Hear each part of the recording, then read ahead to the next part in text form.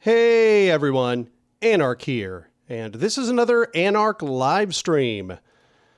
It's been a little while since you've seen me, but here I am. I had to take, a month and a half or so in order to kind of recover, get some energy back, time for the holidays.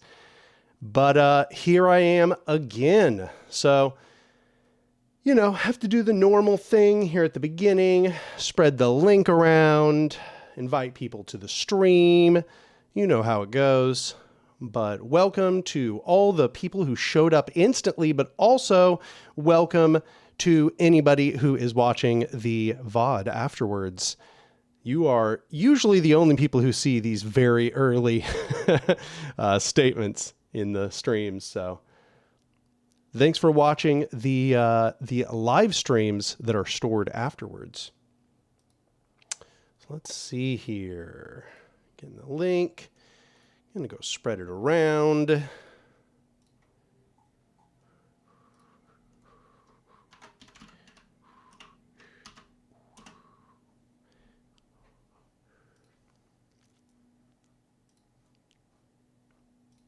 How's everybody doing?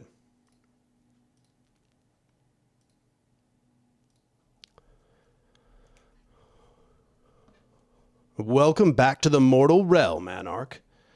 Yep, here I am. It's a good day when I can watch Anark instead of actually working. I'm so glad that I could give you something to do that is not working.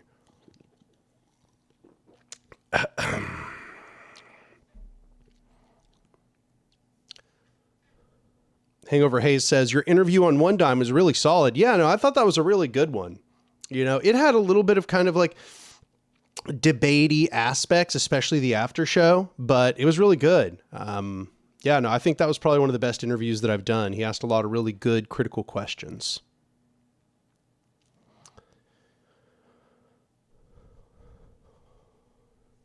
Cemetery Cottage Collective asks, how's my weekend going?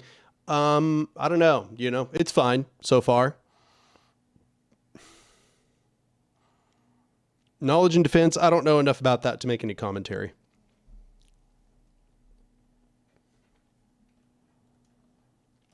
Maybe I'll go share this, share the live stream link on my Twitter. I've got a bunch of right-wingers really angry at me right now. I could get them in here as hate viewers.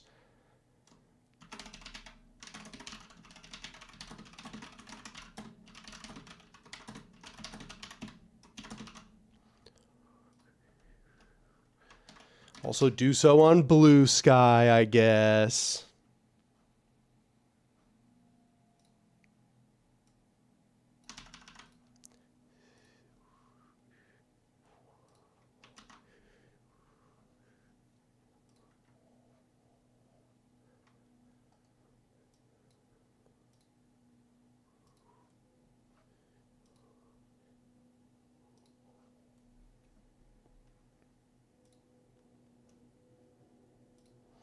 So how's everybody doing? I know a few of you said you're at work, and I'm sorry to hear that, but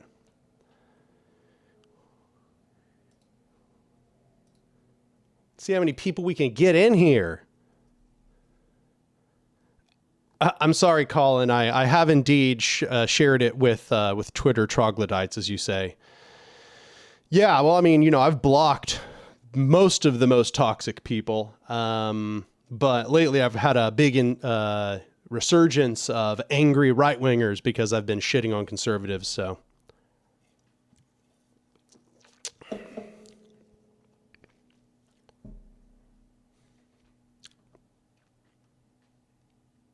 What did I do to get right-wingers angry at me? I mean, I've just been shitting on them ruthlessly lately.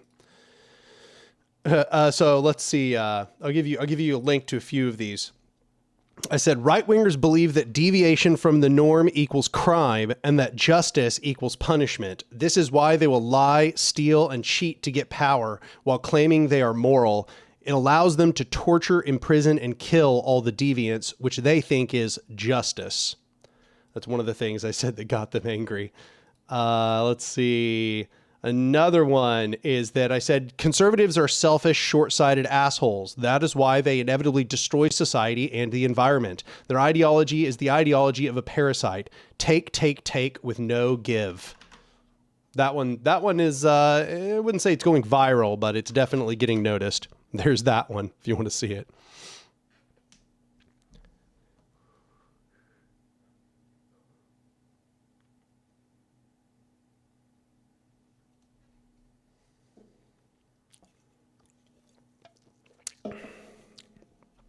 Keeping you off the factory floor. Well, I'm glad to hear it. Glad to give you an excuse.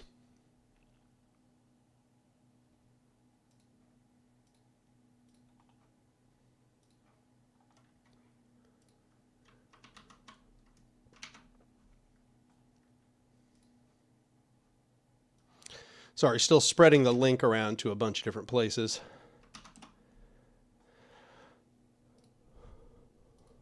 How's my day? My day's been okay. I woke up and everything just felt really chaotic. I just woke up to a lot of chaos. Like, got a phone call. I looked at my notifications on my phone, and my notifications were full. My cat was just like on full goblin mode, like biting and scratching and trying to, attack me while I was sleeping. Like, it was just like immediately woke up to chaos. So.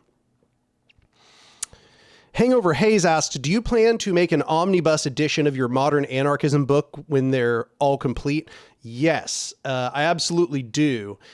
I had kind of held off mentioning it because I wanted to wait until it was more certain, but I have officially signed a contract to get the complete manuscript of A Modern Anarchism published. So that will be coming on probably next year, late next year.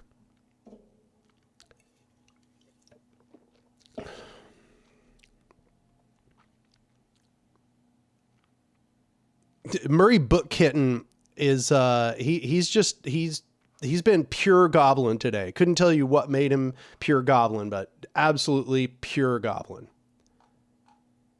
I played with him and gave him a decadent meal before I came on here, hoping that would give him the sleepies. So far, it seems to be working.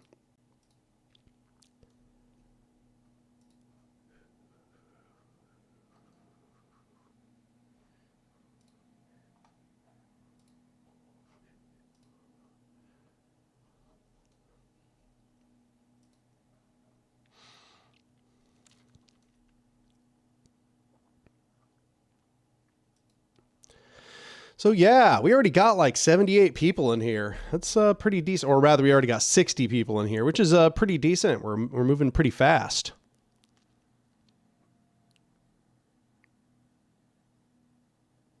Flinner says, why do you think so much of right-wing ideology is white grievance politics and resentment? I think it's probably a little easier to understand right-wingers when you understand that all they really want is power to punish their enemies. They don't want to be inconvenienced. They hate the idea that they should have to concede anything to quote unquote lower social classes, races that they think do not deserve it. They don't want a society of plurality. They want a society where they are given everything and all of the sort of ungrateful ingrates are punished or destroyed. They want a society of complete normalcy with no deviation. They are not pluralists. They want a strict single line to determine the future of everything. So if you look at their politics, of course, that's what their politics are going to revolve around. Their politics are going to revolve around creating a sort of hatred for the outgroup and using that outgroup hatred in order to drive a fascist ascendance. I think it's really important to understand that they deep down inside just want that power. They just want the power to punish their enemies. They don't actually care about almost anything other than that. That is their only desire in life. And they are angry at anybody that is not them for inconveniencing them with things like morality, empathy, any sort of consideration of deep, nuanced, detailed concepts, studies, considering systems. They don't want to think about any of that. In fact, they are furious at you. They are hideously angry at you for even suggesting that they should care about that kind of stuff. So what they're hoping to do is get enough power where they can essentially murder you for even inconveniencing them with those ideas. I hope that helps.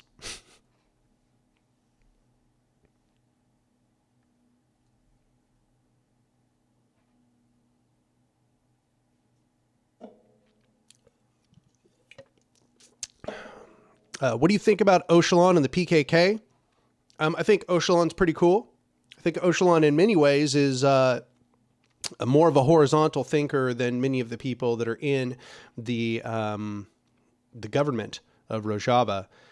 And he's remained pretty much a very horizontal thinker for quite some time at this point.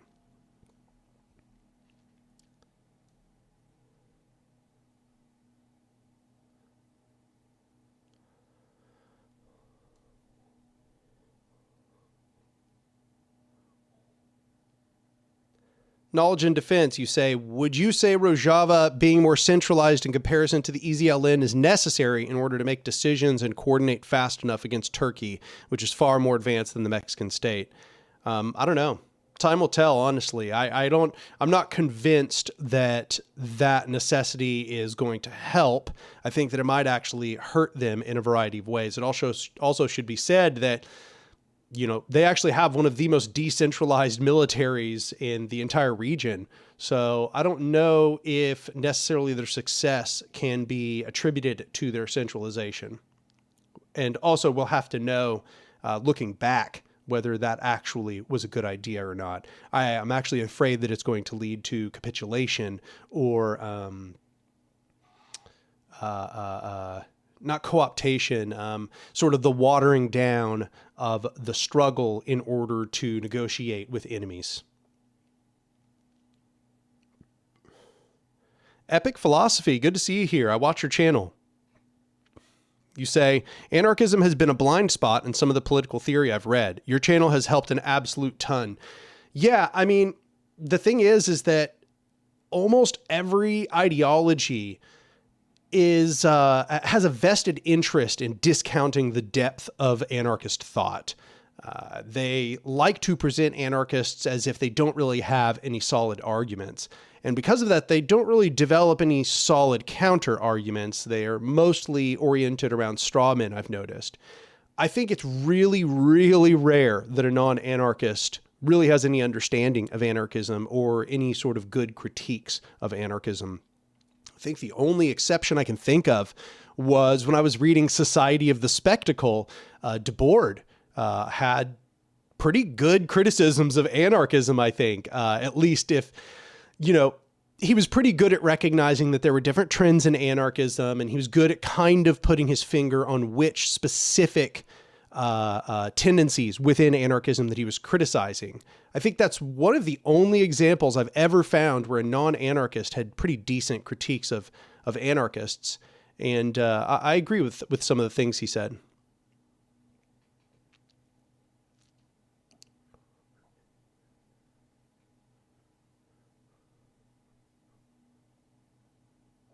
Yeah, people are hyped about Epic Philosophy being here. Yeah, no, Epic's a great channel.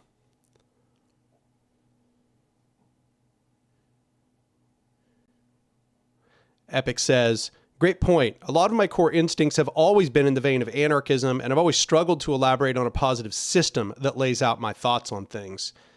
Yeah, well, that's what I've hoped to do. Because the truth is if you go read through anarchist theory, very few of them are systematizing in the sense that my work is.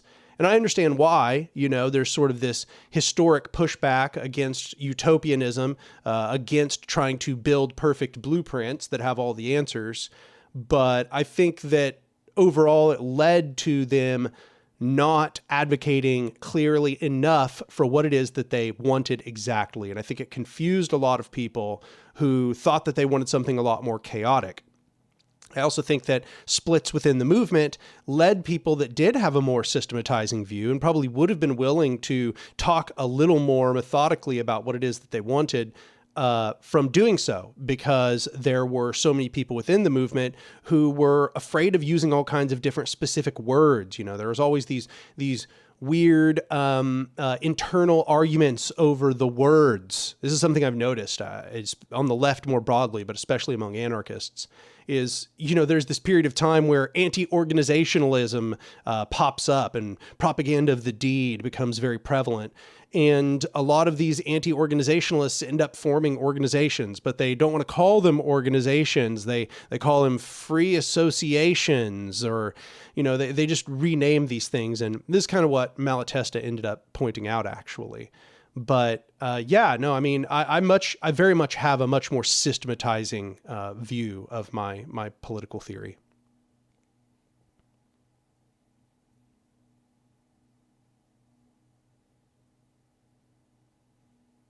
Joey MF Bones says, wasn't Lord of the Flies what the schools gave us to discredit anarchism? Yeah, I mean, I suppose that's what's going on there. I mean, that's a good example of a bad critique of anarchism, if that's what they're trying to do, because we've actually had a real life Lord of the Flies scenario, and that's the opposite of what actually took place. Instead, they all cooperated together because they kind of had to. When you're in those very dire circumstances, you don't really have an option. You have to collaborate and cooperate with one another. Yeah, Cemetery Cottage Collective went on to say that there's a real case of boys getting stranded and they self-organized, like the anarchists said. What was the real life situation? I mean, I'm pretty sure that all I'm going to do here is just Google real life Lord of the Flies. And, you know, yeah, here it is. There's this Guardian article. I'll link it here in the chat.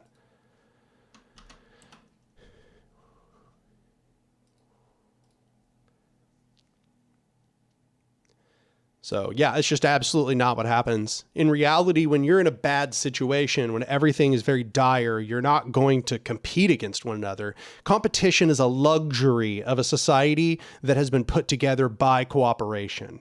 So you can only safely compete once you have essentially reaped the benefits of cooperation.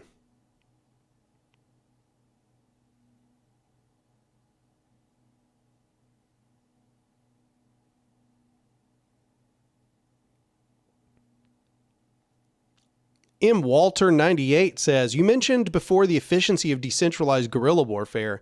I agree it's great for defending from occupation, but seems insufficient for stable development, preventing bombing, etc. What's a fix?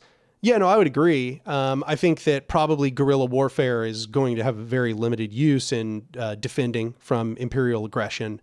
But it should be said that I don't think decentralization and guerrilla warfare are exactly synonymous. That is to say, there is decentralized mechanisms for organizing a military that doesn't rely on guerrilla tactics. And you can kind of see something like that in Rojava, where they do absolutely kind of have this mixture of a central and a decentralized system. But a lot of the strength of what they're doing is the decentralization. I think that's one of the ways that they have succeeded is actually that because they have all of these competing factions, different racial categories, different gender categories, that all of them have these histories of oppression, don't want to be subsumed under a single totalizing state, that decentralizing the military has actually been very helpful because it allows each of those factions to form their own militant groups and then coordinate together in a larger federation of militias.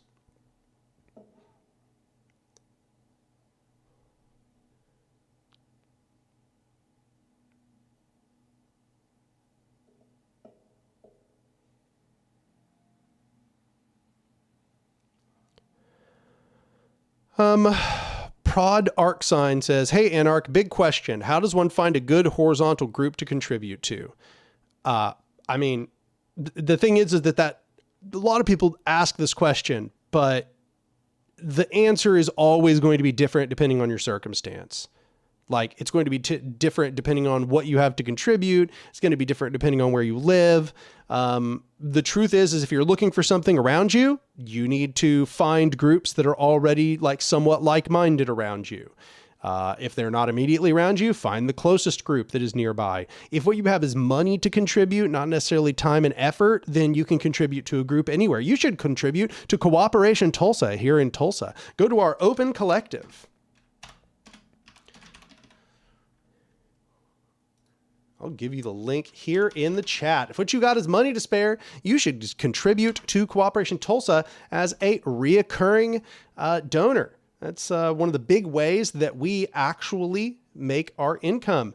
People sign up for reoccurring donations. So I like to pitch that on stream. And anytime I get the chance, you should go become a recurring donor to Cooperation Tulsa. I should also mention that, because I should probably be pitching it more often, all of my content is being hosted on Means TV. And so y'all should go over and use my affiliate code Anark, ANARK, in order to become a member of Means TV. And I should say, I benefit from using the affiliate code, but also I benefit from having a place where all of my material is, where I'm not going to get copyright struck, where it's not going to be taken down or demonetized or de-emphasized in the algorithm if I talk about things that are more militant and radical. So when you support me being on Means TV, you support me having this repository where I can cover topics that are going to possibly get me demonetized or de-emphasized in the algorithm on YouTube, but I can actually cover them over on Means TV. But in order to actually make that like worth my while, then I need that the income from Means TV to be sufficient to replace what I might lose on YouTube, because I do this full time. I guess I should, emphasize that, or rather nearly full time. I have a little bit of supplemental income from other things. So, supporting me on YouTube, becoming a patron, going over to Means TV, and using my affiliate code, those things are what allow me to continue doing this. So, that is the pitch for now. I'll probably do it again sometime during the stream.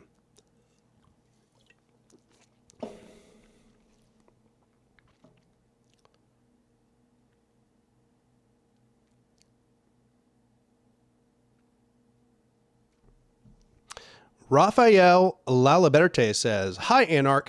In one of your recent long formats on your channel, you mentioned that anarchists shouldn't really work with authoritarian leftists, but isn't that what social insertion suggests?"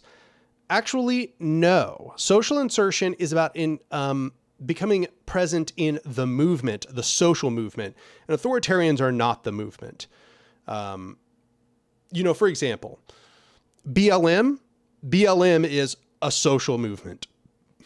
It wasn't authoritarian. It didn't, it has like a kind of amorphous character when it gets that big. It has some authoritarians in it, but it also has anarchists in it, also has liberals in it. That's where Especifismo is suggesting that you do social insertion in the movement among the people. Like, say there is, the example that was given by Farge is they had a bus boycott in their region, and this was getting really big. So what they did is they became involved in the bus boycott. But social insertion is not entryism. I should emphasize this again. It is not spy work. Social insertion is not being a spy. So it doesn't mean join the PSL and secretly inform on them. I'm not saying that may not have some value, but that's not what social insertion is. Social insertion is making yourself present in mass movements or movements of the people, organic movements of the people. It does not mean entering enemy organizations and informing on them. That's a totally different thing. So I should just emphasize social insertion is being present in the real movements of the people. It's not becoming, cloistered off in your own little groups where you don't interact with anybody. It's really important to become active among normal people, not just radicals. It's essentially Especifismo trying to remind you that your goal is to organize the people, not for organizers to organize other organizers. I hope that makes sense. This is one of the most commonly misunderstood aspects of Especifismo.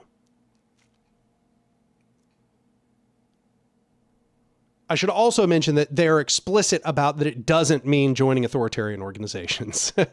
In fact, basically what they say is that you shouldn't join any rival political organizations. Instead, you should only join organizations of the people, that is to say, movement organizations.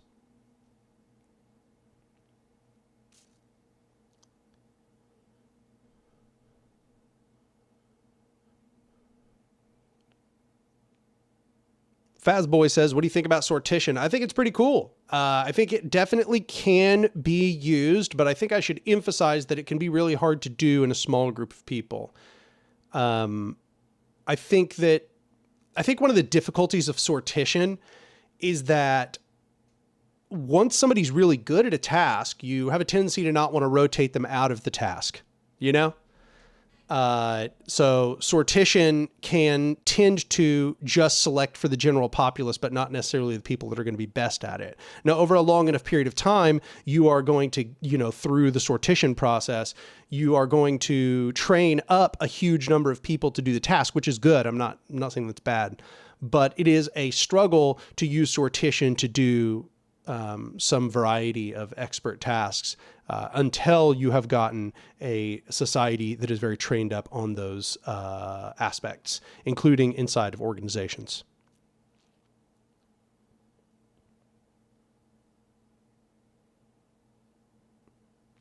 Lanoy Pickett says, how do you keep a good support system and accountability when doing anti-fascism without getting burnt out? I'd probably need a little more specific. As for me, my commitment is what prevents me from getting burnt out. So, that's not to say that I don't ever get tired, that I don't ever need to rest. But my commitment is what brings me back to the tasks over and over and over, even when I am tired, even when I do need to rest. I continue returning because it has to be done. It absolutely has to be. I don't make excuses for myself. Instead, I just do what has to be done. I believe that we are facing a unique crisis in history. And so I'm able to push myself far beyond my comfort zone. So once again, I need more details to know exactly what you're getting at here. Obviously, burnout, something that does occur. But I think that a big part of the movement being successful is we need people who are going to push themselves way past their comfort zone, who are going to commit indefinitely. And that doesn't mean, of course, destroying yourself completely in the process, but it does involve pushing yourself past your comfort zone, because we're all going to have to push way past our comfort zone to make any sort of change in society.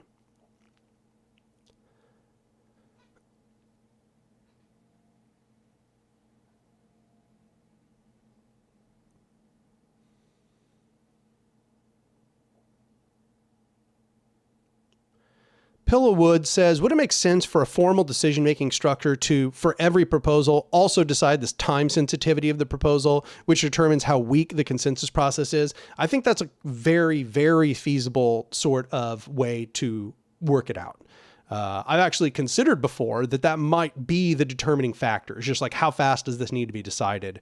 And if it needs to be decided very quickly, you might weaken the consensus process more and more until you get something that's more like a very high majoritarianism, because sometimes you just have to make decisions fast. And I've actually thought about reformatting my proposed, I guess you might say modified consensus system to involve that, to literally what you just said there, time sensitivity as the main deciding factor.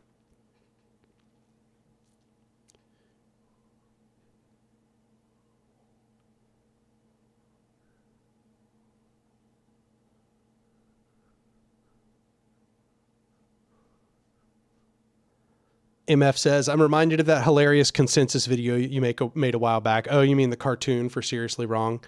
Yeah. To be fair, that was made by the Seriously Wrong boys. I don't want to take credit for it, but I did the skit with them, obviously, but they did the animation and all the other parts and so on. But yeah, no, I mean, I think for me, the solution for, the solution for people needing to make decisions fast is delegating ahead of time.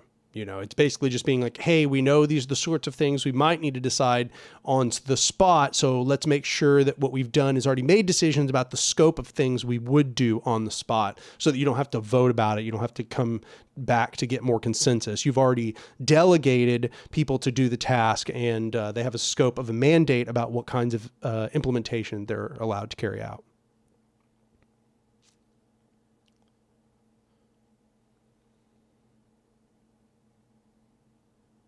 Rotten Mouse says, how much is your consensus method inspired by Consensus by Gelderloos, or is that just a common consensus model? I don't know if I'm familiar with that. I might be, because I'm thinking of like short essays on consensus that I've read, but it should be said that consensus as a system is pretty well standardized. Gelderloos certainly wasn't the one who created the concept of consensus voting. That goes really far back. In fact, in the anarchist movement, they just called it unanimity way back in the day. So it's specifically our consensus model with blocks and all of that. That is new, but I don't know to what degree Gelderloos was responsible for spreading that.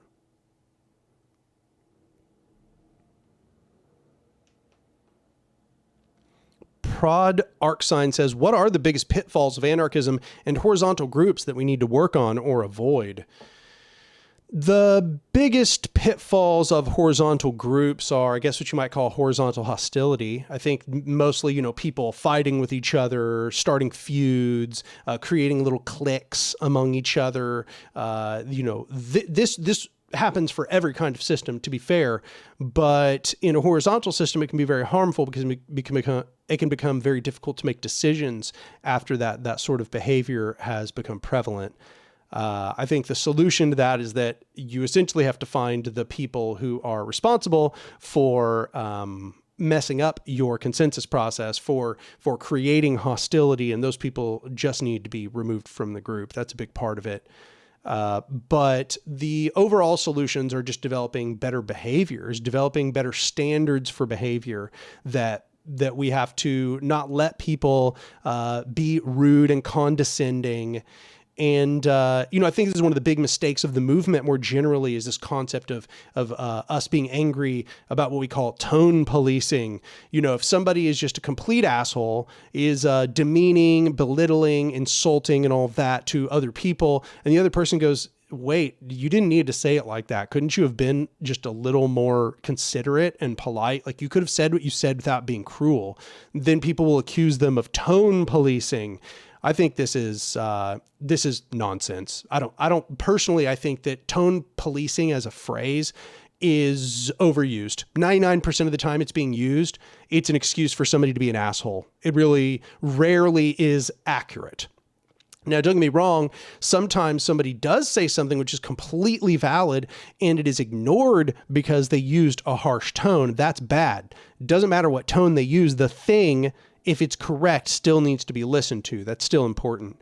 But when it comes to like actually asking ourselves whether that person should be delivering that information in a way which is more understandable, which is more cordial, which is more polite and solidaric, absolutely people should be working to not be cruel and demeaning and belittling to fellow organizers.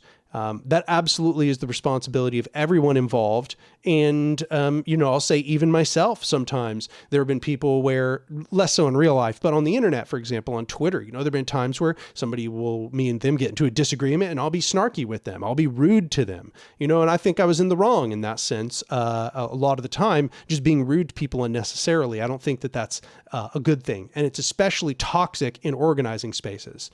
I think that this idea of, we shouldn't tell people to correct their tone when they are engaging is something that's, I don't know, it seems very liberal academia to me. It seems like something that is mostly fit for people getting into arguments in academia or saying slightly insulting things in papers that they've written and stuff. When it comes to people actually like conversing with one another, it is, in my opinion, anti-solidaric to be rude and demeaning, belittling, angry, shouting with people you're trying to convey ideas to. It actively prevents them from understanding the ideas. And all I got to say is, if you were trying to convey an idea to somebody, I know I've gone on a tangent here, but I think it's important. If you were trying to convey an idea to somebody and the thing that stood in the way of them understanding it was that you were an asshole, you don't get to hide behind the claim that they were that people are quote unquote tone policing you for asking you to stop being an asshole. You can be right and be an asshole, and you can still hold to your point while also just apologizing for being an asshole. You need to not be an asshole. I mean, I guess I don't know why this is like controversial. It shouldn't be. But somebody disagreeing with you does not give you the right to tear them down, to belittle them. Obviously there are limits to that, obviously like fascists and conservatives and all of that. But when it comes to allies, people that you are cohabitating with in organizational spaces that are supposed to be revolutionary spaces, people need to learn stress tolerance. And that not only involves being able to deal with people being a little bit rude, it also involves people not being rude, right? It involves people being able to practice a little bit of emotional regulation and self-control such that they are not belittling others. So, I think that this is a big problem. We have normalized people just being assholes to one another. We've normalized people tearing each other down for really no reason other than that they disagree with them. I think that these are big issues. These are big issues. And the only way we improve this behavior is by modeling better behavior. So, this is a part of what I think the issue is. I think overall, what the broader issue, if you were to extrapolate this out even further, is just that people are not used to actually having to govern in a horizontal sense with each other. They are not used to actually having to come together to make decisions, to collaborate, to make concessions to one another, to work together in a way where everybody is going to respect one another, where they are going to practice, once again, emotional self-regulation, where they are going to go through a process of ameliorating tensions, amending proposals and so on. They're not used to that. They're used to some other faraway person making all the decisions. So then it doesn't matter if they get into a fight with somebody else because, the two of us aren't making decisions. It's Joe over there making the decision. It's like, no.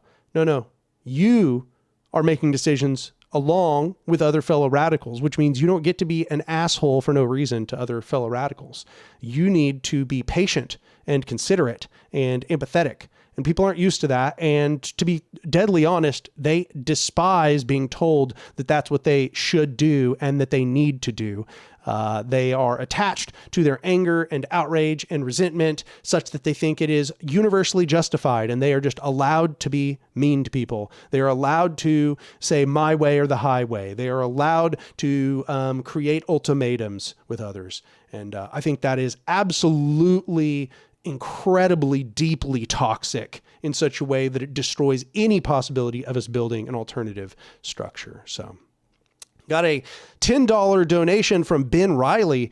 Ben Riley says, thoughts how well the alt-right uses the culture war and social media to gain power. How can the left emulate or build an infrastructure to win? For example, Daily Wire has an app. Oh, I think this is a longer one. Let me see if I can get over there. I can't, that's where it ended for me. An app. Dang, I can't read the rest of that. But, they use the culture war and social media very well. Part of that is that they lower the tone of the debate so completely that it just turns into, shit slinging and completely instinctual, emotional, knee-jerk responses, wherein people's prejudices, preconceived notions of the world will often dominate, which is to say hierarchical notions are going to dominate because we live in hierarchical societies. People have been so deeply brainwashed by hierarchical society that if you get them to, devolve into the things that they have as their instinctual knee-jerks, they will often, knee-jerk into hierarchical notions. So that's one of the ways that they're very successful. I think that essentially what the right wing has done is they have spread the culture of 4chan outside of 4chan. You know, if you have posted on 4chan, what you know is that it is a troll culture. You never know if anything anybody's saying is serious. You are supposed to not, quote unquote, feed the trolls. But the problem is that if you don't push back against the trolls, then the trolls will just have complete dominance. So yeah, no, I mean, it's a deeply toxic culture, and they have succeeded in spreading it outside of 4chan. So yeah, I think that's a big part of how they've succeeded. Insofar as that, how can we build an infrastructure to win? I think that it's really important that we are building something that has actual power. That is to say, not to say that we should not use the megaphone of the internet. The internet is a megaphone and people need to use it. And, I'm using this channel right now as a megaphone. But I just want to emphasize that the real work that needs to be done is outside of the internet. The real work that needs to be done is building organizations, growing our membership, organizing actions, building dual power, prefiguring alternative structures of existence, creating horizontal power structures. And I mean this in the sense that they have power, that they can exert leverage. I think that we've gotten really caught up in this, war of ideas in the modern era. And I think that that is very liberal and it isn't going to win. Ideas are not enough. People changing their minds or thinking certain things, that's not the main battlefield. The main battlefield is, do the alternative structures which can build a different kind of society have enough power to exert leverage over enemy structures? If the answer is no, then we need to get to building. And the answer I will tell you is no. So like historically, this is why the unions won, right? It was way less of a concern that everybody had exactly the right ideas insofar as that they had unions, because unions can strike. So that's what matters. What matters is the ability to exert power, and we don't have it. What we have is the ability to make protests where everybody just goes home at the end of the day. And I think that that is deeply insufficient. That's never going to work. That's never going to win. Protests don't win. Protests don't overturn entire paradigms, entire systemic structures. That's not how it works. Protests are good at rallying a bunch of people together. They have their value, but we have become deeply deluded in the modern day. And I think that it comes from the middle 1900s, when everybody got convinced that what we needed to do was develop culture. What we needed was culture. We needed radical art. We needed new ideas and to develop the social norms first, and then everything else would follow behind it. No, that's false. That's part of the process that's good and it needs to be done. Like, yes, we need radical revolutionary art. Yes, we need, people with new ideas, people who understand the system as it is, but that's not sufficient by itself. And I think that the left has become deeply sort of, invested in this war of ideas instead of becoming deeply invested in building alternative power structures that can exert leverage. So. Also, somebody made a good point here, and this links in with what I was saying. I think when people feel disempowered, they turn to strongmen. If they feel empowered, they work it out themselves. The right wants to make us feel weak, but together we can be strong. That's exactly right.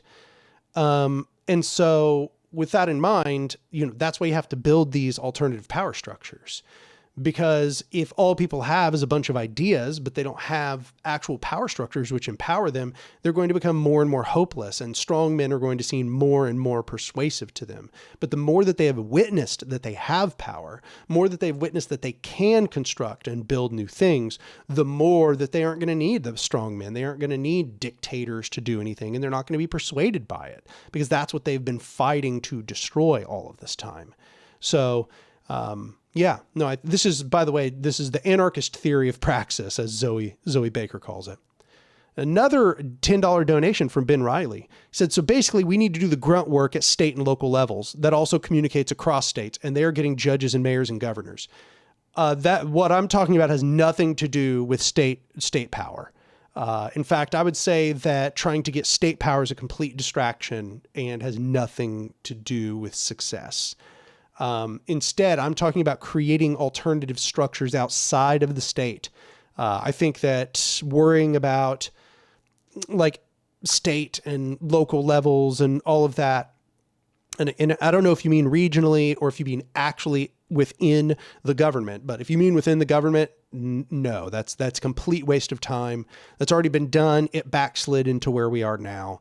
We've seen it taken to its most extreme extent with social democracies such as Sweden, Norway, Denmark, etc. And they're all backsliding. So clearly that didn't work.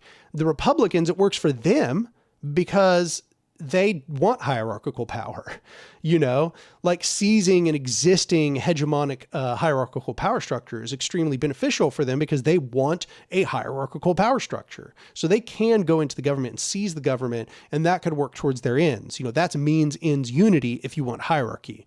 But if you want horizontal power structures, if you want a horizontal society, means ends unity says you need to use horizontal power structures. And hierarchical power structures work against your desired ends. So I don't know for sure what your implication was there, but if your implication is that we should mimic this idea of trying to win elections, then no, absolutely not. That is, in my opinion, has nothing to do with the process of success.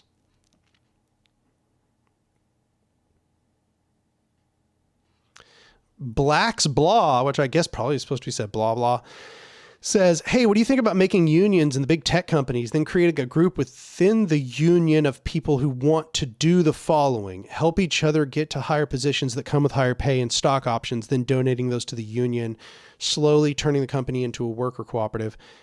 I think you're right to say that making unions in big tech companies is definitely a big way forward, especially given that it's wild to look at the tech industry and just see how ununionized it is.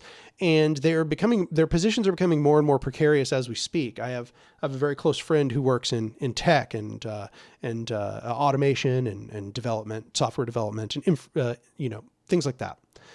And things are becoming harder and harder for them.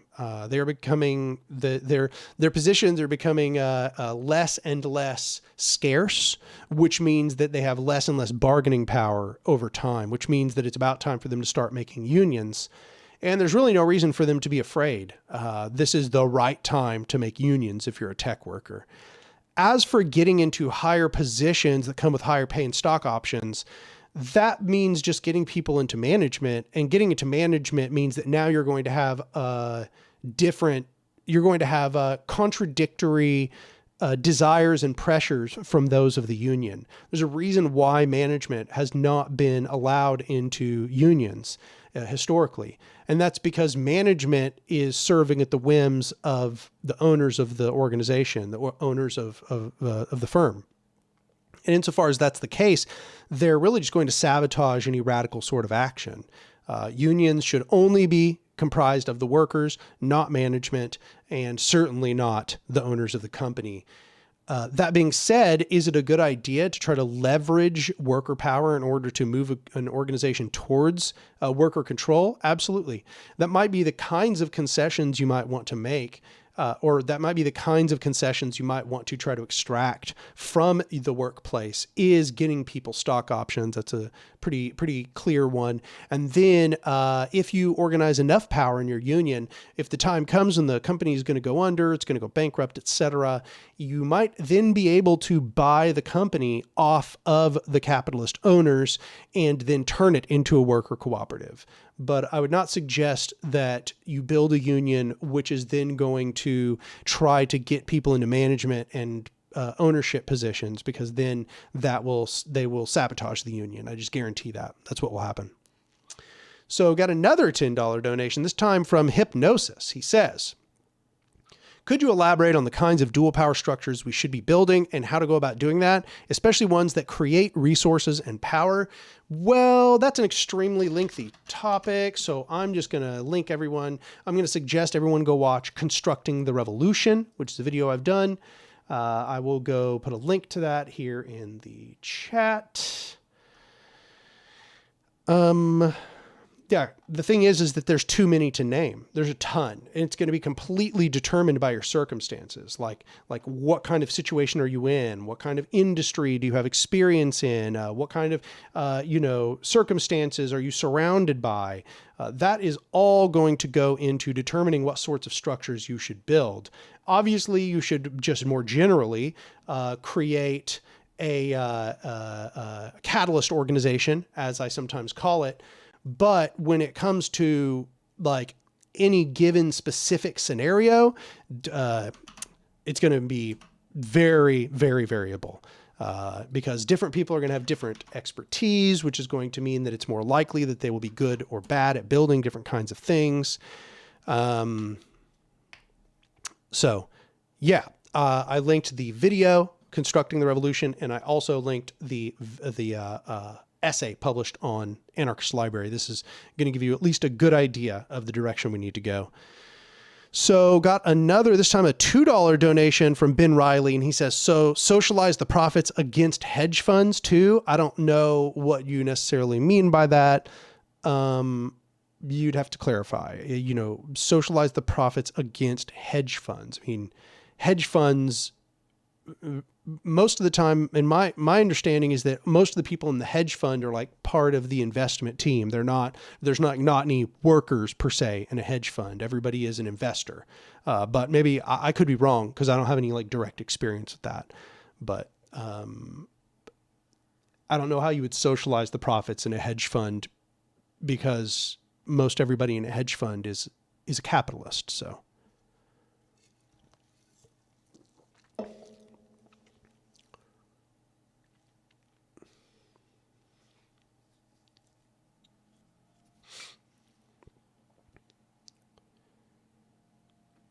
Ginger McGill says, what are your favorite pieces of anarchist theory? Favorite piece is probably Nationalism and Culture by Rudolf Rocker. So highly recommend that. Anarchy by Enrico Malatesta, and Anarchism and the Black Revolution by Lorenzo Camboa Irvin. These are some of my big favorites. Knowledge and Defense says, Anarch, if hierarchical power structures have central fail points, then why don't anarchists target them more often during revolutions, like communication centers that give monopoly over the news? They should. I mean, the truth is that I think that this requires sort of strategic orientation and I think a lot of people aren't thinking systemically, even in these movements. They're very responsive. They're very reactive instead of being proactive. And I think one of the big things that's going to be necessary as we move into this era of conflict with hierarchical power, especially as it becomes very, very prevalent, is to very consciously recognize these failure points, target them, and sabotage them directly.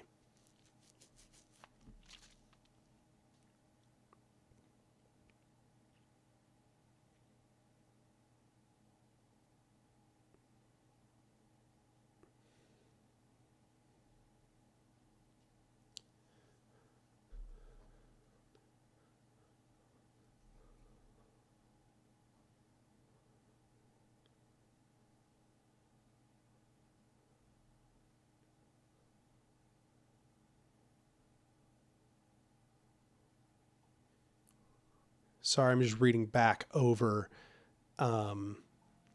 people's messages here.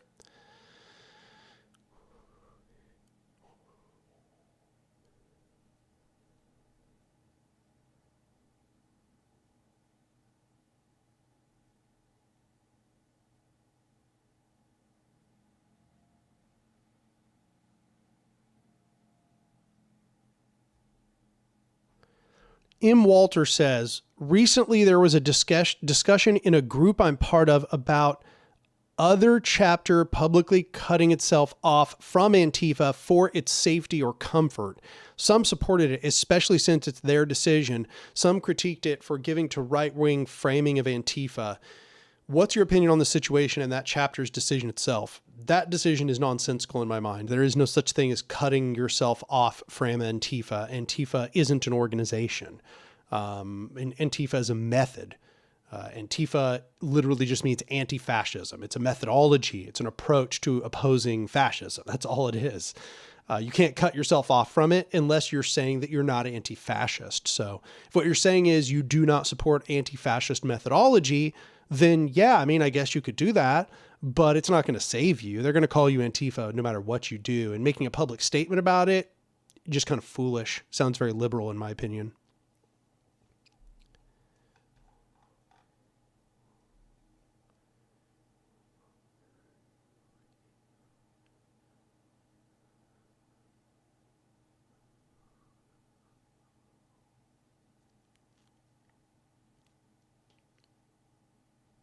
Noel Moniker says, what are your thoughts on using co-ops to fund more co-ops, voluntarily devoting a certain percentage of funds to give to new startups?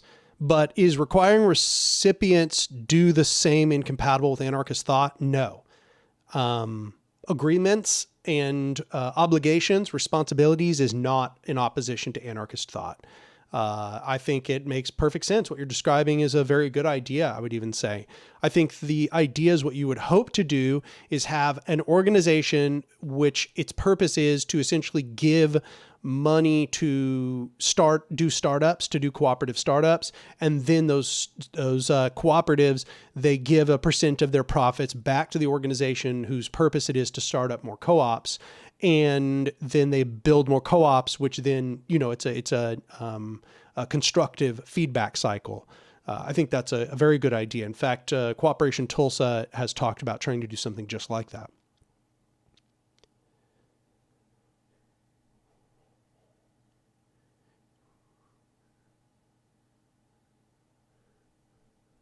Ruben says, describe your problems with the authoritarian left. I've had many encounters where many socialists and communists still believe that China is communist and that Russia is socialist, but they never were. I would watch my series, The State is Counter-Revolutionary, on that. Very long conversation.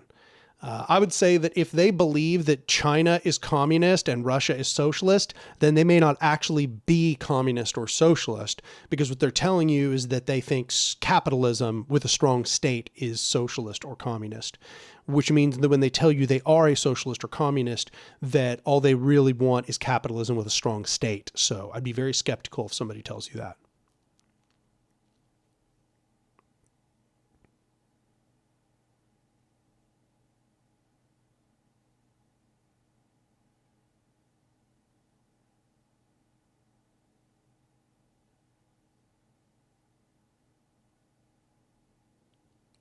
Prod Arcsign says, everyone defines conservatism very well, but I don't know what people mean by liberalism. Are they talking about neoliberalism? So this word liberal comes historically from like Enlightenment thought, from the rise of capitalism, which was largely characterized by sort of secular humanist ideology, very closely associated with scientific thinking, belief in markets, for example.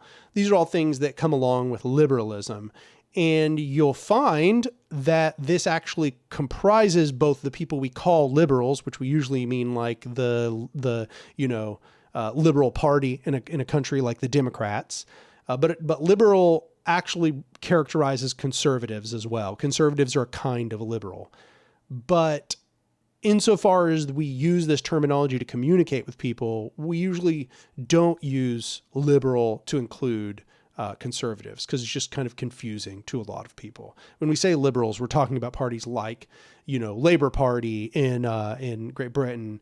We're talking about the Democrats in the United States. So, yeah.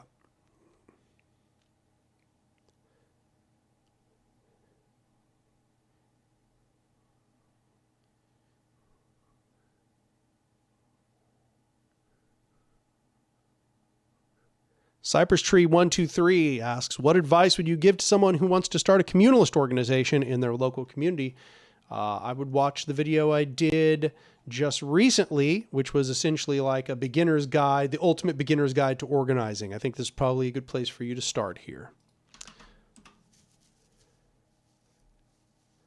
Anna Krista says, do you think using neoliberal solves that, or Americans exclude con from that too?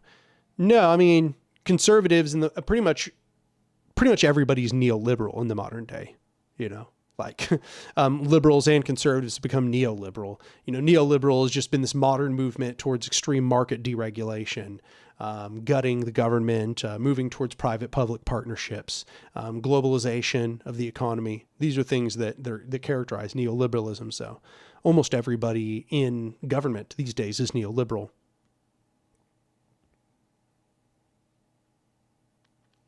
Riley Alberta Strong says, there's a horizontal organization in my hometown.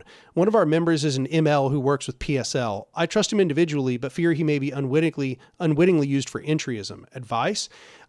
I mean, I know maybe you trust him personally, but me personally, I would never allow a Marxist-Leninist into an organization that I'm in, especially not one that is openly affiliated with PSL. PSL is really just a traditional vanguardist group, and it is extremely treacherous. The person themselves may be fine, but this is why the groups I'm in have strong points of unity, which exclude people with hierarchical ideologies from being part of the organization. And more than that, we would exclude people from vanguards, authoritarian organizations even more so.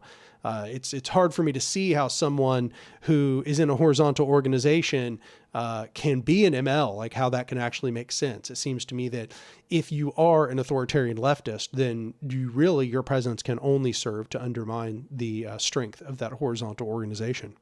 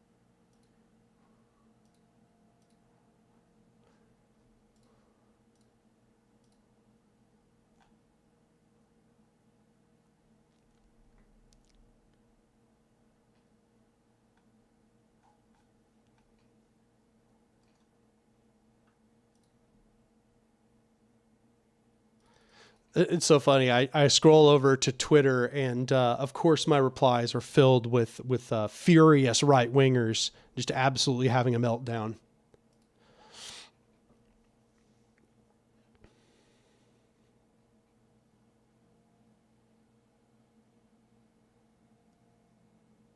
Rachel Windsor says, "Cheers, Anark. Hope you're doing well." Thank you.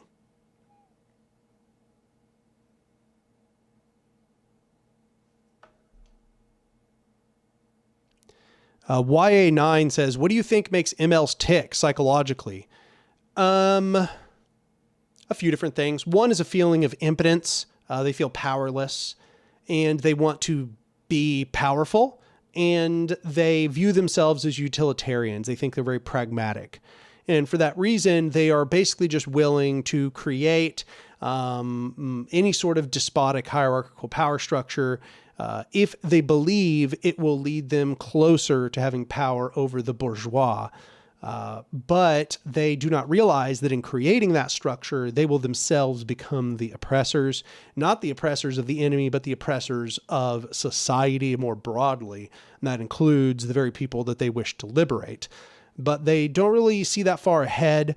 I think that they're still stuck in liberalism to a significant degree. I won't say that they fully are liberals, but they still have a liberal mentality that the state is this sort of neutral entity, which is just supposed to represent society and mediate disputes, to maintain regulation, that is its purpose and that's what it's supposed to do, and that all they have to do is get control over it and represent proletarian ideals, and that this representation of proletarian ideals in the state will somehow lead to a state which has a completely different quote-unquote class character.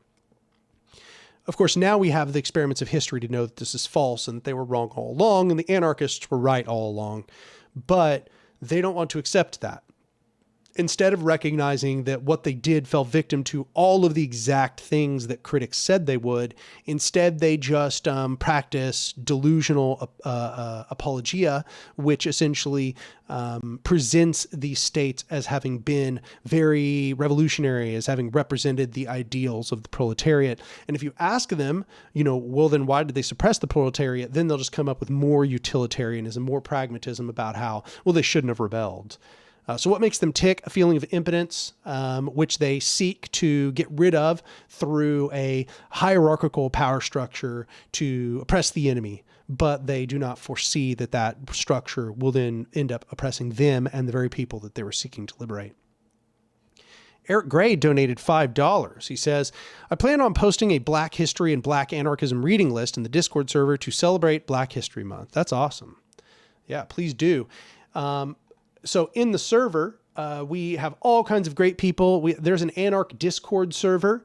If you want to join the Anark Discord server, you should go become a patron at my Patreon, which is patreon.com/Anark. I'll link that here in the chat.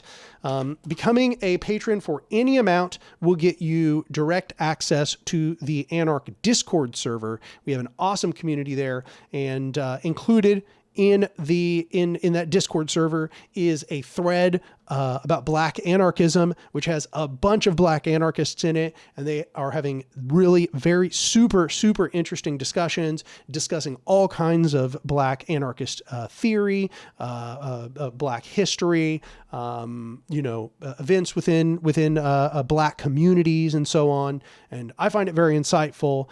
And if that interests you, then you should definitely go become a patron at my Patreon, which is patreon.com/Anark.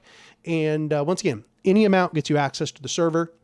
I want to emphasize that the way that you actually get access to the server is you go into your settings, and then there's a Discord integration in your settings. You want to enter in your username and everything, and it will automatically invite you to the Discord server. So please go become a patron. This is especially important to me right now because I took a huge hit in income to my Patreon last month in December. It was a very, very large decline in funds. I'm so lucky that I just so happened to have been working on other projects which offset that amount, but I've taken a big hit to my income in December.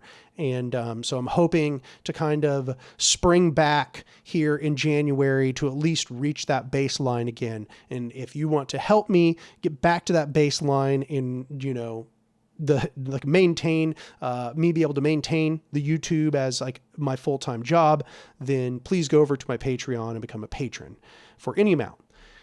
You could also support me through Means TV, becoming a Means TV and using my affiliate code, which is Anark. That's also another way you can support me. Yeah, those are the big ways. Those are the two big ways right now to support me. So yeah.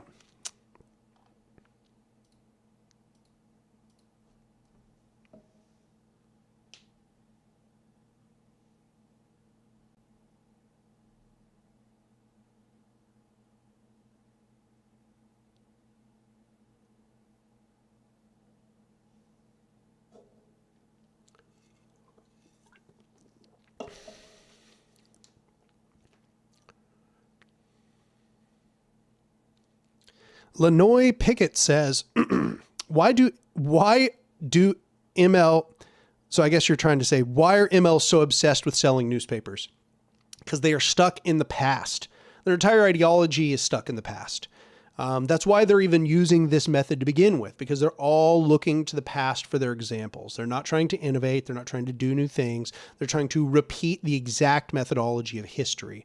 They always love to talk about how they're so scientific and they're updating all the time, but really that's just not accurate. It's not. So why are they trying to sell newspapers? Because they read about how newspapers were so important to vanguardists of history and, newspapers having tons and tons of people following them. And they don't understand that that was historically contingent. Yeah, everybody used to read newspapers, so making a left-wing newspaper made sense back then. But nobody reads newspapers now, except for really elderly people. And I got to be honest, even most of the elderly people I know are not reading newspapers. Everybody gets their information from the internet. So what's the alternative? Well, you have to meet people where they're at, and that means you have to use the internet. So the internet is a huge device for popularizing our ideas. It is essentially the alternative of newspapers. So I think that's a big part of it. Things like YouTube are essentially our modern equivalent to pamphleting or, spreading newspapers, getting people to listen to newspapers. That's where we're at these days. We need to be using the internet if we're looking for that alternative. So that's why MLs are often trying to push newspapers, because everything they read is about the past and they don't adapt to the modern era.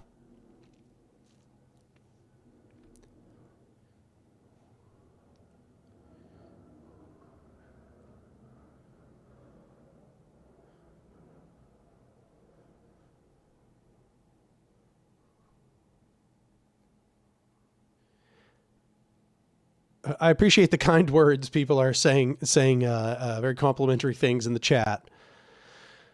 Let's see here. Knowledge and Defense says, why don't all libertarian socialist organizations unite in a national or global alliance, which would start by focusing on just the aspects we can all agree on, like mutual aid between each other?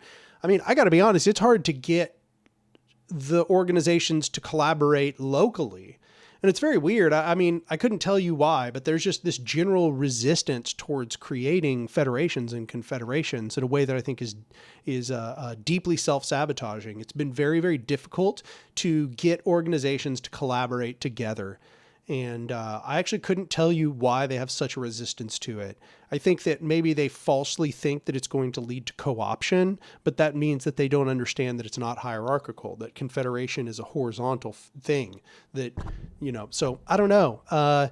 They seem very often very focused on the thing they're doing, and then they don't really think about that they need to be supporting all these other organizations. They need to be working with other organizations. I couldn't tell you why people have such resistance to that. Even organizationalist anarchists and libertarian socialists often are resistant to this for reasons I do not understand. Perky Prophet says, I'd be interested to hear from you as a fellow physicist. How have you aligned your talents and competences with anarchism? I think that it was extremely valuable to understand how the universe actually works before returning to political theory. When I first learned political theory, I was very interested in philosophy. Then I went to school, got a degree in physics. And when I came back, I realized that a lot of people were not thinking very methodically. They weren't thinking very scientifically. And that included all across the political spectrum. Most people were not thinking scientifically. They were thinking instead with their ideological biases, and then they were kind of motioning at a bunch of arguments that they kind of hoped made sense, but nobody was thinking like really systematically. They weren't thinking about how to correlate their ideas to scientific discoveries. They weren't thinking systematically. One thing, I think one of the things that really struck me when I came back from getting the degree was how completely erroneous the left was about the split between utopian and scientific socialism. So the idea is in this split, so much of the time what's said to be utopian is thinking about the future, about making blueprints or trying to systematize things in a particular way. But I think I'm still streaming, but it looks like my screen has canceled out. Yeah, it looks like I'm still streaming. They get stuck in this idea that if you think into the future and you try to build blueprints or whatever, if you try to systematize too much, that this is unrealistic. And I found this absolutely dumbfounding as someone who had just spent all this time studying science, because that is absolutely false. That is the opposite of the truth. In science, that is exactly what we do, is we develop hypotheses and we try to systematize those hypotheses very deeply. We use currently understood knowledge. We use models that are already recognized. Then we try to deeply systematize a hypothesis, that is to say, develop a hypothesis with a lot of very particular details. And then we we make predictions about how we suspect that a process is going to move forward and what the end state of that process will look like. That is the default in science. In fact, it's almost one of the key characteristics of science. So the idea that we have a movement right now where everybody is terrified of systematizing things, which is to say that means they can't develop good hypotheses. They are terrified of developing an understanding of the process of change. Everything is so wishy-washy and gestural. And then they are absolutely mortified of the idea of trying to create an understanding of an end system means that nobody is using scientific thinking, essentially, because that is all absolutely required for scientific thinking. That is the way that we can compare and contrast the success of different hypotheses and then compare them against the data. So in order to do experiments, that means you have to have a clear understanding of your framework. You have to have a clear understanding of what your prediction will do, how the processes will play out. And then you have to have an understanding of where you think that process is proceeding towards, that end outcome is going to be, so that we can compare that to observed outcomes. So it occurs to me that there's pretty much no scientific thinking currently in political theory.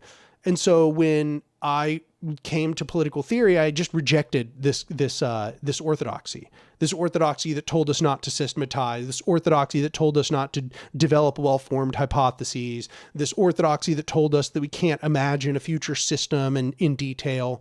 To me, this all sounds defeatist, and it is in rejection of the basic principles that allow us to actually accumulate knowledge and do good research. So I think this comes from an outdated historical contingency, which is to say, at the time when Engels was writing about the split between scientific and utopian socialism, the utopians had gone all in on trying to systematize the future, where they were just like, it's going to look exactly like this, and we got to build exactly that right now.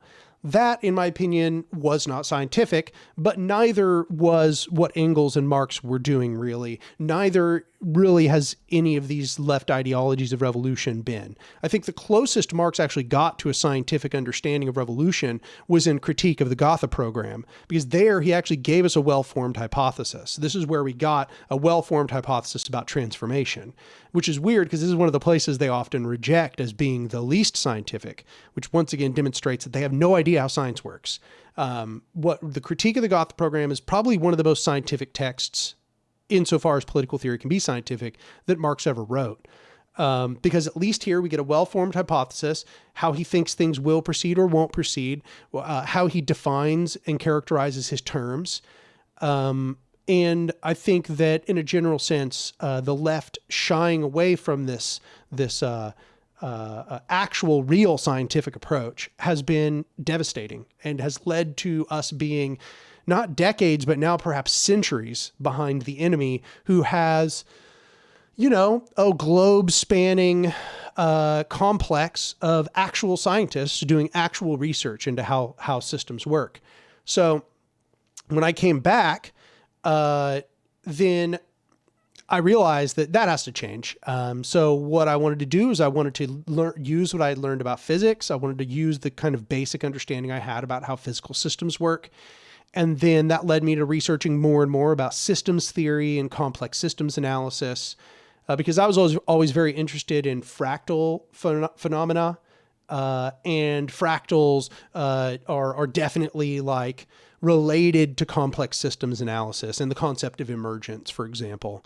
So when I came back, I was immediately rejected that orthodoxy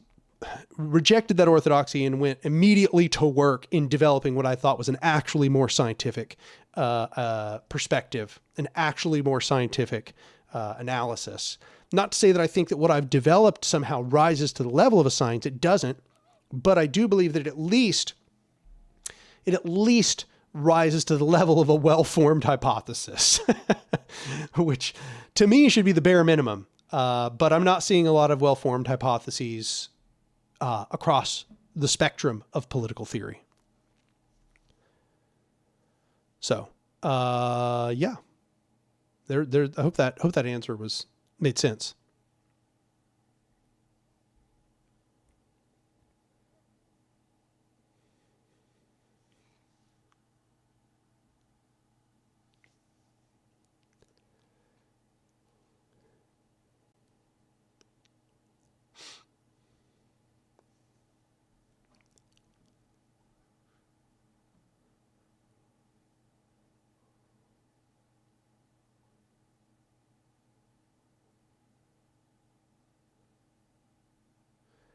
Gene says, seems that everyone who doesn't accept the ideas of anarchist philosophy suffers from being impotent and fearful. I mean, yeah, to a significant degree, because anarchism is one of the only political theories that actually tells you, no, you can be empowered. And like, here's the requirements. This is what it boils down to. Here's how you can be empowered with others. And most other theories talk about how you can give your power away to someone else. All of hierarchical ideology is about how you can give your power away to somebody else. And therefore, in a way, it's an acceptance of your impotence. It's a projection of the power of the hierarch, or rather, it's a belief that the power of the hierarch is your power.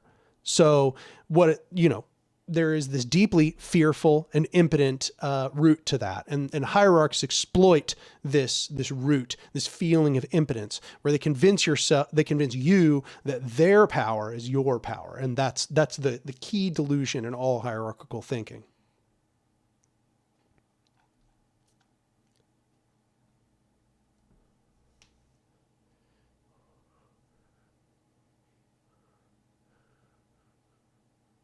Arthur Sage says, is there an anarchism that doesn't want to abolish the state?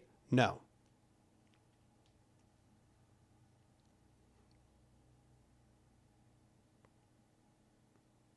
Sorry if that wasn't satisfying, but absolutely not. No, that'd be like saying, is there an anarchist philosophy that doesn't want to abolish white supremacy, or, doesn't want to abolish capitalism? No, anarchism is against all systems of hierarchical power.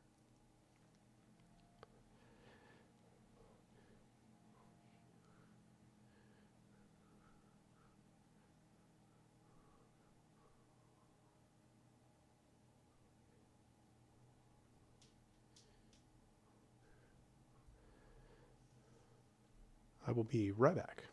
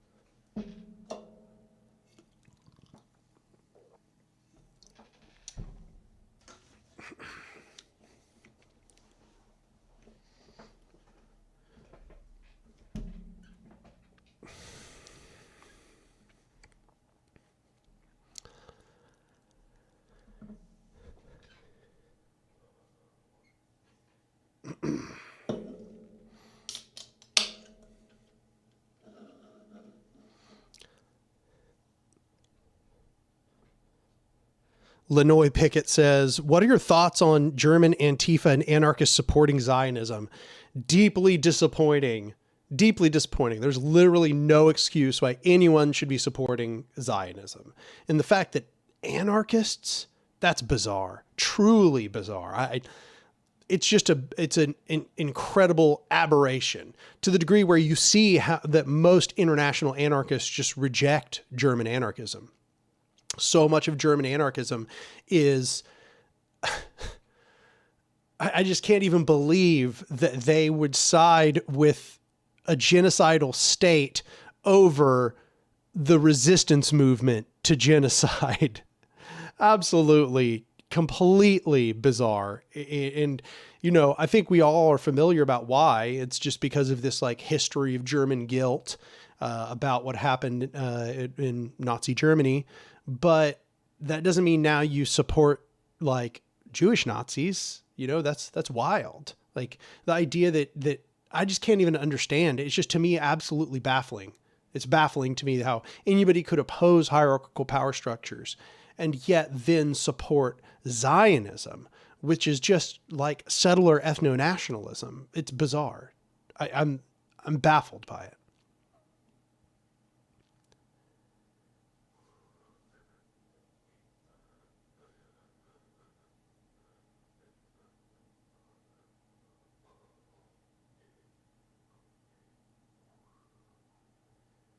Drifter says, Ben Norton just made a video about how China is socialist. Such a bad faith argument, and it annoys me how there are no anarchists with larger platforms. All the big names seem to be authoritarian.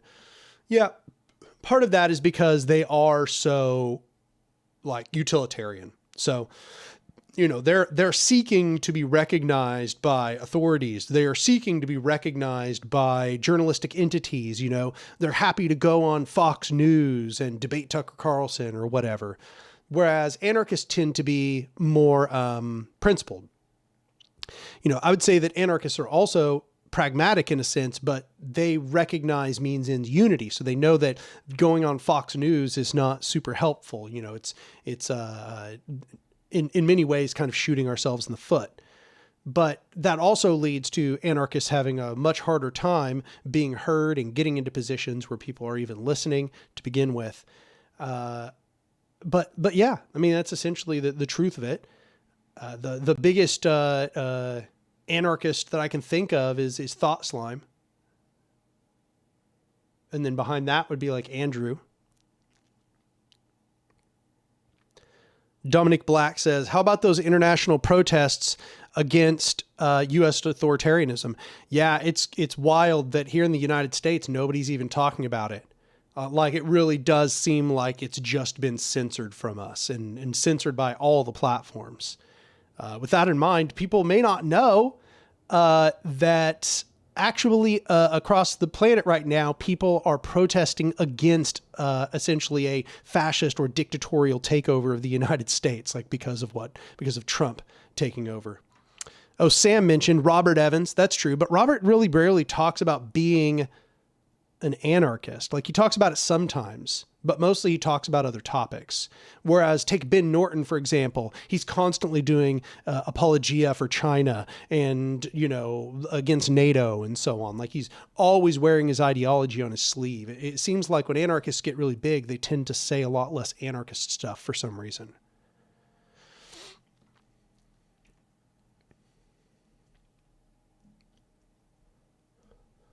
Margaret Killjoy, there we go. That's also a big one. Margaret's definitely very vocal.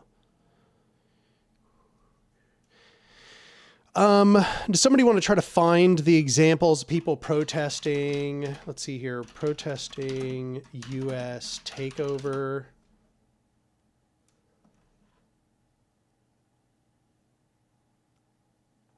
Yeah, it's not popping up. It's certainly not on Google. DuckDuckGo. Let's try that.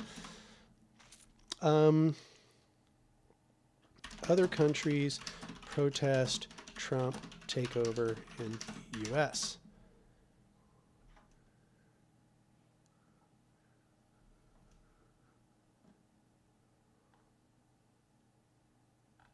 Yeah, wow. No, I'm still not even finding it when I use DuckDuckGo. Protests against, let's see here. Protests in other countries. Wow, why was this so hard to find?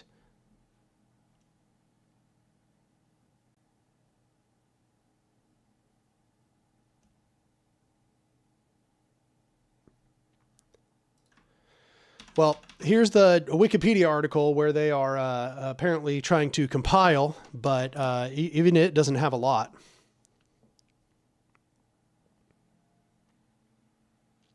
Hypnosis says being big, quote unquote, makes it so you have different incentives. Yeah, I think that's a big part of it, for sure.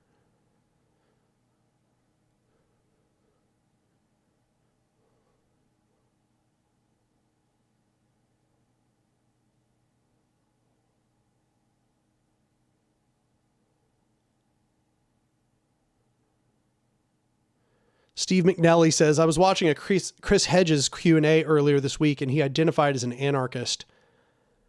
I don't know if I would characterize him that way, but I mean, I guess I'm glad that he's using the word.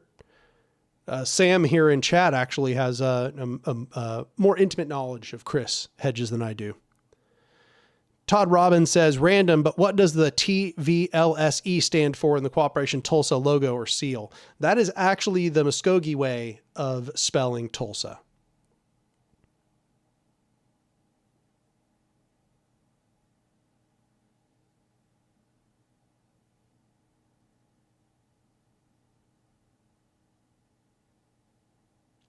Yeah, I would agree with Sam. Hedges isn't an anarchist, really. He's more of a radical liberal. That's exactly what I would say. That's what I would have said, honestly. I would say he's rad lib. Yeah, he was against Black Bloc in 2012, which is very unusual. I mean, he could have evolved since then, but I don't even get the vibes that he has, to be honest. He's a principled liberal, social democrat, maybe a radical social democrat of some kind. Anarchist doesn't seem accurate.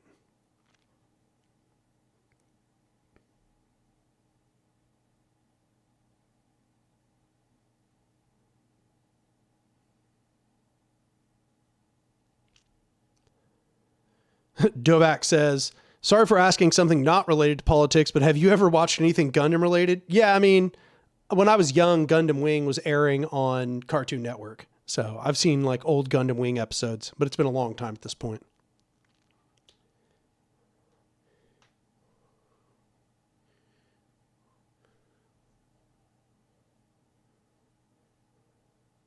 Johnny Bravo says, I'm curious, do you think that the Pledge of Allegiance in schools is authoritarian? People shouldn't be pressured to do the Pledge of Allegiance. Yeah, it absolutely is. You know, it's a mechanism for creating social conformity. When I was young, I kind of intuited that it was bad, and I never stood for the Pledge of Allegiance, never recited it. I always sat. I still have a distinct memory of one of my teachers getting really angry at the class for not standing and giving the Pledge of Allegiance. I remember thinking of how out of touch it made him look. It was funny because he thought he was like giving us some really deep speech about it. Oh, and we were all going to feel real guilty. And we were all just kind of like, oh, you're delusional. We didn't know. Okay, we know you're delusional now. Anyway, back to what we were doing. Knowledge and Defense says, how does one best respond to authoritarians gaslighting anarchists by blaming us for Casado's coup? I don't know who Casado is. Or coup. Is it just coup? Also, is patriotism necessarily problematic? I guess it depends on how you define patriotism. If you defined it just as like, love of the people in your nation or something, I guess I would say no, it's not. But usually doesn't mean that. It usually means like love for your state, essentially. Flinner says, what's a good way to spot a Nazbol? Identity politics. If they are economically reductionist and very authoritarian, there's a decent chance they're a Nazbol. And then ask them how they feel about Black Lives Matter. Ask them how they feel about like social causes like that. Ask them how they feel about Russia. If you ask those questions, you'll know. Oh, are they pro-Russia and they're anti, quote unquote, identity politics protests? And they're also extremely authoritarian and anti-anarchist, yeah, that's what will happen. You'll know. They can't help but out themselves.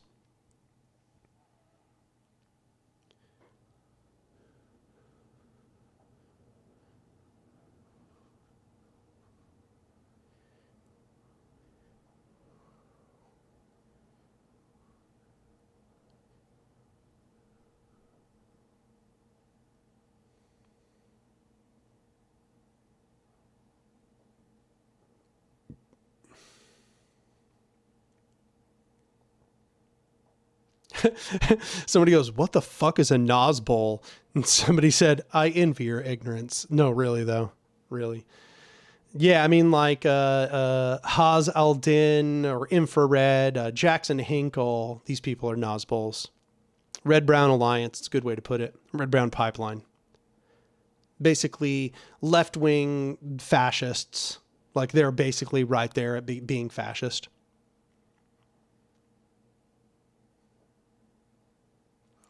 Hadim says, I'm actually working on a huge write-up and essay around operational security and informational security in the modern environment. If fascists start targeting us with data from PRISM, here's the thing. If they target, I don't mean to be doomer because I don't mean this to be doomer at all, but if the government's targeting us with PRISM, there's really not anything we can do about that. Like PRISM is very, very all-encompassing. It gathers an enormous amount of data. And that was just from what we knew in the Obama era. So things have probably gotten way worse, and you have to imagine that they are storing an absolutely astounding amount of data, and that they're scraping through it with tools that are far more advanced than anything that's available on the market. You have to imagine their AI scraping enormous amounts of data from all sectors of the internet, from text messages, from voice calls, from everything. It's all probably being scraped, all being stored in some enormous data center, which is too big for them to conceivably look through, but from which there are a bunch of red flags. The red flags then flag some kind of content. The content gets taken to a reviewer. The reviewer looks over it. And then the rest of it just sits in a huge database, which nobody goes to look at, but which I have to imagine they're probably using an AI to look over, to analyze in the modern era. And then the AI is also doing more kind of reporting of red flags.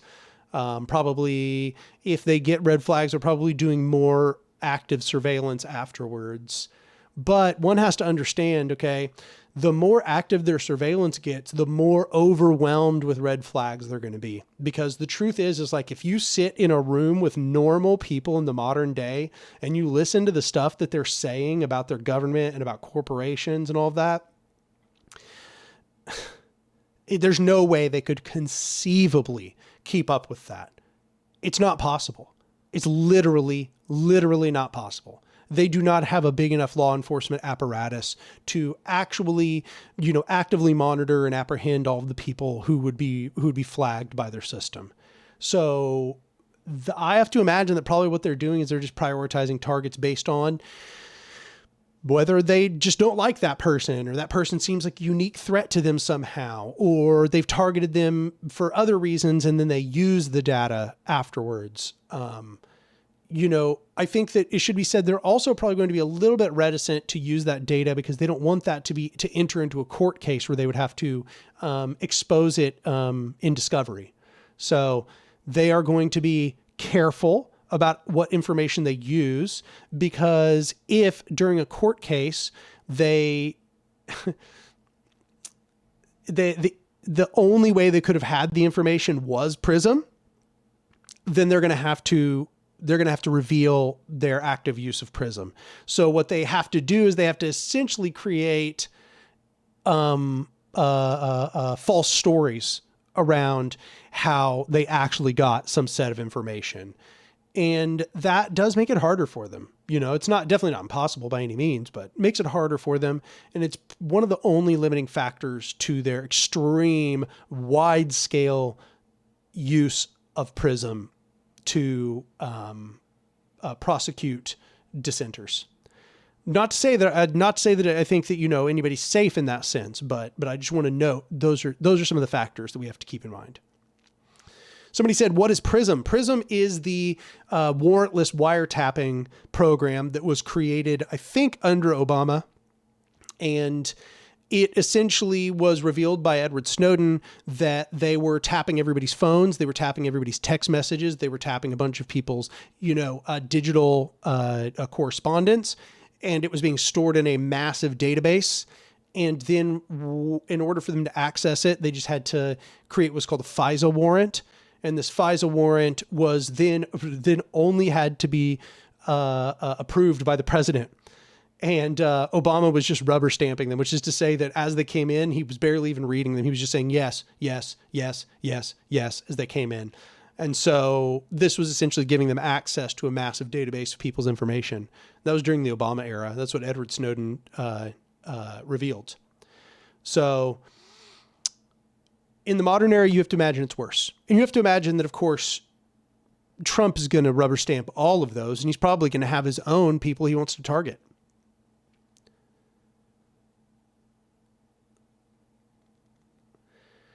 Ruben says, "I'm actually curious on your thoughts about state surveillance and how to avoid it. PRISM has been around for a while. Maybe neo-Luddism is a solution, using alternative technologies instead of AI tech."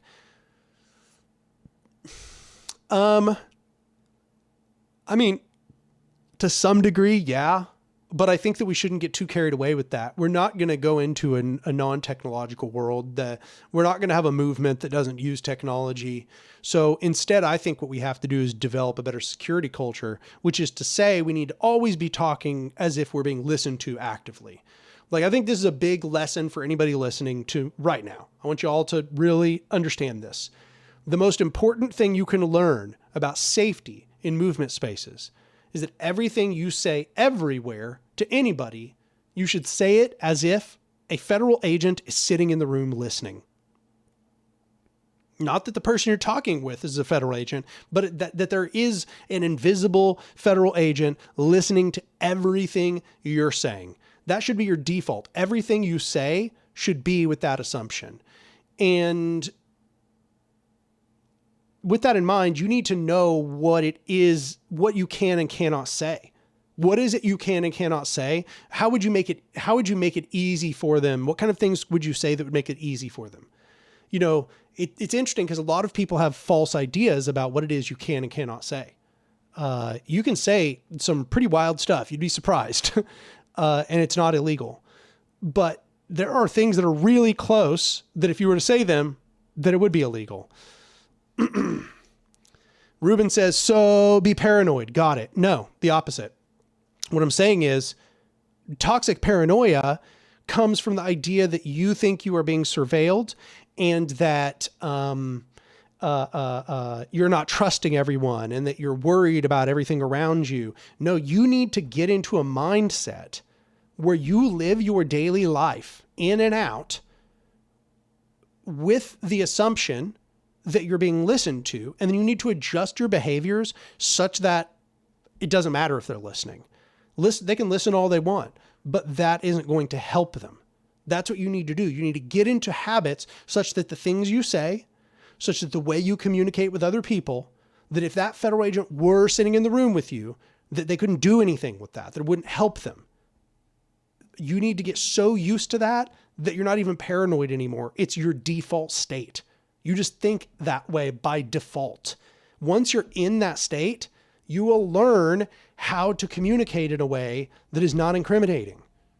You just need to learn to communicate in a way that isn't incriminating, where you do not convey important information which would help them.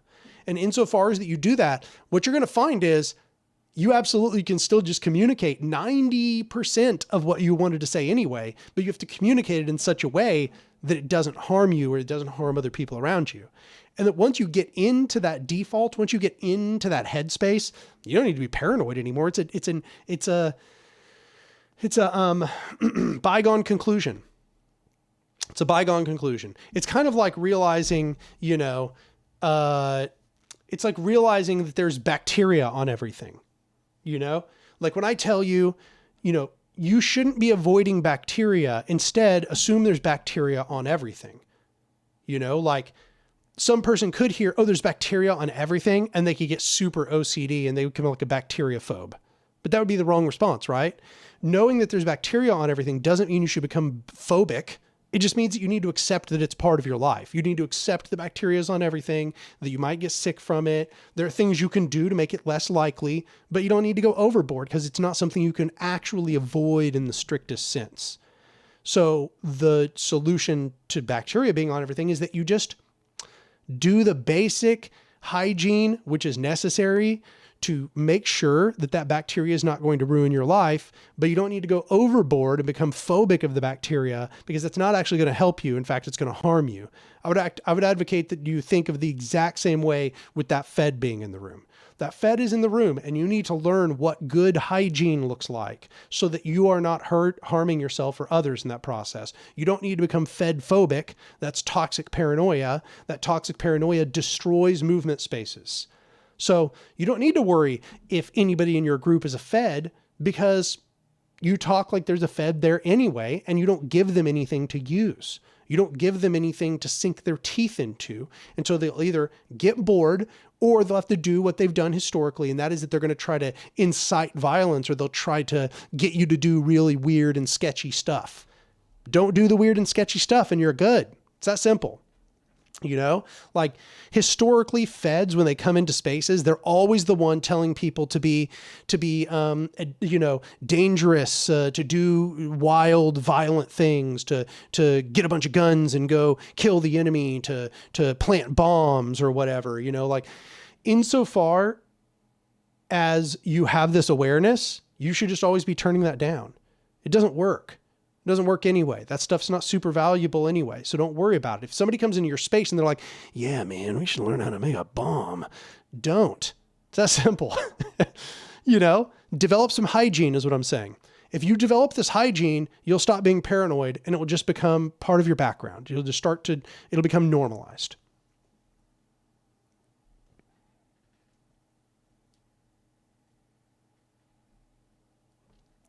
01 says, but like, how does that work? Isn't even this place problematic then? How do I find out what things to talk about are okay? Yes, this place is quote unquote problematic. You sitting in your living room talking with somebody while your phone is on is problematic. Like that's just the long and short of it. If any digital device, if any mic can hear you, they are probably recording your conversation. I just want you to understand that. Just every mic, PRISM, has basically told us that they are gathering every single correspondence they can. And we know from further disclosures that they can activate mics on your hardware and cameras on your hardware without even need to using some kind of software bypass. Or they can bypass the software completely. They can just turn them on and use them whenever they like. So with that in mind, you need to think in that way. Think in that way. Understand that that's always happening. What can you talk about and not talk about? Just ask what is and is not legal. Like, you know, like don't give them ammunition. Like speaking hypotheticals. This is a big way that you can protect yourself. Like when you're talking about revolution, don't tell people, you know, let's get guns so that we can go, you know, overthrow the government. That is a statement of intent. And it also includes planning. Okay. So it has its intention plus planning. But what you could say all day long is, if we wanted to overthrow the government, we're going to need guns. That's legal. That statement is legal. Perfectly legal. But because it doesn't have intent and it doesn't have planning, it has a little bit of pseudo planning, but no intent, right? So you just need to learn to speak in a way that you're not self-incriminating. It's funny because there's this, let's see here.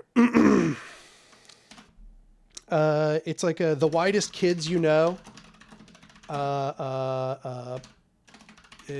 President. Let me see if I can stream it real quick.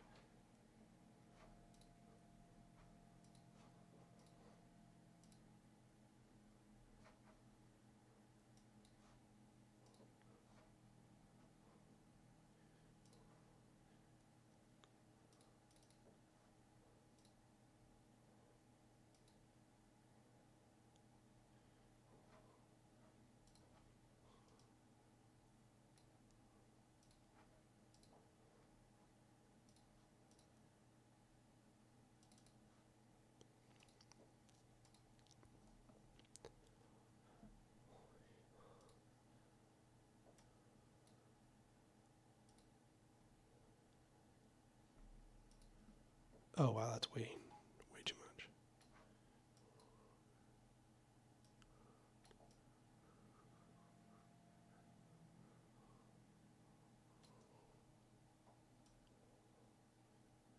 I have unironically numerous times told people that this is a really good video to understand what's going on. And it's because it is. Like, I'm going to show it to you. Don't worry.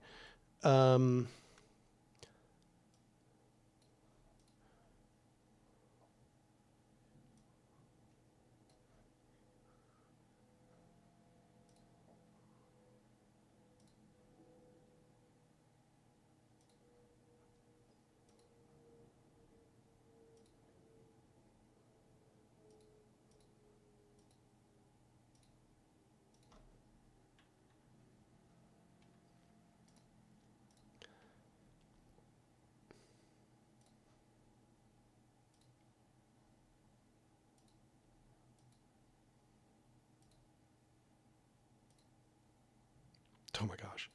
Okay, I can't do what I thought I could, but we got this anyway.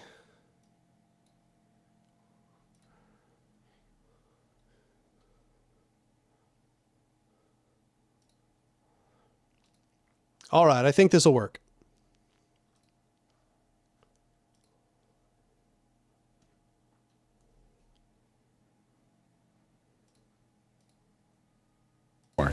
Did you know that it's illegal to say, I want to kill the President of the United States of America?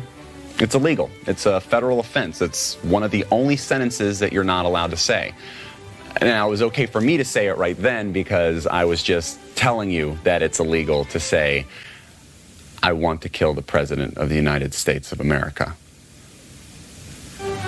I'm not actually saying it. I'm just letting you know that it's illegal to say that. It's kind of like a public service. I'm letting you know so that you don't accidentally go out and say something like that.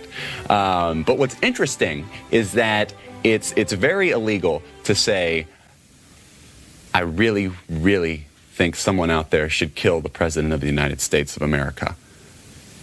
That's illegal, extremely illegal, very, very illegal, but not illegal to say with a mortar launcher. Because that's its own sentence. It's an incomplete sentence, but it may have nothing to do with the sentence before that. So that's perfectly fine, perfectly legal. I also found out that it's incredibly illegal, extremely illegal, to go on television and say something like the best place to fire a mortar launcher at the White House would be from the roof of the Rockefeller Hewitt building because of minimal security and you'd have a clear line of sight to the president's bedroom. Insanely illegal. Ridiculously, recklessly, insanely illegal. Yet even more illegal to show an illustrated diagram. Insanely illegal, ridiculously, horribly felonious, because they will come to your house in the middle of the night and they will lock you up. Extremely against the law. One thing that is technically legal to say is that we have a group that meets Fridays at midnight under the Brooklyn Bridge and the password is Sic Semper Tyrannis.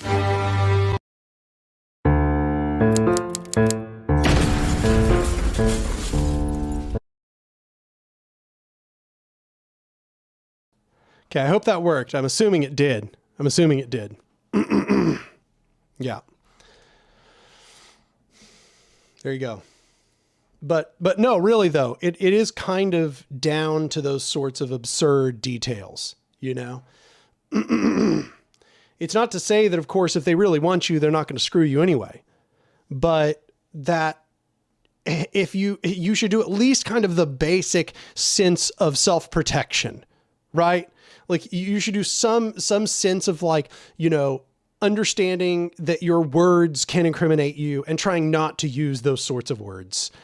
And that's that hygiene, right? Talking about hygiene, like insofar as talking about the bacteria analogy, that's the hygiene. There it is. So yeah, I think that's that video hilariously is pretty good for understanding the way you should approach all of this. And yeah, I've used it numerous times to inform people about how this all works.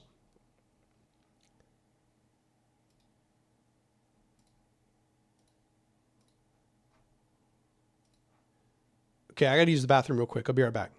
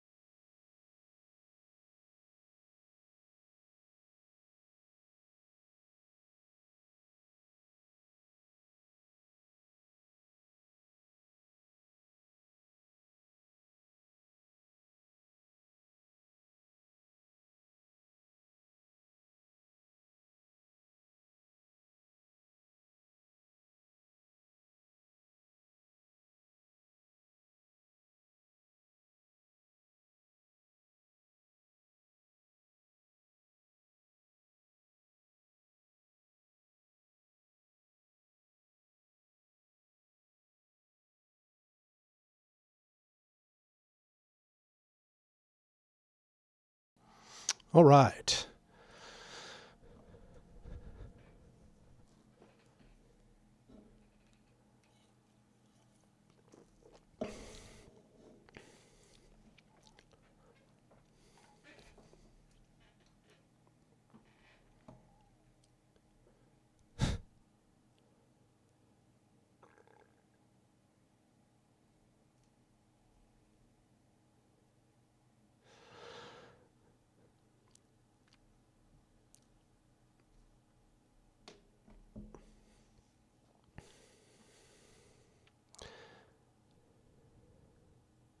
So I'm looking back at the stream, and I think every time I was like scrolling away, that it was getting rid of video. I don't know. I can't quite tell, but I assume y'all could all see that and hear that. That's just what I'm gonna have to assume.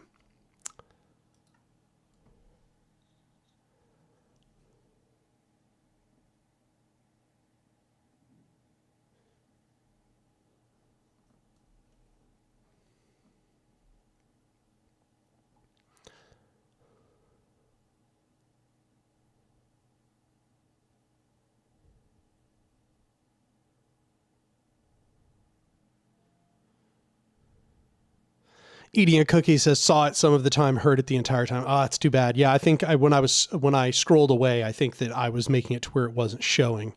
But it's good that you could see it at least, or hear it at least.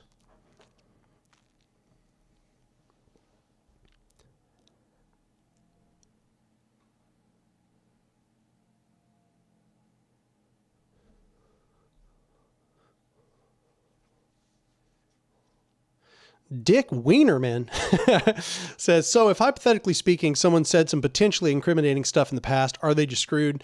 I wouldn't say so. I mean, I guess it depends on how serious it was, but if you didn't follow up on it and I wouldn't worry too much about it. I would just change future behavior rather than worrying about the past.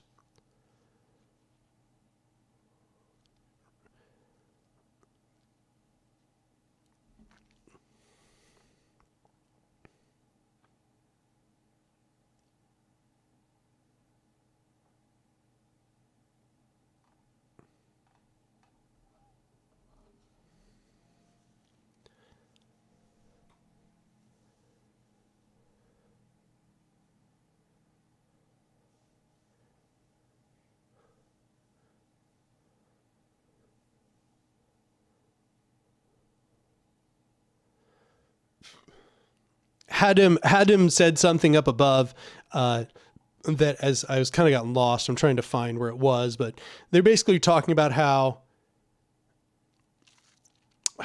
where is it? They were saying, don't Streisand affect yourself. There we go. Yeah. Don't Streisand affect yourself. Don't constantly talk about feds or make Fed jokes or jokes about Fed posting, calling for something illegal. Yeah, absolutely. You know, I know it's like a big joke. Everybody's like joking about it all the time about how like, oh, you know, my Fed is listening right now. Or if the Feds are listening, like, and you know, I do it too. I think everybody does, but also like, imagine if you were in a court and they were like, you know, suspect was always talking about, you know, worrying about the feds listening in on them. And these statements, which we think are worrying, came along with them being worried that feds were listening to them. And, you know, that would probably be a little bit incriminating. I mean, I'm not saying to like worry too much about it, but just, you know, ask yourself how much that you are attracting attention to yourself with the sorts of things you're saying. You know, ask yourself, how can you protect yourself? What does this hygiene look like? And that's kind of what I'm trying to say. Like, think in terms of hygiene as what we've said. Don't attract more attention to yourself than is needed. Just say the things that you need to say them in a way that's not incriminating, and move on.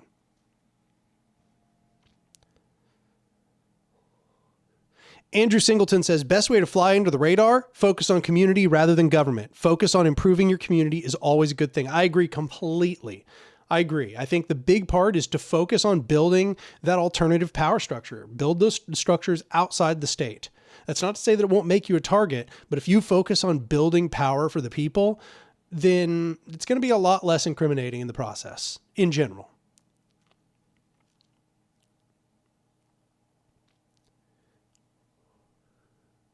Klatari says, also, that kind of talk can make people around you more paranoid about feds, and that doesn't help anyone. Exactly. I think that it's really important not to let your paranoia spread.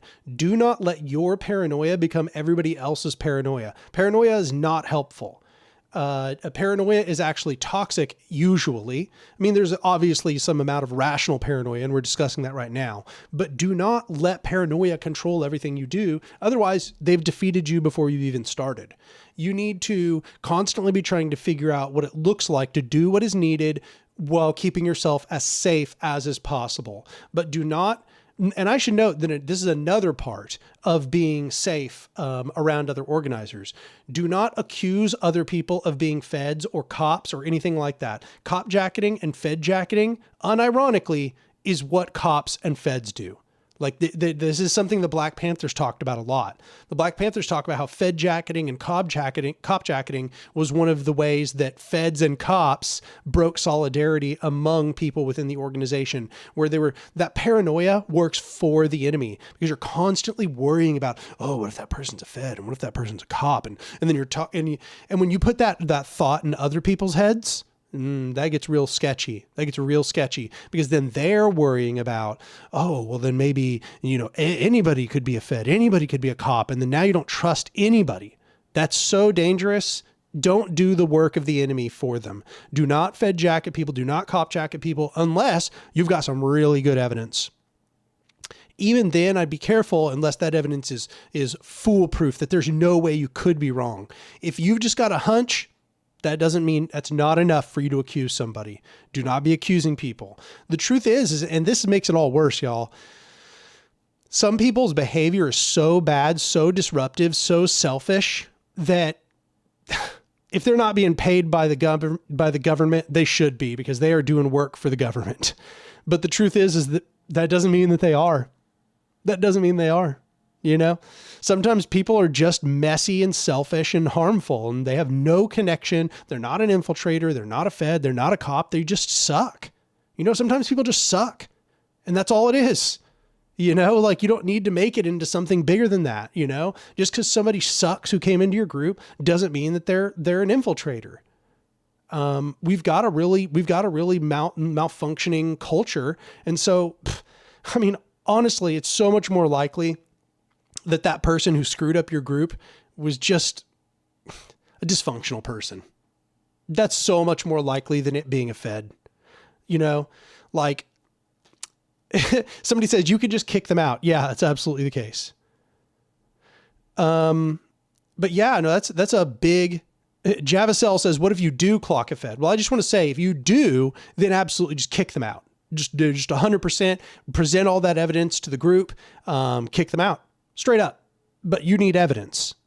I just want to be clear that clocking does not mean that you've got a vibe, that you got a gut feeling. Your gut feeling is not worth enough. You need evidence. And I got to be honest, if they actually are a fed, you're probably not going to find evidence. If they're a cop, you might be able to. Might be a little easier, especially if they're like a local cop. But if they're a fed, chances are not very good that you're going to know that they're actually a fed. They're probably not going to make that easy for you. Now, I want to say that there's all kinds of other people they could be. They could be a private intelligence contractor. There's a bunch of private intelligence companies. They're ones that, for example, will just go in and try to screw up groups. The Koch brothers tried to do this back in the day during Occupy. They would hire people to go in as private investigators or whatever and screw up the groups. There are private intelligence firms. Intelligence is not just a public thing. You can hire intelligence. You can hire spies, essentially. And that's legal, y'all. That's legal. These are big companies even. They're just not well known for obvious reasons.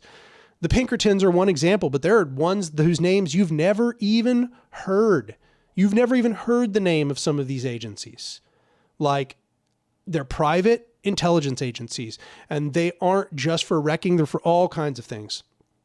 And so I just want to say that it could be all those things, but the truth is that they benefit so much more from your paranoia, from your constant worrying and wringing your hands than almost anything else. It basically means that you're going to self-sabotage and that you're going to accuse other members within the group. So that's what I mean when I say you can't let this paranoia become toxic. That's a tool for the enemy. You have to be calm in the same way that you can't develop that sort of, toxic relationship to bacteria. You're surrounded by bacteria. You need to accept it. And then you need to move forward in a way where you're not going to get sick as best as possible. Sometimes you might still get sick though.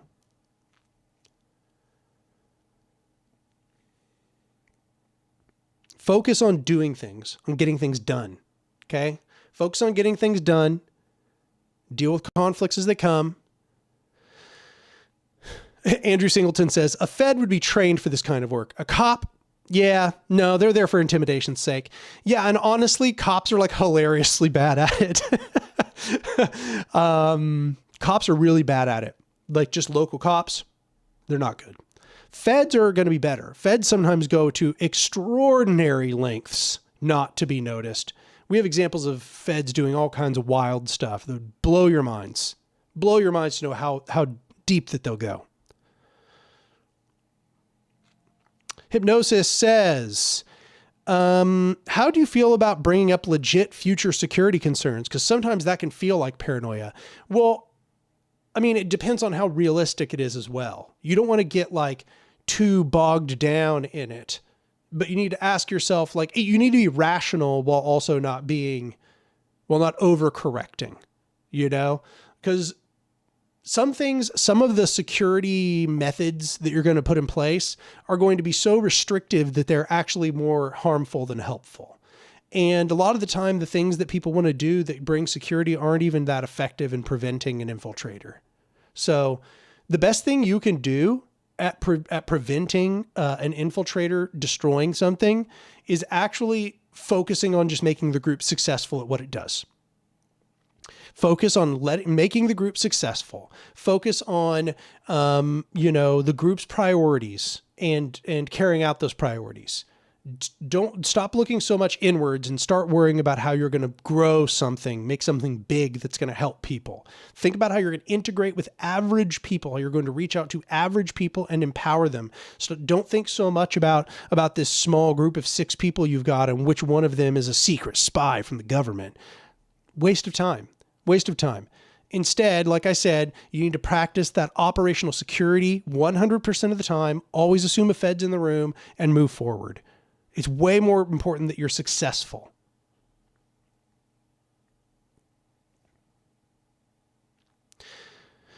Yeah. Even if you have a concern, keep that concern to yourself until you think there's some proactive way for you to use that concern. Don't be going around to people being like, I think that person's a Fed. Everybody does that sometimes in confidence with the people they know, but until you've got some mechanism for figuring it out, probably just sit on it. Just sit on it.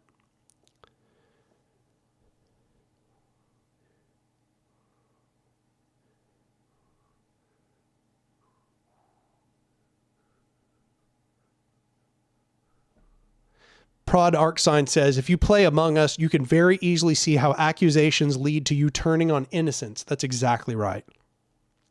Exactly.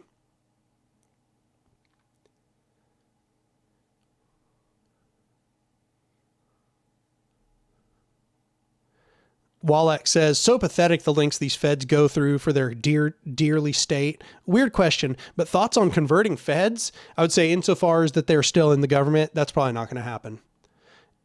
Be worried, because even if they're double agents, right?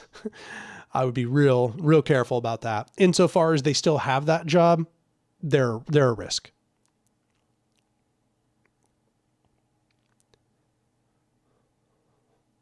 Riley Alberta Strong says, I was planning to propose that we kick out the PSL member in the org in my town, but if that fails, are there any measures we can take to protect ourselves? Also, we do have an anti-hierarchy point of unity. If you have an anti-hierarchy point of unity, that's it. You just point out that they violate the points of unity of the group. I mean, it's straight up that simple. You just say, hey, I'd just like to point out that this person does not agree with the points of unity of the group and they should not be part of the group for that reason. And if your processes work, that should be enough. You might want to start by talking with other people in the group about it. You might want to talk with them about it. And point out that they believe in hierarchy and that you're not really sure if they're a good fit for the group. And you're wondering, why is it that they're even present? Like, why are they in the group? They don't have a horizontal ideology. Why do they, if they don't agree with the points of unity, why are they here? And that could be a conversation you could have with them. It doesn't have to be aggressive either. It could be like genuinely just a curious, good-natured conversation. Because I'm also not saying that person, that PSL person is necessarily a bad person, nor that they are doing any kind of infiltration. They may not be. It could be completely harmless. But if it is completely harmless, if they are themselves not a bad person, then they should be open to that conversation, right? That shouldn't be a conversation. It might make them feel uncomfortable for obvious reasons, but maybe you should have that conversation with them. Have that conversation in private with a few other members as well.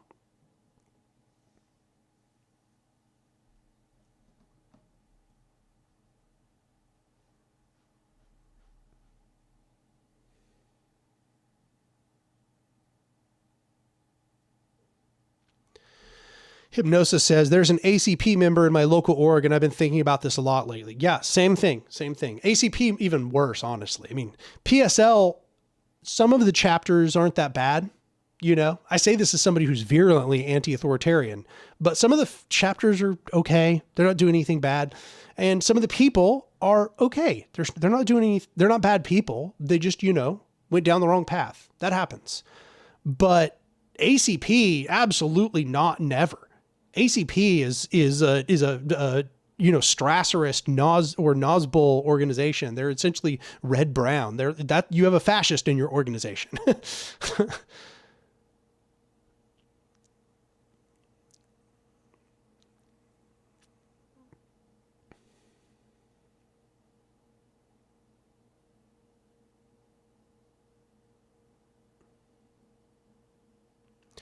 Zeit Fieke says, any tips on making a plenary meeting more comfortable for neurodivergent people? Lately, meetings are quite crowded, plus lots of topics to cover. We use group discussions, but it's still stressful.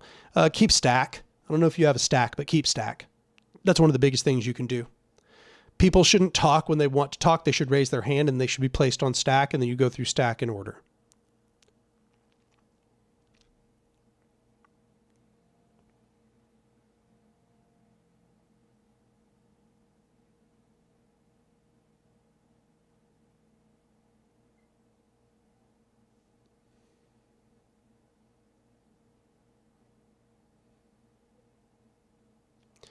Todd Robbins says, someone is going to make a cut of you saying not all PSL chapters. All PSL chapters are dangerous because they're vanguardist and they're hierarchical. But I mean, some people have told me stories of fucking PSL chapters that sound like they're a food not bombs or something, like all they're doing is just mutual aid or something. Like, yeah, I mean, whatever. I would never advocate anybody join PSL, even in those cases, but they vary in how virulent they are. Some of them are really, really bad and really, really dangerous. Some of them are like, I don't know, you got a bunch of rad libs together and they just thought they wanted to make a PSL because they're like, yeah, being more radical means being pro-Lenin. And then, yeah, so. But in a general sense, it's just easier to avoid all the PSLs. Zeit Fleka says, I don't know what that means. So obviously we don't talk over each other. Then what's the issue? Like what's going on? Like what's the problem? How's that an issue for neurodivergent people? The meeting being crowded is the problem. I mean, like that can be distracting, but neurodivergent people, like in general, can handle it. Like, has there been a problem? Is it like people been complaining or something or what? Like I've been in a lot of groups with a lot of neurodivergent people and they might say like, oh, that was a little bit overwhelming, but I've never had anybody to actually have like an issue or something with that, insofar as we kept stack.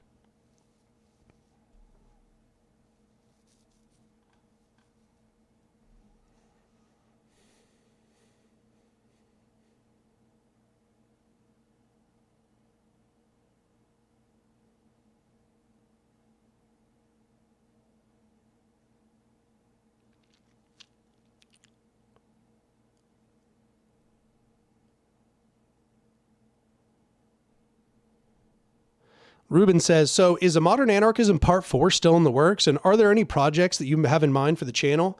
Yeah. A modern anarchism part 4 is currently in video or visual production. That is to say that I'm creating visuals for it. And it is going amazingly slow because the visuals are like mostly diagrams and stuff. So then I have to like make diagrams and I have to animate them and stuff like that. And that means that it's all going really, really slow. But I am trying to like double down on production and trying to get as much done as fast as possible because I really want to be done with the modern anarchism part 4. There is no more writing to be done. It's all visuals. And then after visuals, I have to do music. And then after I do music, I do final production. And then after that, yeah, I've got a bunch of scripts currently going. So I've got a bunch of projects in the fire, and I'm going to keep working on them.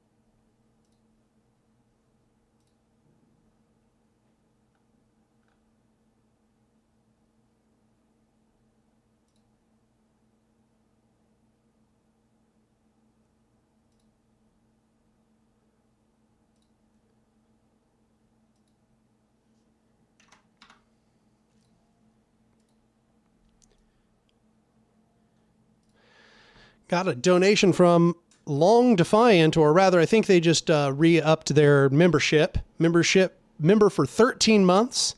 They say, thanks for the stream. Keep up the great work. Yeah, it's awesome. I'm super glad you're here. Riveroon says, I'd only suggest not using a bright white background for diagrams. I mean, I hear you, but it honestly does seem like it's the right way to go. I understand people have kind of like an aversion to bright white backgrounds, but I probably am not going to be using a black background. I don't think that's probably the right way to go. I would consider doing some kind of texture in the background. Like I was watching a lot of, who's that person that does the alt-right playbook stuff? Alt-right playbook. What's that name of that channel? Innuendo. Yeah, might do something kind of like Innuendo, where it's like they're like white, but they're kind of like off-white, like grayish, or they look like wrinkled paper or something. But yeah, I might do something more like gray. But I moved more towards that style of using the white backgrounds. Yeah, Innuendo.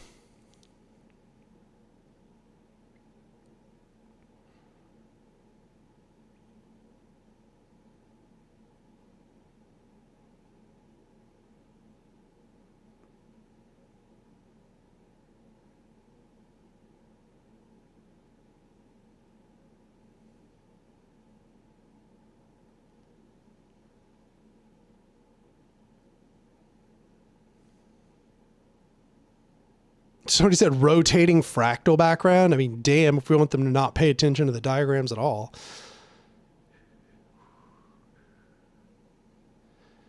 Alexander 5 says, hey, Anarch, was it complex systems theory where you learned about the idea that goes something like the function of a system is what it does? I mean, it's related to complex systems analysis, but I do not recall like learning about that when I first was learning. I think I just remember hearing somebody say it, right? It's called purpose of a system is what it does. Posiwid, the purpose of a system is what it does. I mean, yeah, you know, it's related to systems theory, but I think I just like heard somebody say it on Twitter, or one of my friends, maybe Zachary Marlowe or something, said something about it. But Stafford Beer is the one who said it, and he is one of our key systems theorists, so.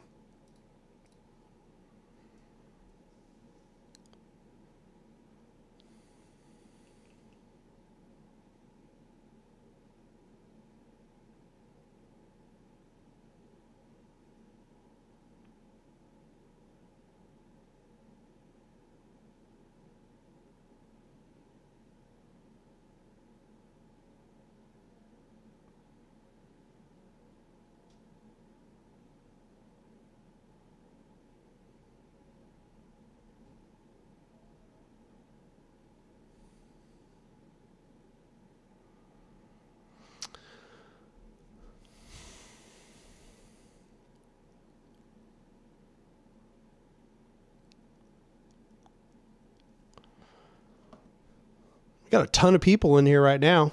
Looks like we got 150 people, which is honestly a lot. Seems like these live streams are doing pretty well for the last like 2 or 3. Maybe more and more people are watching them.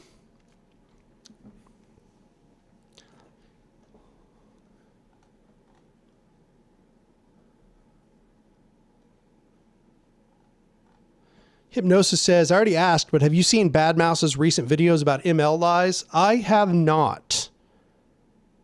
Their pivot from anarchism to authoritarian leftism left a very bad taste in my mouth. That being said, I'm glad that they've pivoted back.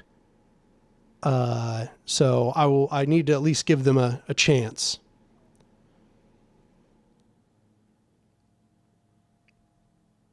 Dovak says, have you ever considered covering news on stream? Yeah, actually, I mean, I've thought about watching videos on stream and doing reacts. That seems like something I would definitely consider doing. But it would have to be for, you know, I'd want to only do certain kinds of videos. I wouldn't want to just react to anything.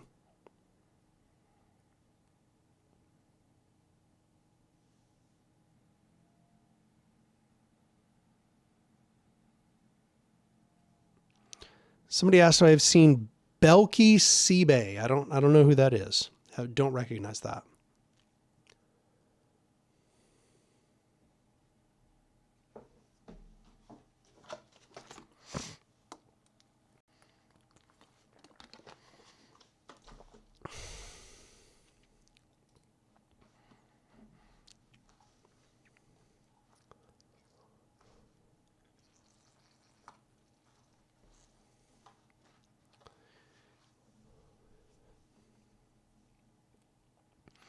Riley Baz says, I feel as though I don't see enough talk in anarchist spaces about the dissolvement of the imperialist nuclear arsenal. I know that's a big part of a whole revolution, but it still genuinely scares me. Yeah, well, it's kind of a problem. You don't want to just disarm all your nukes in the middle of a global war, because then you're just probably going to get nuked by one of your enemies.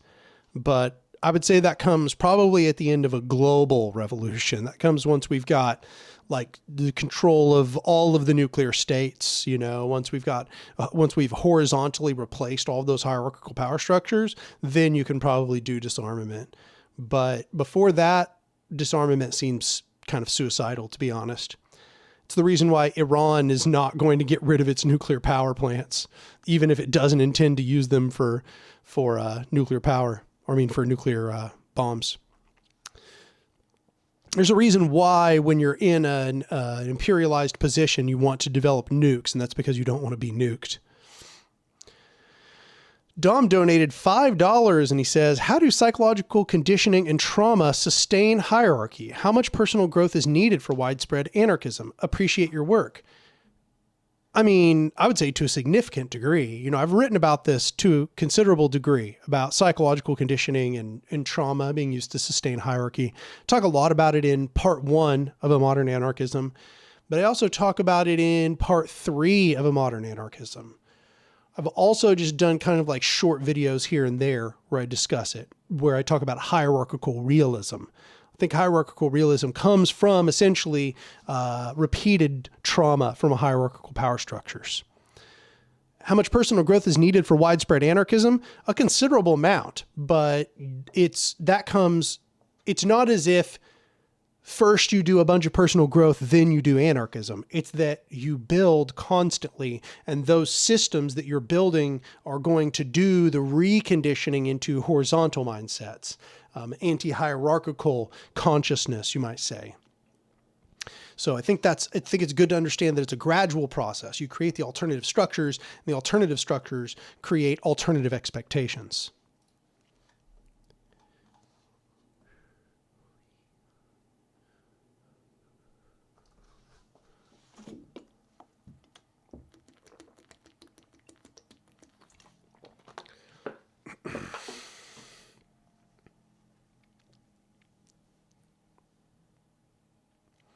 Not Xard says it's like the larger societal system is really just a macrocosm of a toxic family system. Yeah, agreed. I think that there is a lot of there's sort of a fractal nature of hierarchical power.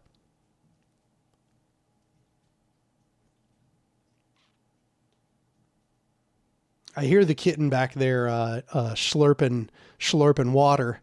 But it's so dark behind me, you can't even see it.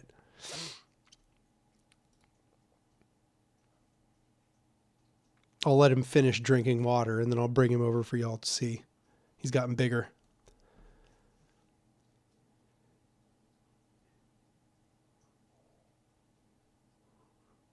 You can see him? Oh, yeah, I can see him a little bit. Ooh, he's drinking so much water.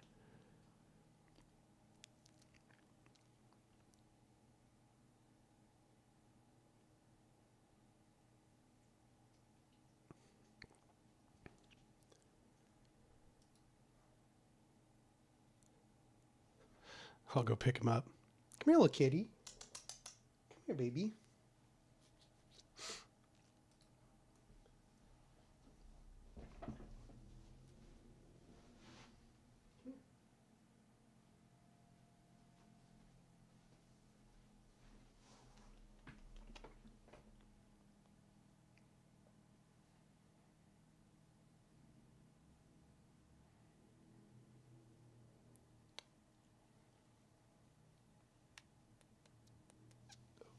You done?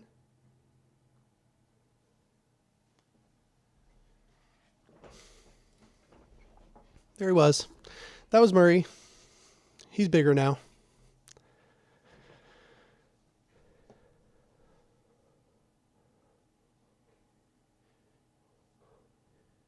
Whoa, there's a gray kitten emoji. Oh, that's cute. Yeah, when I woke up today, he was like incredibly goblin, and now he's just chill.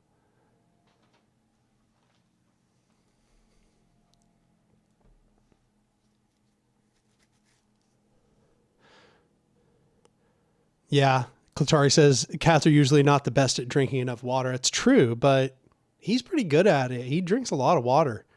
I have to refill it like every day.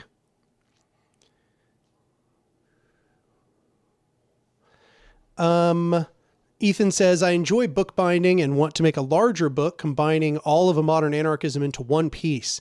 Any ideas or inspiration on how it would look? Should I organize the book horizontally? Yeah, you mean you have my support? That sounds awesome. I would definitely support that.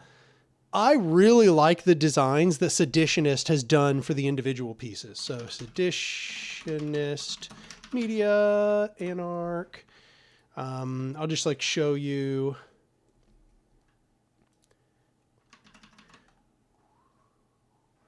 I really like the direction they've gone, kind of abstract.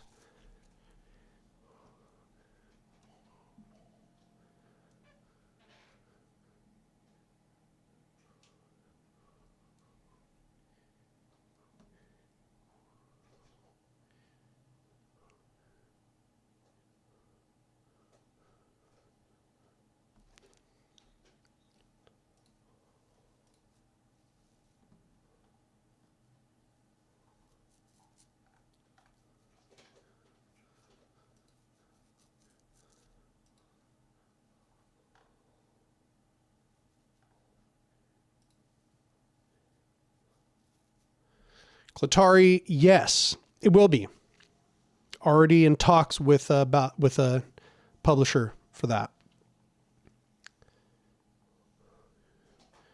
Hypnosis, that's awesome. I'm super glad that they've been so useful, so impactful. I am looking forward to it all being in one piece together. I'm also looking forward to part 4 being done. It is a very, very large project, probably the largest single project I've ever worked on. And the video time currently, this is without anything being cut down, is almost 4 hours long, 3 hours and 58 minutes at the moment. So just a massive project, by far the longest video I've ever made. And, yeah, just a monster, honestly.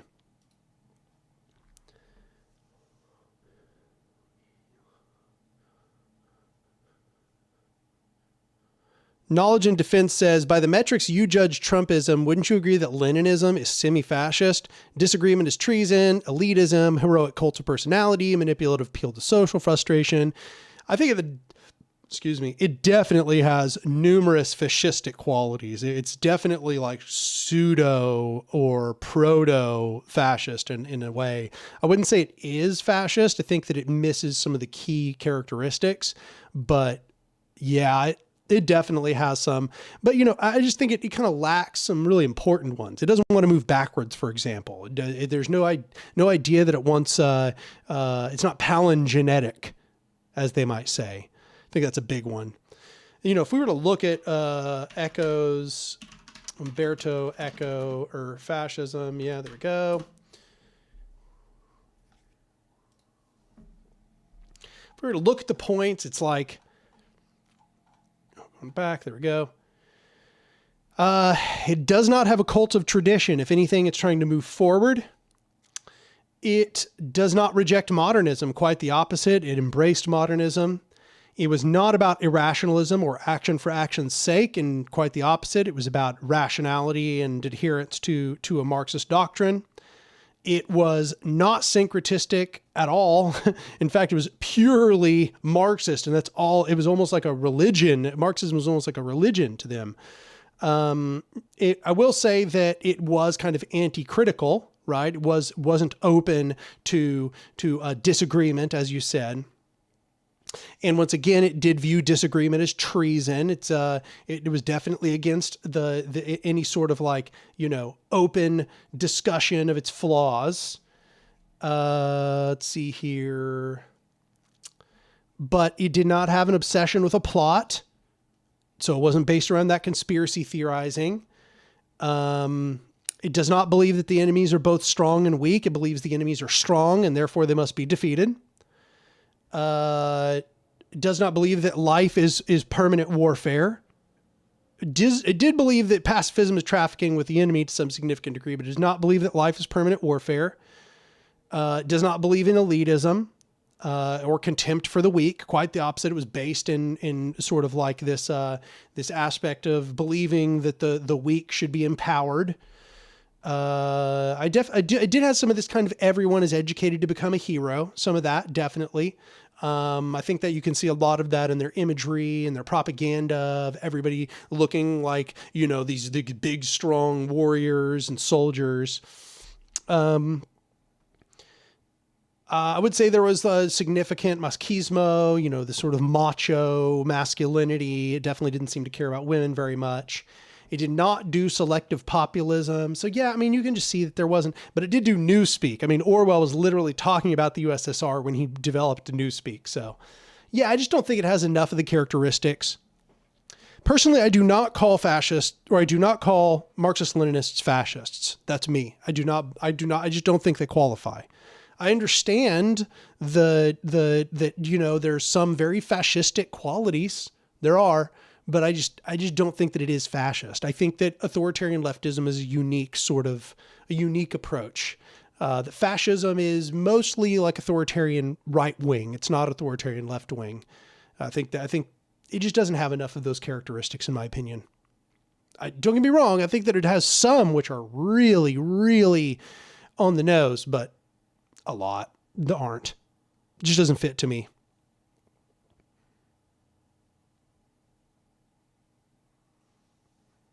Yeah, the merger and collaboration with capitalism. Yeah, I would agree. That one's for sure. That one's for sure.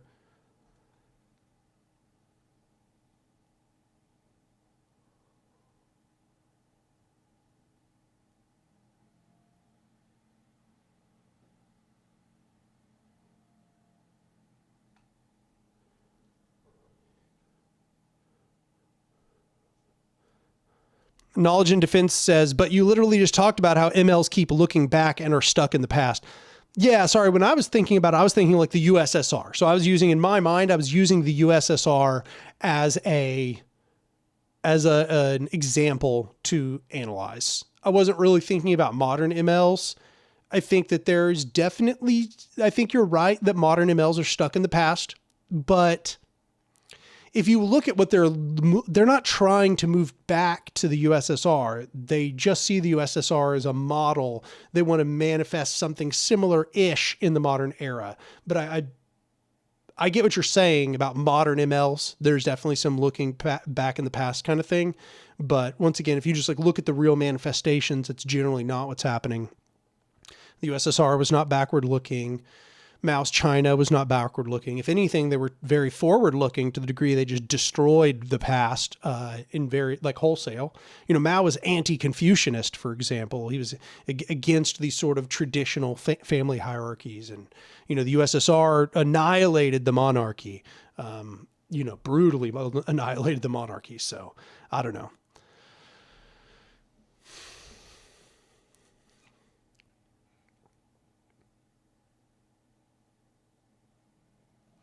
Baby Bingus.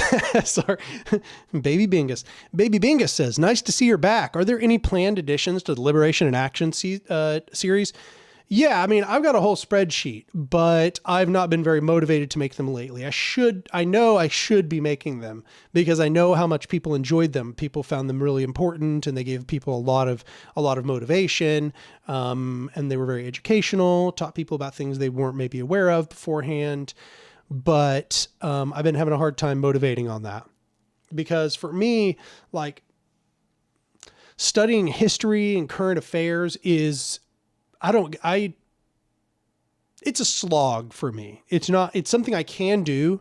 People apparently see me as being good at it, but it's not something I enjoy doing. So it's something I kind of have to push myself to do, which makes the production slower.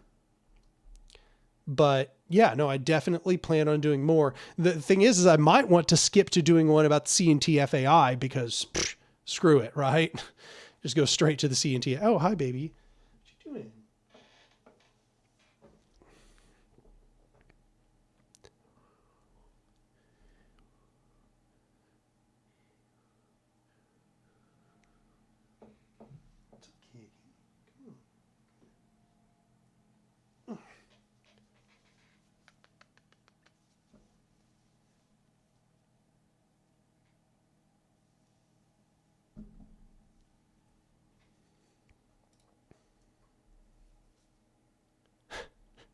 Oh no. He's been dormant this entire stream. Is he about to do some goblin? He's just exploring. Oh no, he's going to knock over the light. Don't you do it. Don't you do it.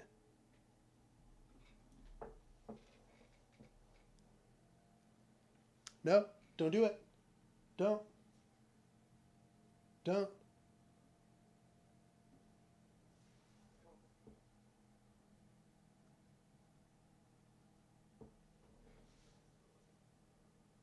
Hey, don't you do it.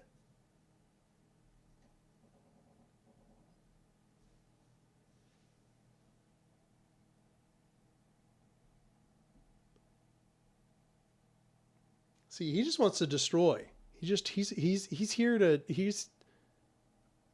he loves destroying this plant for reasons I do not understand.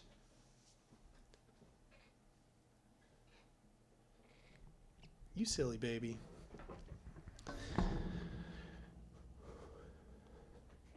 There it is. He didn't destroy it. I'm so proud of him.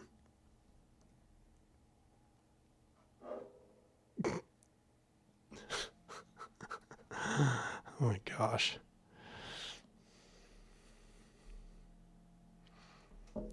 Yeah, Murray has grown quite a bit.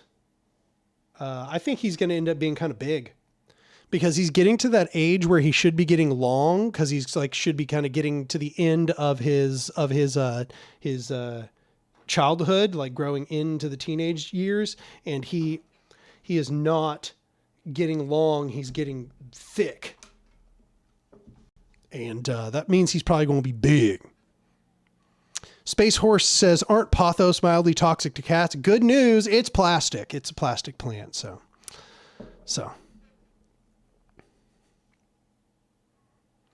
Flinner says, do you think we'll see a massive economic crash again in the next few years? You know, I don't like to do fortune telling, but I got to say yes. Probably. Yeah, I would say prepare for that.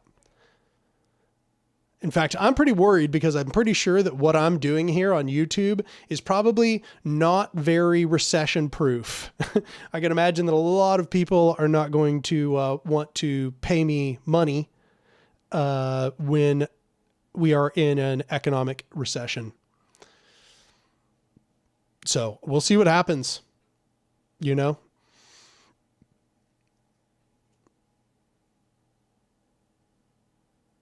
Big as in fat or swole? I think he's going to be just like a big cat, if you know what I'm saying. Like he's just going, I don't think he's going to be fat. I think he's going to be big boned. I mean, he might be fat. I don't know, but he's not like super food motivated. So he likes food, but he doesn't like, he's play motivated, not food motivated. So.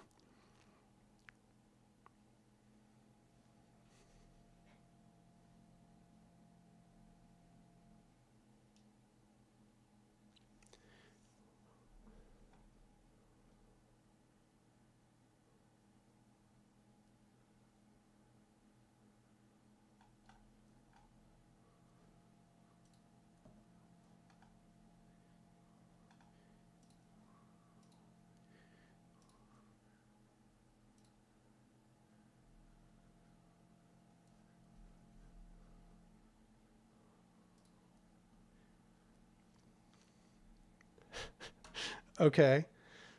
Somebody is telling me about there being there was apparently a UFC fight where one guy was like a Nazi and he just got absolutely decked. Oh my God.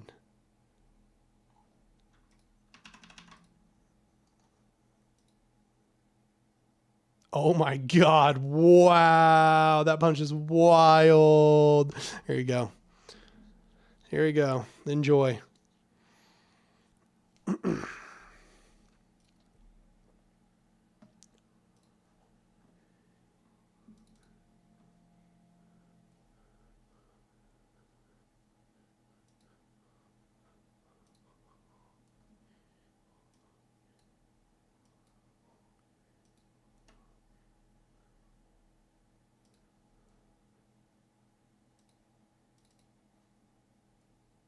Heck, why does it keep doing that?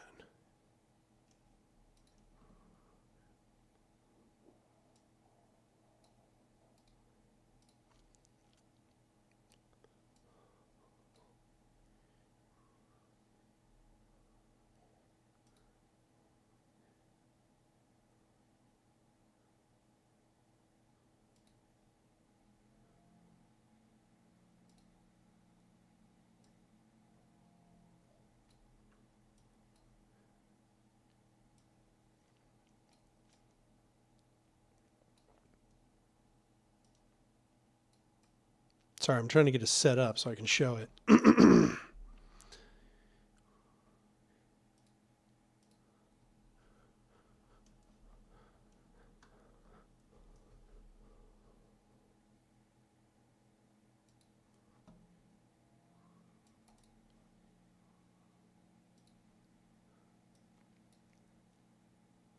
Okay, there we go. So here it is. Oh, can you not see it on stream? What the heck? Oh, okay, there we go.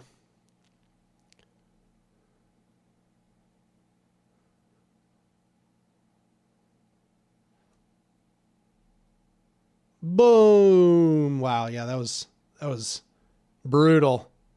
Brutal. What? My God. You just like a haymakered him right in the fucking jaw.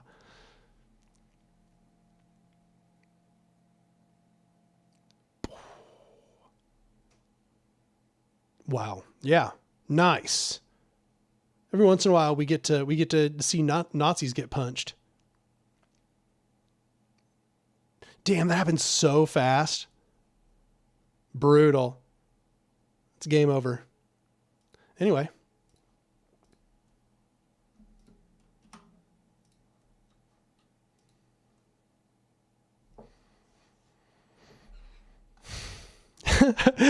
Somebody go, that felt so good to watch. Does that make me a bad person? No. You'd be a bad person if you didn't like watching Nazis get their shit rocked.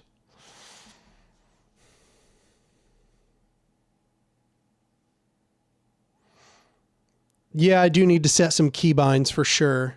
Stream Deck is, I'm using OBS. I just need to set some keybinds where I just basically like, it goes over to the window, then my camera gets small in the corner.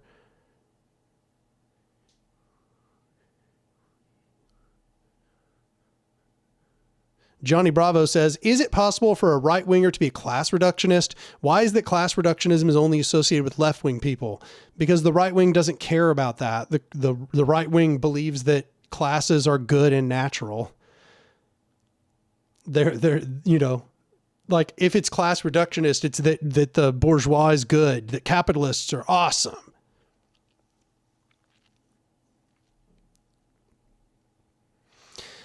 Another donation from Space Horse for $5. I appreciate you. They say, I'm working on a knowledge base for prefigurative labor / coordination practices for digital workers. What topics would also be useful to in real life communities? I mean, that seems like I would just focus on doing that first. You know, I would say focus on an achievable task, then do it, then expand. I would say start that way. Prefigurative labor and coordination practices for digital workers. Then once you've got that done, then I would say expand it. Come back in another stream and ask me after that one's done. That's what I'd say. I think that's a big part of getting big things done is having small things and building up little by little. Dubac says, have you ever considered playing games on stream? Yeah, no, I absolutely have. I was going to play Minecraft, but my OS has been giving me problems. I've also thought about playing Magic the Gathering, but I'm a little worried that my computer isn't gonna work, or something's gonna go wrong. That it will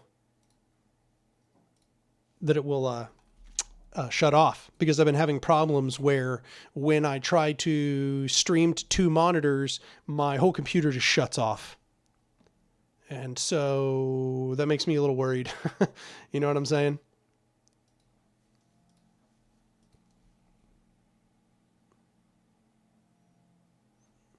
What are my specs? Let's go take a look. I always forget. Not the kind of thing I memorize.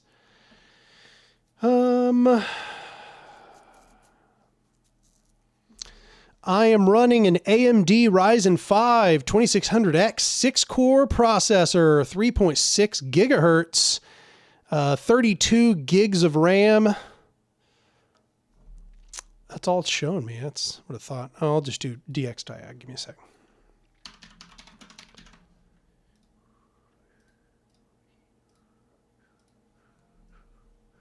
Use Windows 10.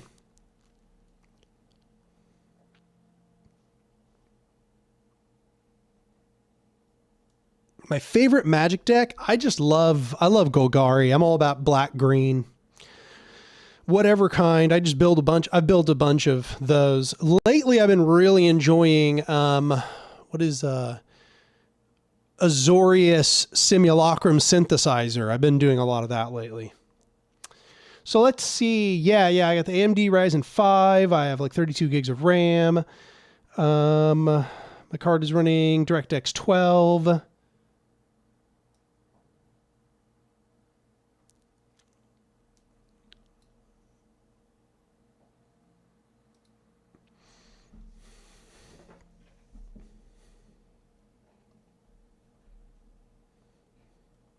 Hop on the Linux train. Not trying to learn a whole new language.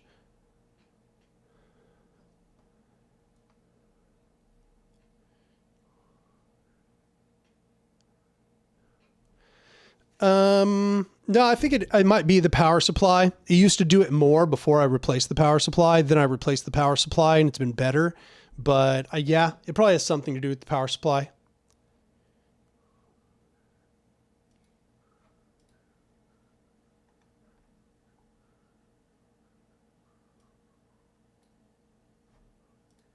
I mean, we can test it out right now. I'm ready. I'll do it. Let's find out what happens here.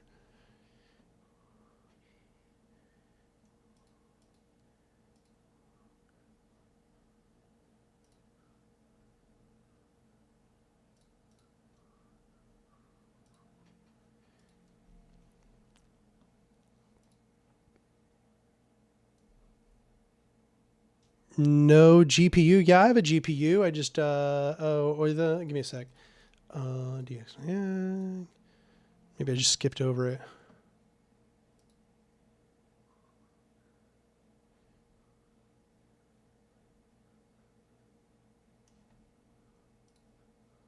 Display.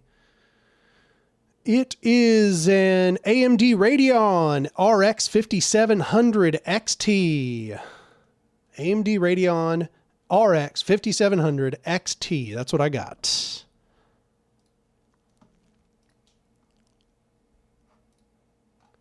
Okay, let's see if my computer can handle doing everything all at once.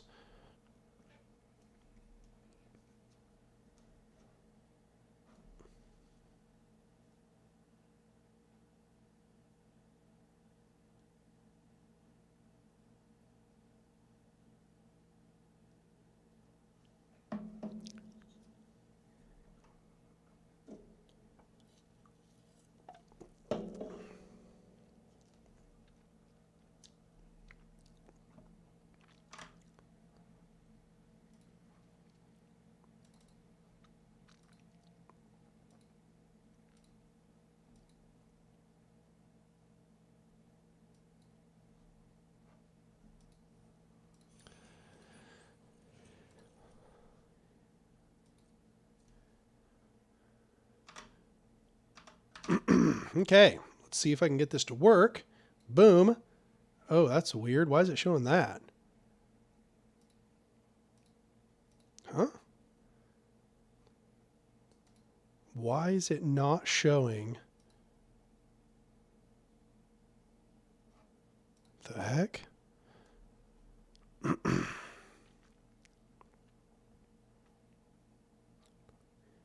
Why is it showing that? Is it showing the screen for y'all?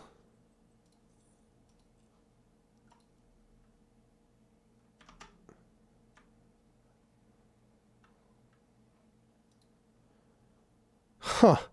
So yeah, y'all are seeing the OBS interface here, it looks like.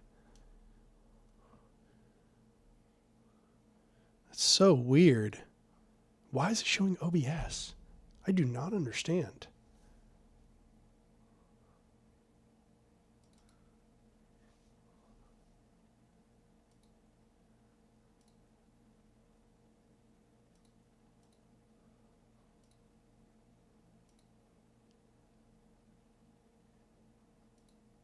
There we go. I just had to switch the capture method. That's weird.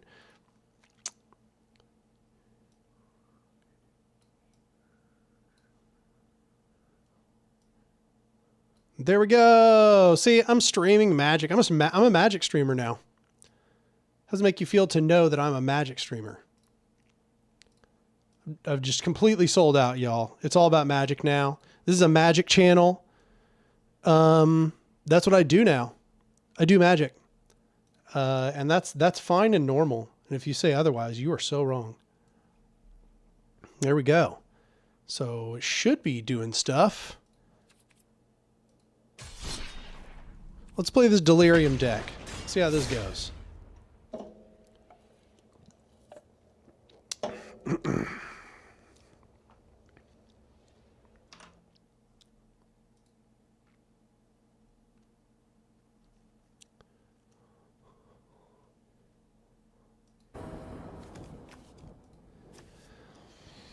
See, this whole deck is a graveyard deck. My whole thing is I try to put stuff in the graveyard, and then I try to get it out easily. It's a bad hand.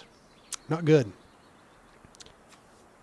Maybe usable, though. Possibly. I got the Bitter Triumph. I got the Itali. We'll try it. It's terrible, but sometimes I just like to keep terrible hands sometimes. Couldn't tell you why.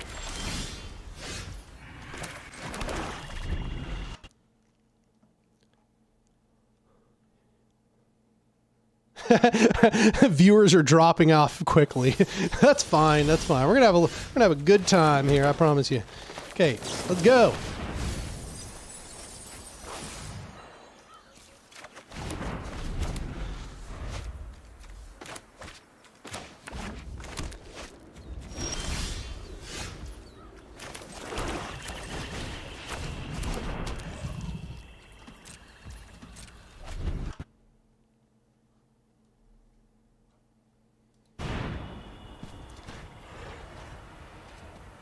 Huh. I've never seen that.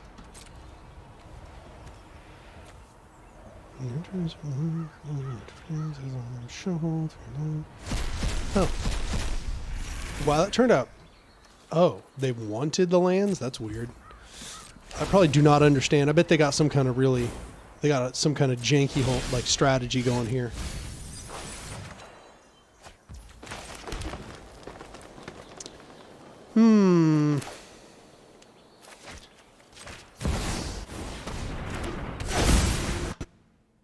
It's so funny. Like 30 people have just dropped off, so probably only play a game or two.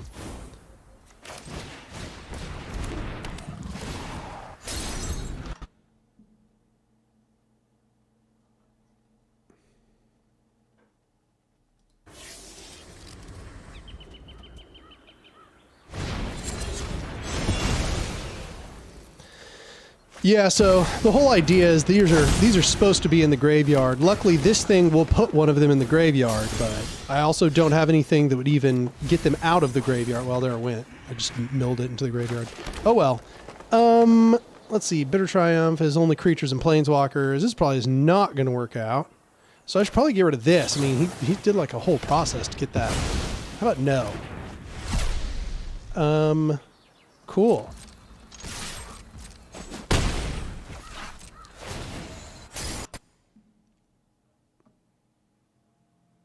Yeah, I only really play standard.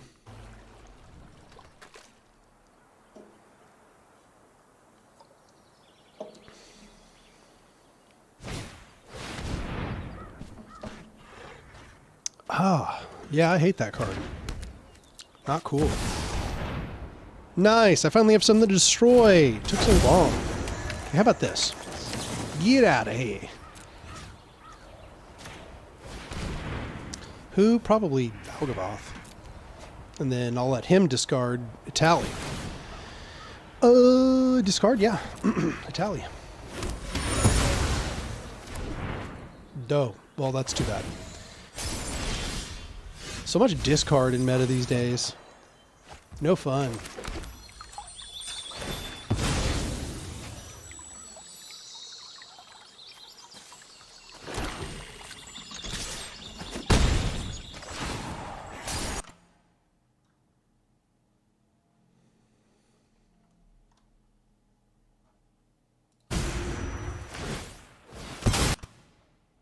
It's too loud. Okay, I can fix that pretty easy.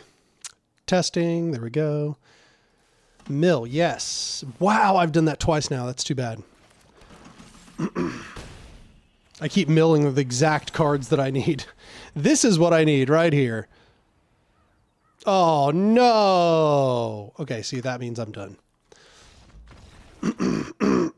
Sometimes you get unlucky. I took a terrible hand, so.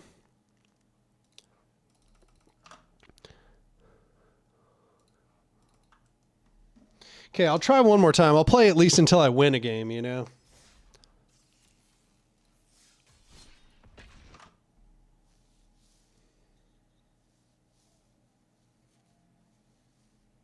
Hypnosis says, most large YouTube channels have separate channels for their hobbies. Yeah.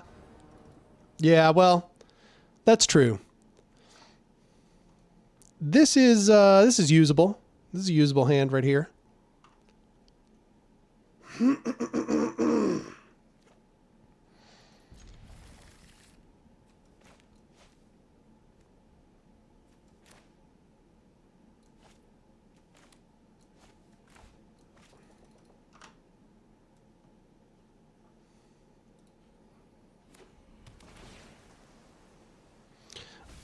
This might get nasty. What is happening? What is this? Blue, red, green? What's that called? Called Grixis or something like that?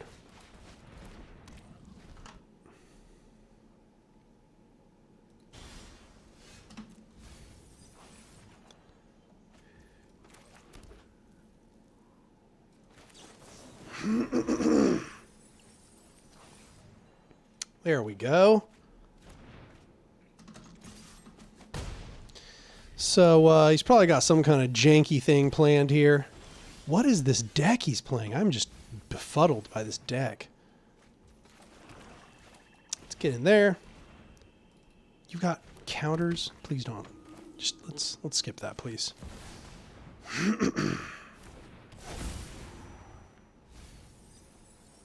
There we go. Now everything's going according to plan. It's probably about to board wipe or something.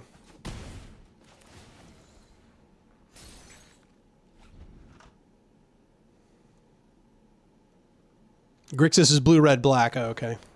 Okay, well, that was a win. I don't know if that was what I was looking for, but...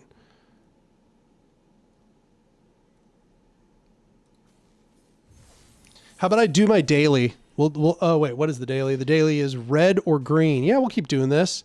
I have other decks, though. Red or green. Oh, there we go. We'll do Rampy Stompy. This is a bad deck, but it's kind of fun. It's kind of fun. Plus, I'll finish my dailies quickly this way.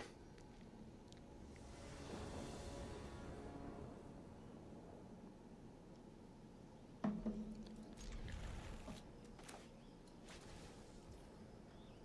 mean, it does exactly what it says it does. It ramps and it stomps, you know? Rampy Stompy.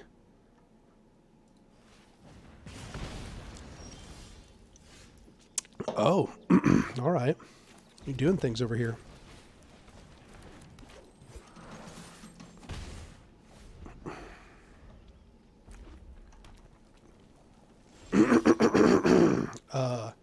All right. Well, let's do this. Excuse me.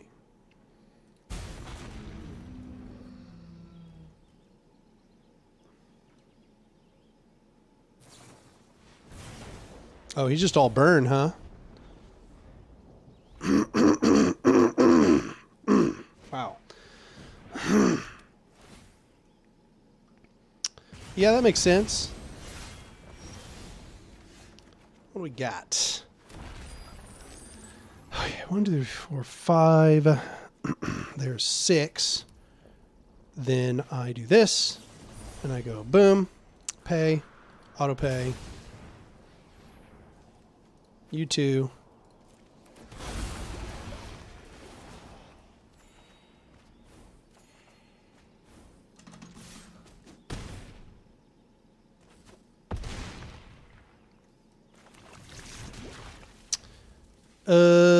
He's a mono red burn, so that's pretty much GG, I'd say.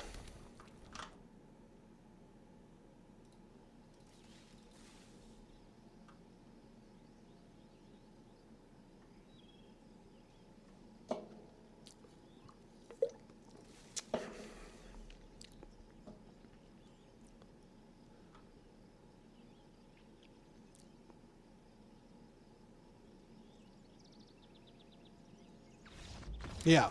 Yeah, that was brutal. Brutal.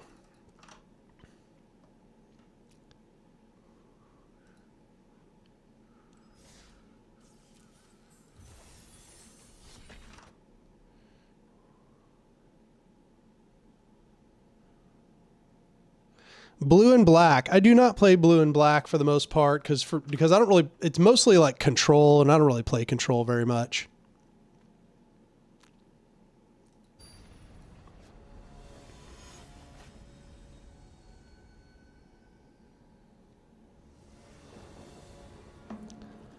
That's usable.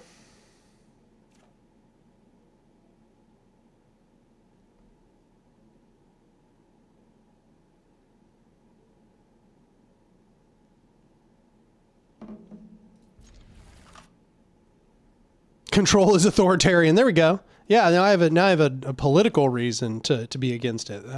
Perfect.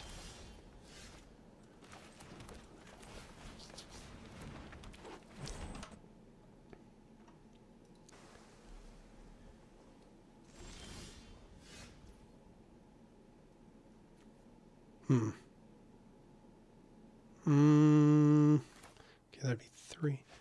And then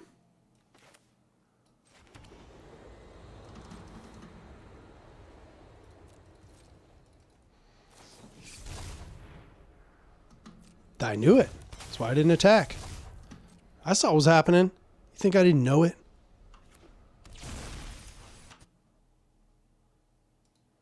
Aggro is pure and insurrectionary. Huh.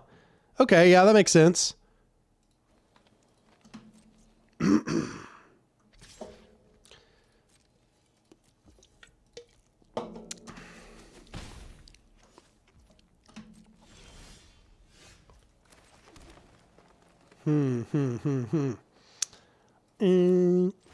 Okay, let's just get some mana out there. Let's get this guy set up.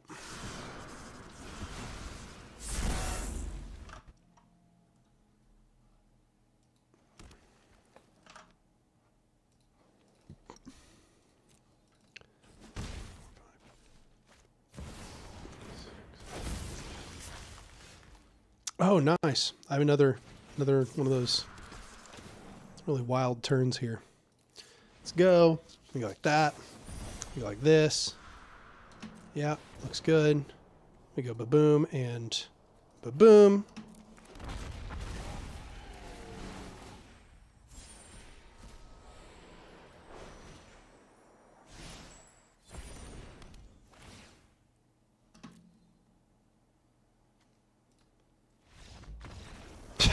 All right. Well, this deck's doing pretty good today.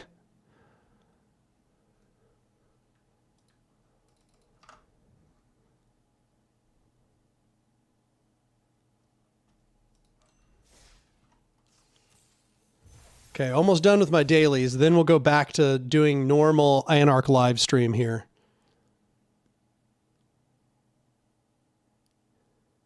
Have you had a chance to see all the funky ML screenshots comrades have been posting in general? No, I have not. I did not go look. Let me go look.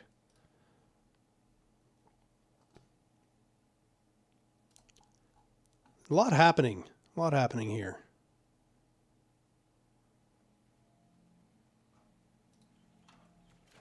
Oh, this is a terrible hand. Wow. Just, oh. Okay, I'll take that. Wow. Let's just put old buddy here. Sure.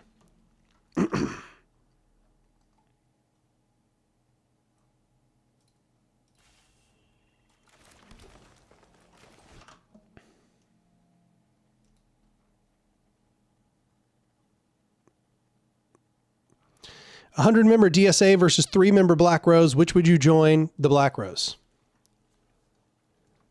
No doubt about it in my mind.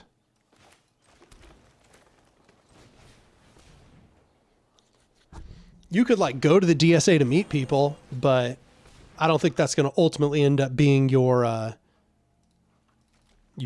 home organization. Black Rose might actually end up being your home organization. Really? Wow. Okay, sure.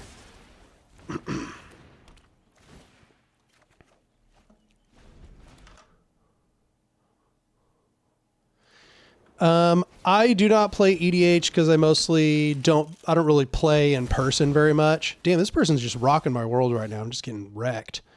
Don't really play in person very much. And I think I prefer standard overall. But Commander does seem pretty cool. Like, I definitely see some strengths in it. I see why people like it. But I also don't want to buy the deck.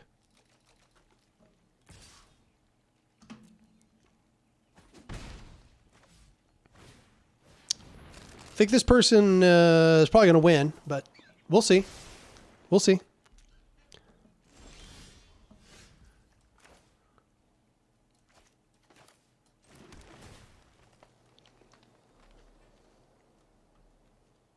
Wow. Yeah, that's phenomenal. We're going to do that for sure.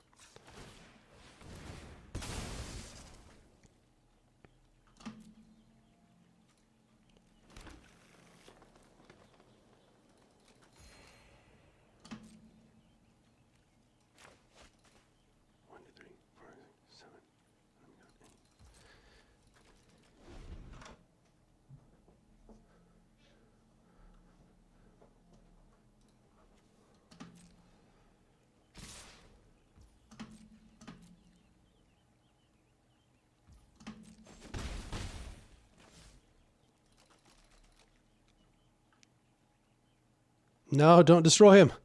Don't do it. There you go. There you go.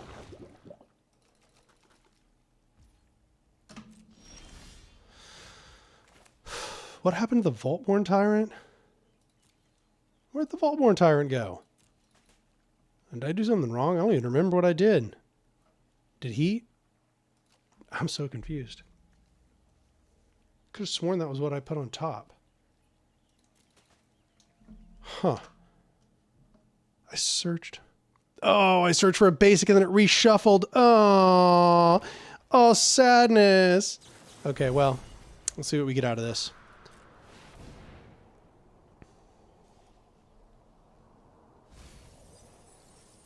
Awful. Just garbage-tastic. Sometimes things are bad. Wow, that was definitely not worth it.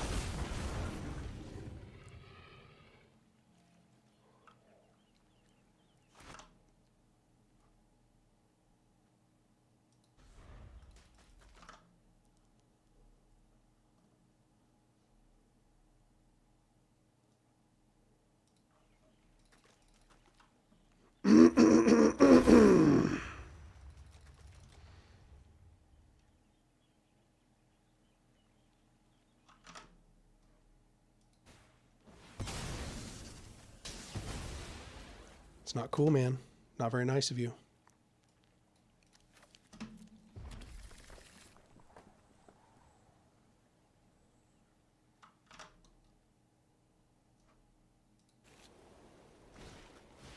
Oh.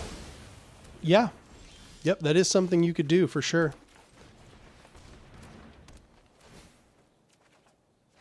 Oh. Okay.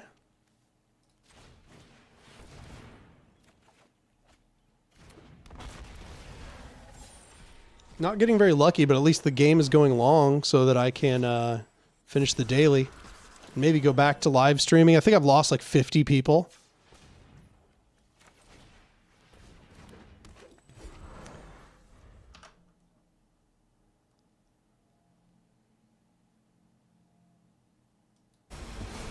Wow. Wow. Not cool. That wasn't cool, yo. I don't like it.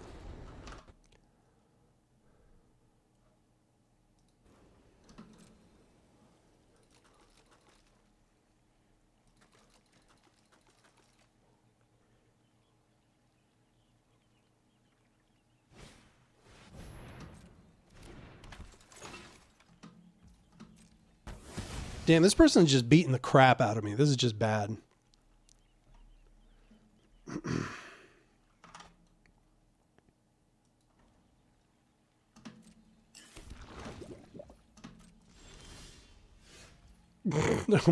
This time I'm the one with the sweeper.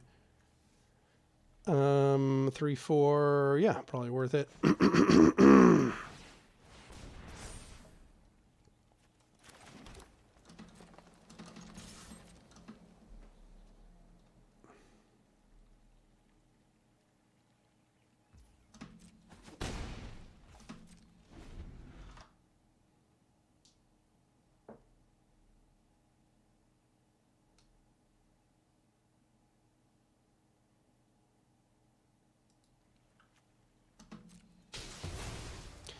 Man, this guy just has all the answers, huh?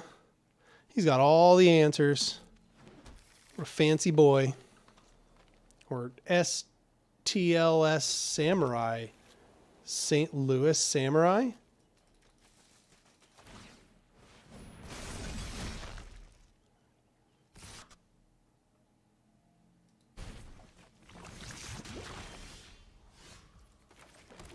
I mean, sure, I guess now this is the right time to do this.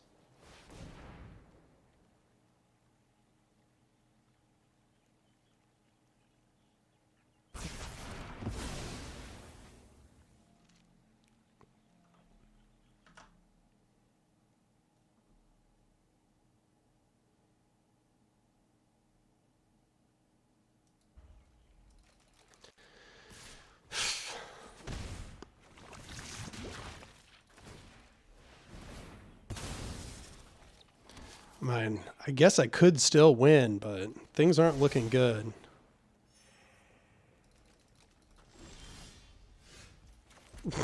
All right. At this point, we're just trying to finish dailies.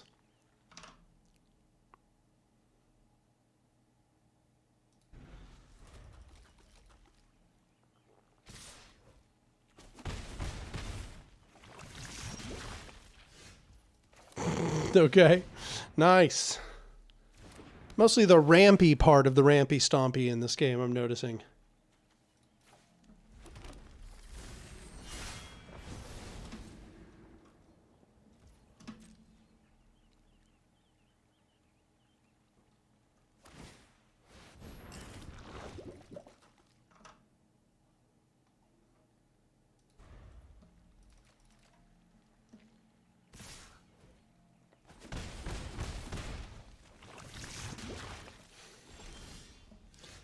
I think this dude knows that I'm pretty much screwed here. He is, after all, the St. Louis Samurai. Really? Wow.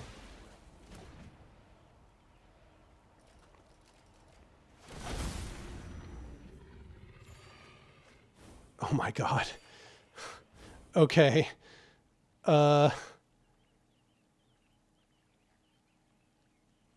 I don't even know if there's a good answer here, to be honest. Pretty much have to do this, unfortunately.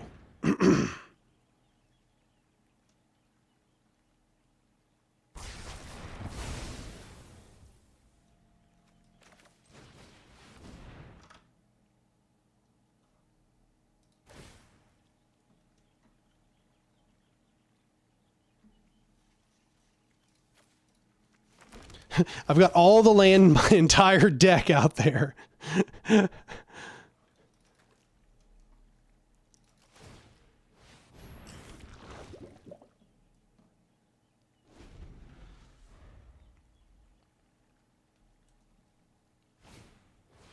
Oh, nice, of course.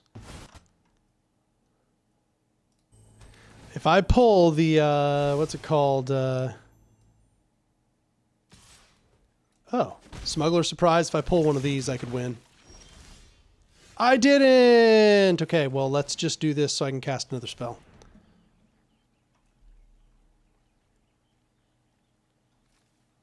Ta-da! I played every land in my entire deck. So cool, so awesome. Super good stuff. Okay, and I finished my dailies.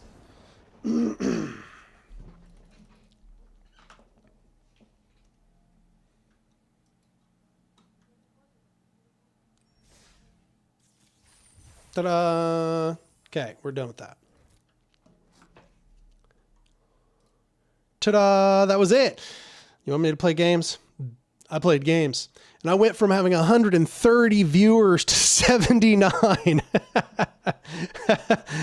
Oh.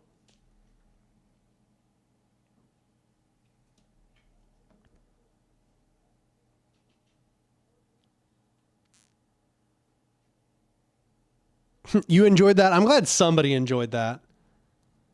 It's so funny looking at the graph. Yeah, I'm not angry about it, Drifter. It's like, it makes sense, honestly.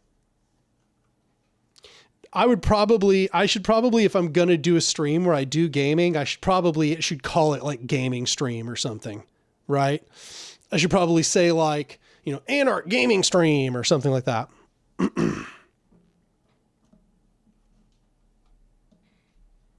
I love magic, but you got to learn to talk. Yeah, probably I should have been describing the reason I was doing things, but then part of me was like, well, I should keep looking at messages in the stream. So, but yeah, I got my dailies done for the day, so maybe it was worth it. Honestly, if I had been like, had my head in the game to talk about why I was choosing things in the game, I could have talked and talked. But then part of me is like, knows that the majority of people in the audience have no fucking idea what's happening in this game. So explaining my decisions wouldn't really make any sense. Yeah, now I'm going to do my anarchist dailies. My anarchist dailies are, I'm one of the 79 who resisted. Thank you so much. My anarchist daily should be getting work done on A Modern Anarchism Part 4, but I didn't even play my favorite decks there. I just played the decks. Just played the deck that was going to finish my dailies. That's not even a good deck, but if you show enthusiasm, people get enthused. Yeah, true. That's so true.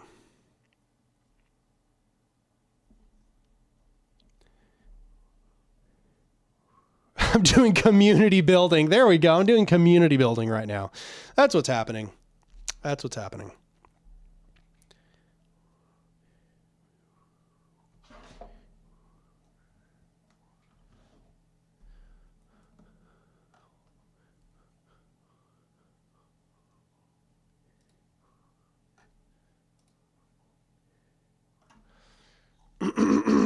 Yeah, I think I saw that screenshot.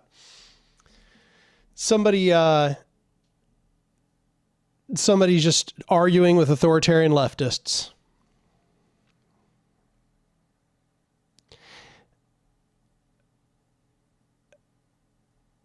It's just absurd. It's absurd how they constantly act like they understand what they're talking about and their criticisms of anarchism, and yet they just clearly have no idea what they're talking about.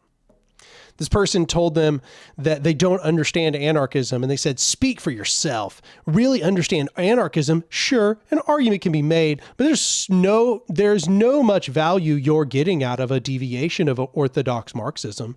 If you try reinvent the wheel, you're gonna create a Marxist reskin at best, and worse, be an ideology for reaction. Like, you really don't get any more comprehensive than Lenin's State and Revolution, and if you quote-unquote disagree, that's just an interesting opinion, a wrong one, but a decision you could make. It's funny that they would quote State and Revolution as if like that was really the one. State and Revolution like disagrees with what Lenin ultimately ended up doing. Like he didn't end up doing anything in State and Revolution. It's funny that they even recommend State and Revolution. It like contradicts what they ask, what they are suggesting should be done in the revolutionary process. You can't both support State and Revolution and support what is being done by their vanguards.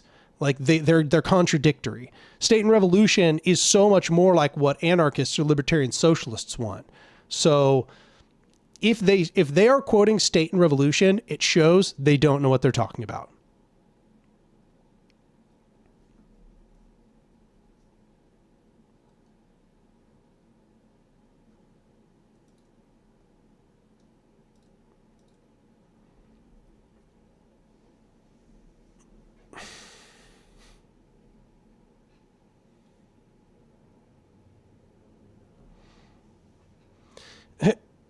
Cup Thought says, to be honest, in academia, State and Revolution is the superstar in what you read to understand the Bolsheviks, even though he clearly moved on from it after the fall of Germany. I mean, he didn't do it even from the very beginning. Like, there was nothing, State and Revolution had nothing to do with what was done by the Bolsheviks. Like, if they were following State and Revolution, then they wouldn't have done anything they did right after they gained power. The Lenin's draft decree on workers' control took place, like, was it 2 months after the revolution was over? And it pretty much abolished workers' control, which is against what he said in State and Revolution. And then at the same time, only a few months later, they abolished the power of the Soviets to control really every aspect of society. And in doing so, he centralized the military and created an army. And that in State and Revolution, he basically says that in the interim period, you were supposed to have federations, essentially, of workers' militias. So immediately, he contradicted everything he said in State and Revolution. Nothing about it actually is consistent with what took place in the USSR. Prodarch Sign says, if I'm unable to pay the Patreon forever, do I lose access? No.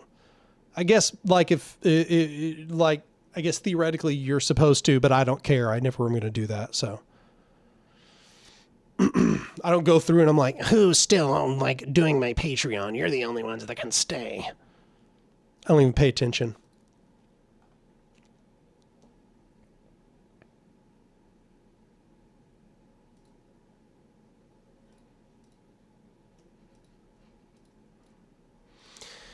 So yeah, see, I stopped in and I'm immediately gaining viewers back. That's so funny. Yeah, State and Revolution was a bait and switch. Why do they even tell people to read it? I think that maybe they're hoping they'll also pull off a bait and switch.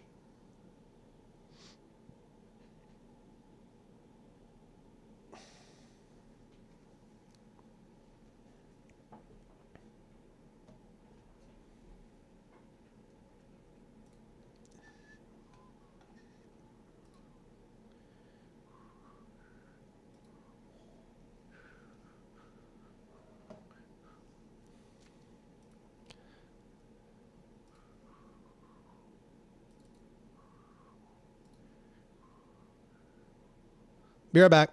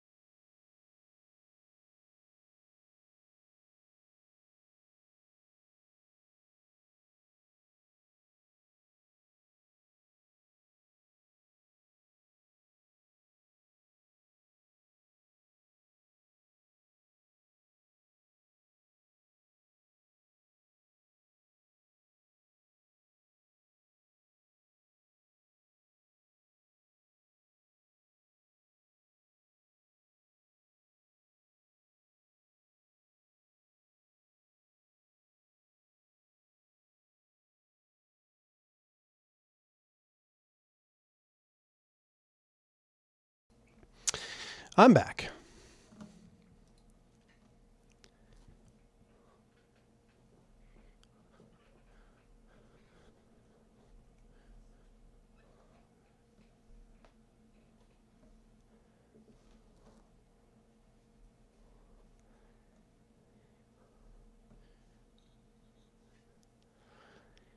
Mayana Dickey says, what would you recommend someone who's just starting to align themselves with anarchism and its values? Any sources, books, videos, or idea suggestions?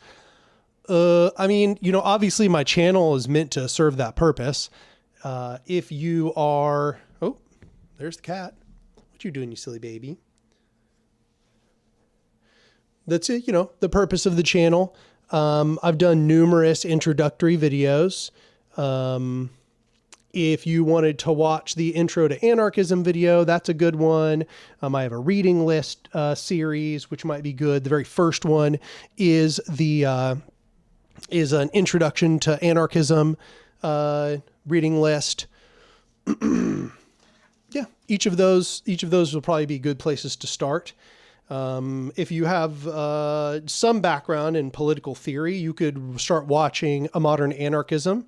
Those videos are a little more advanced, but you might still get a lot out of them. I think that they're a good place for you to learn the ideas of anarchism. Murray's over here just lazing in front of me. That's why my hand is out. He's being real cute. He's being sleepy today. Did I catch any of the cannabis discussion? I mean, I kind of saw y'all were talking about cannabis, but I didn't really see exactly what you were talking about.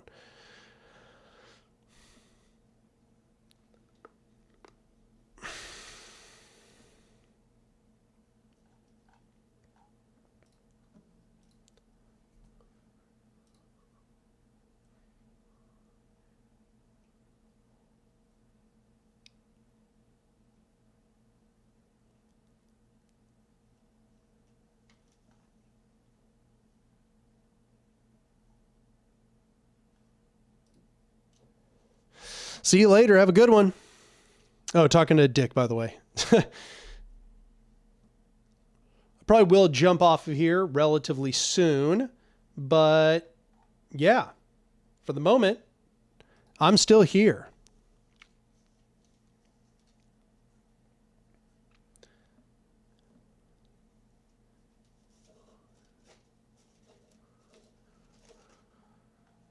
Hey, why are you ripping that up? Stop.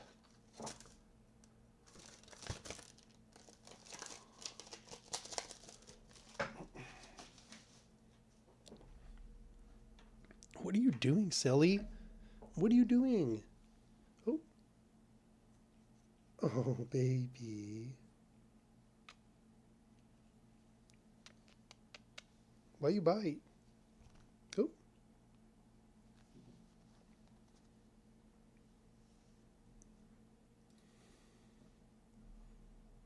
You want to sit up there? Okay, sure.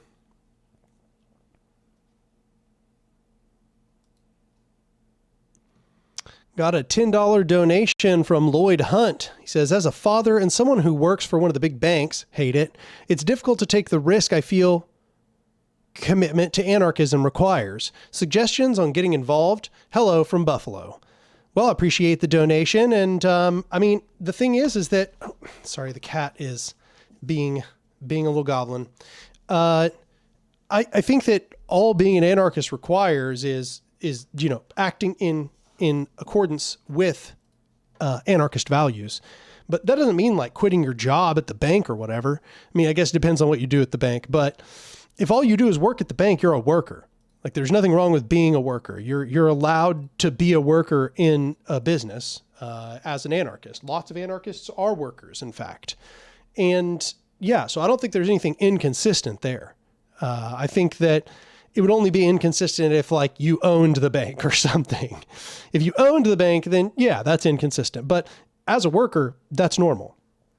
What would I say you should do as an anarchist? Well, you should join an anarchist organization if one's there, a horizontalist organization or a libertarian socialist organization. If not, spread the ideas however you can. That is to say, like hand out, zines to people, or spread the work of people who, like YouTubers, or on Twitter or on Facebook to people that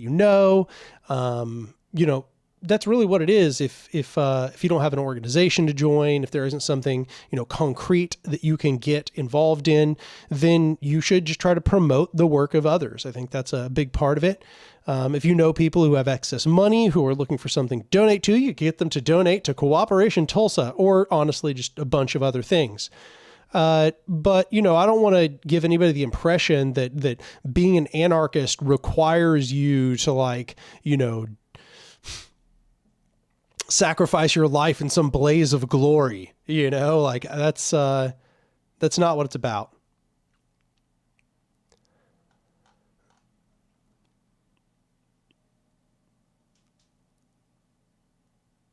Ismavolt. Oh, you've made it. Yes. The C&T remnants. Nice. There we go. And somebody said that we need a Murray emoji, but we really do. We should make a Murray emoji. There's so many cute pictures of Murray. Surely one of them can be used to make an emoji.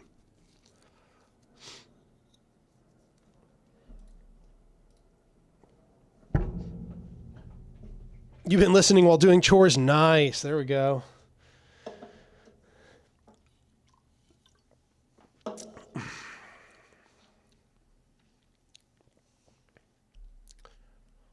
What's rent like in Tulsa? Cheap. Very cheap. One of the best, cheapest standards of living in the entire nation. One of the reasons why I am going to stay here for the foreseeable future, even if the economy tanks. Rent here is cheaper than anywhere else I'm going to go, except for probably some rural area.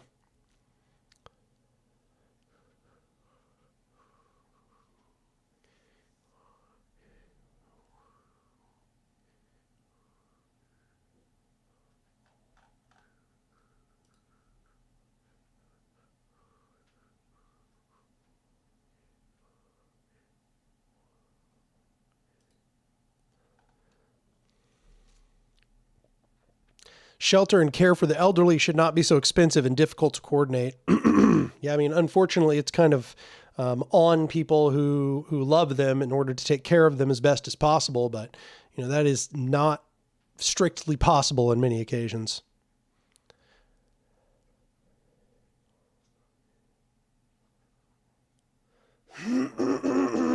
Excuse me, sorry.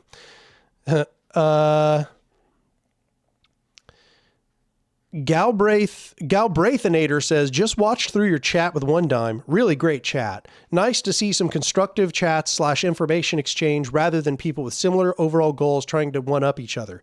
And that was great. I really enjoyed that discussion.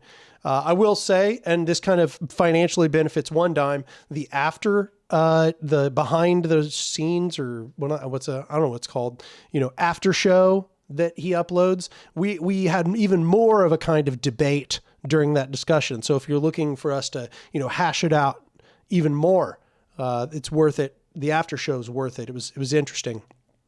The discussion that is on there with One Dime is a good discussion, but we didn't go like, excuse me, I'm going to have to take something. I'm just getting so much drainage right now, but it wasn't, as we didn't like go in on each other. We just kind of talked, and it was a good talk, but we debate a little bit more in the after show.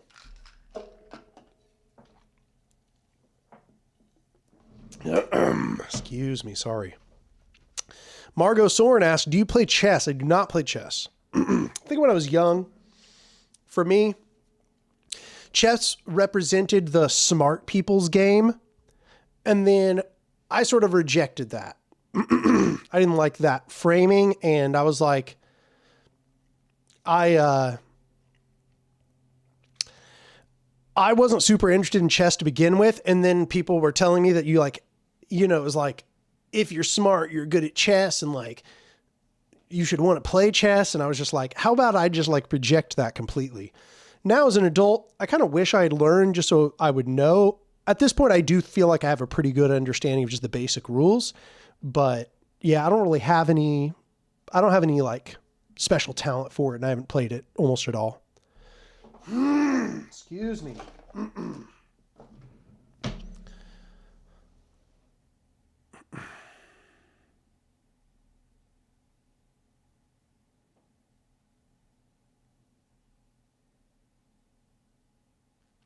A press asked, did he have any good rebuttals to anarchism? I haven't come across any substantial disagreements that weren't built off straw mans. I don't think his objections were straw men necessarily, but I think that they did presuppose that hierarchical methods would be superior. And so we had to have a discussion about the actual practicality of hierarchical methods. And I think we only really got into the meat of that in that after show, but it was really about the practicality of it. You know, he just thought it was more practical to have a hierarchical system that had strong separation or division of labor and so on. And we talked through it, but I wouldn't say that there was a few misunderstandings. You know, he had a few misunderstandings, but no, I mean, for the most part, he was just listening and developing new thoughts as he proceeded. So, my God, I'm going to mute the mic so I can clear my throat.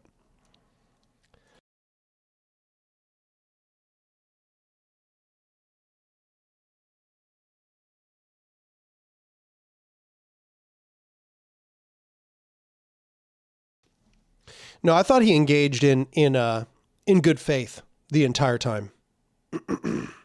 He engaged in very good faith. Thoughts on historical materialism?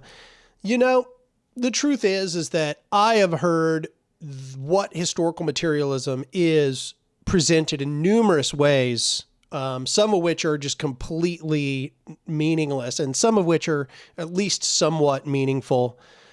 But I would say the interpretation which I think is most accurate to what was meant by historical materialism was the idea that class struggle is what defined historical change, right? History proceeded forth by the conflict between different classes, and the victory of different classes was the primary component that determined how things changed.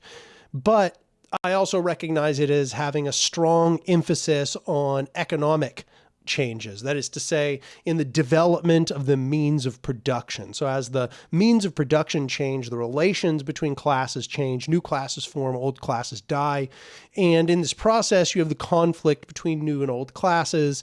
You also have the conflict between classes that exist, mediated by way of their relation to the means of production. That is to say, the ability to produce things economically. I find this to be very economically reductionist. And I think insofar as that what people mean by historical materialism is that, I would say my criticism is that it's economically reductionist. And that if we go and we look at the history of many struggles, we will see that they did not root only from economics. Now, I will say that if you look at very broad strokes over very long periods of time, I do think that this is one of the major factors. You know, obviously the development of means production, the development of technology more broadly, how that mediates the relation between classes, new classes being formed, old classes falling by the wayside, etc. That much, yes. I think that it's obviously the case that that determines a huge amount of how history progresses. But I think that it really underplays the amount that the desire for concentration of power is what really seems to be driving history. So what technology does is it mediates that ability to accumulate power for different people in society. You know, if you look, for example, at a monarchist or the monarch themselves, you can see that clearly it's not the case that the decisions that they make to conquer other nations, to subjugate their peasants and so on, is driven strictly by economic considerations. It's obvious that there are many other mediating factors.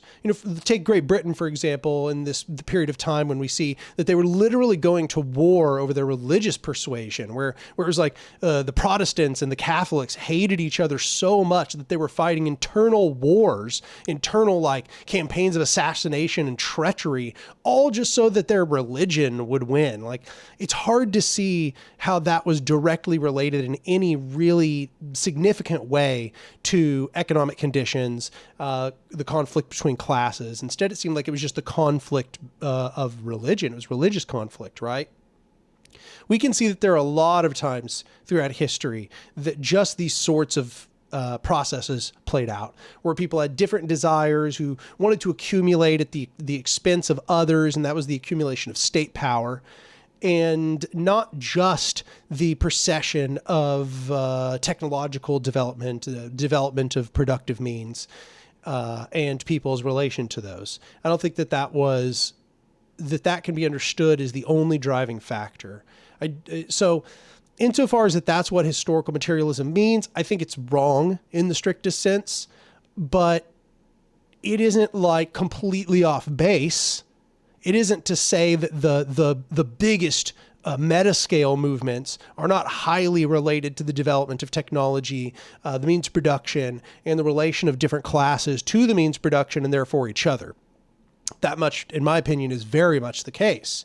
And we can see a lot of anthropological evidence suggests as much. A lot of historical evidence suggests as much.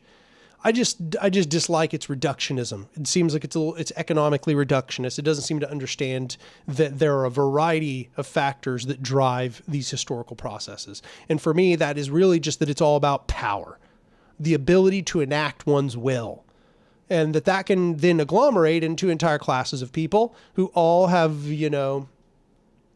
coordinating wills and desires as to what they want, and that these then lead to class interests, and that the relation to the means of production determines whether they do or do not have power. If you're a worker, obviously you have less power because you're a worker or you're a wage laborer, as opposed to being the owner of the means of production. That changes your relation, your power and how much power you have by a large amount.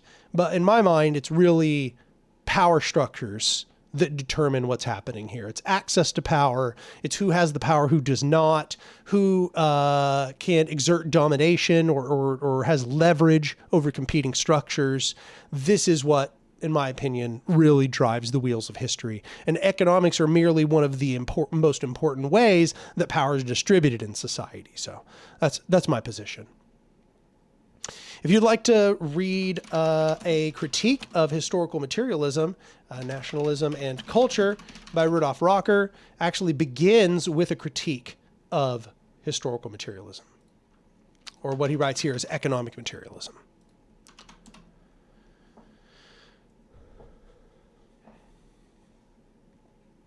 You're lousy said, have you ever heard of the militant kindergarten? It's an especifismo education program by the Center for Especifismo Studies. It just started and I'm really gaining a lot from it so far. Yeah, I've heard of it, but I have not participated. I would consider doing so. I'm just so busy that my head is like frazzled lately. It's like I have too many things to do. I'm being pulled in too many directions. So I need to not add any more obligations at the moment. Ismavolt says, a Cooperation Tulsa has had gardens, right? Have you started planting yet? We're going to start planting beans here soon. Yeah. The main one is that we actually have 2.5 acres. We will be planting on that very soon. We are starting to develop a bunch of infrastructure for an expansion. We are solarizing soil right now. We are going to plant a bunch of different stuff. So yeah, that'll be happening in the next few weeks. It's still pretty cold here in Tulsa.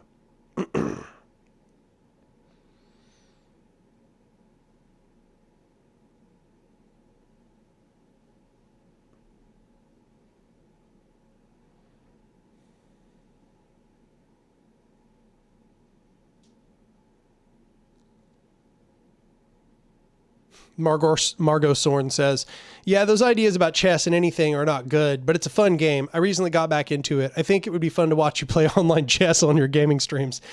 Yeah, well, I mean, you'd watch me suck at it probably. I have no basis.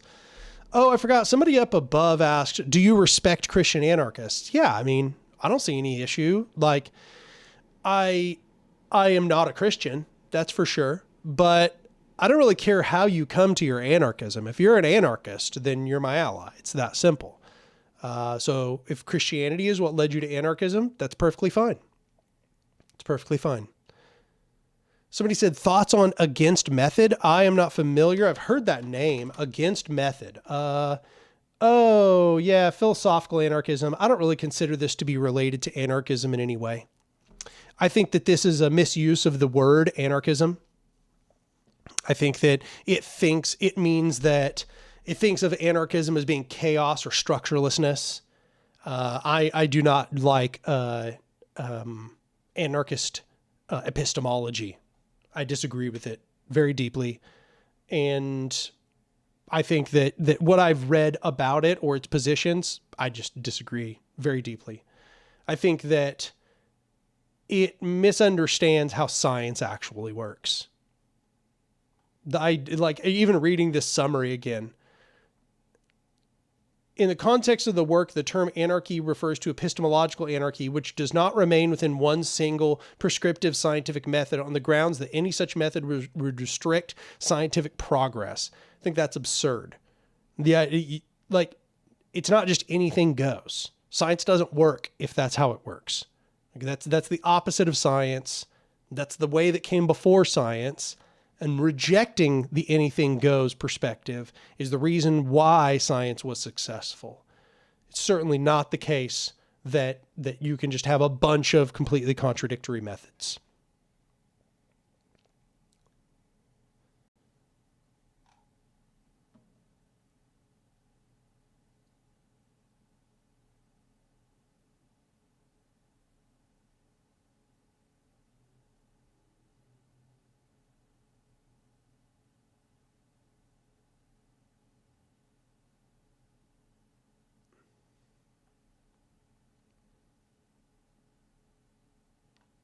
Sorry, I'm just reading through his page right now.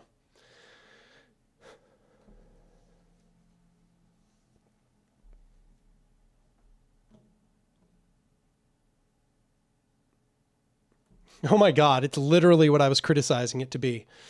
There is no such thing as the scientific method, and it is not appropriate to impose a single methodological rule upon scientific practices. Rather, anything goes, meaning that scientists should be free to pursue whatever research seems interesting to them. The primary target of Against Method is rationalism, or the view that there are rational rules that should guide. This is just absurd. This absolutely is just not only false, but if this were followed, would lead to no science.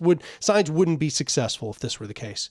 We should not have to contend with people who do not follow scientific methodology, basically trying to claim that their method is just as good. That's not the case. We would never achieve anything if we had to accept that everybody's method was just as good. Once again, that's what preceded science, and that's why for thousands of years we did not attain this rapid progress in that we see now in scientific methodology. The imposition, it emphasizes that it is the imposition of methodological rules that is rejected rather than the use of methods. If this were the case, we wouldn't have peer review. Like anti-vaxxers would be published in the same journals with people, publishing the results of vaccines and the use of vaccines. This would mean like in the same journal where we're publishing the results of the Large Hadron Collider, for some reason we also need to have somebody writing about theology or something, about how God done it, like how God did the stuff in the Large Hadron Collider. Like, it's absurd. I mean, you can't argue that there is no the bounds of acceptable methodology when it comes to science.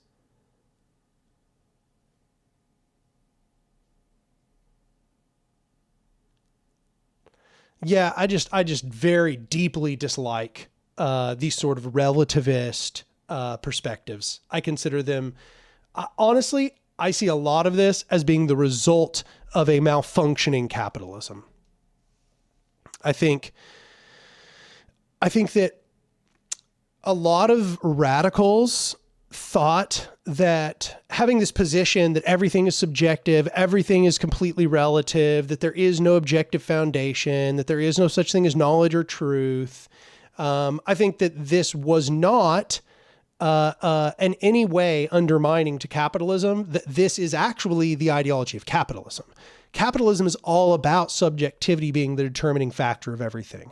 This idea that capitalism is purely based in modernist objective ideology is completely false. It is not true at all. Maybe historically it once was, but the way it manifests now, the way it manifests as of its height, like, no.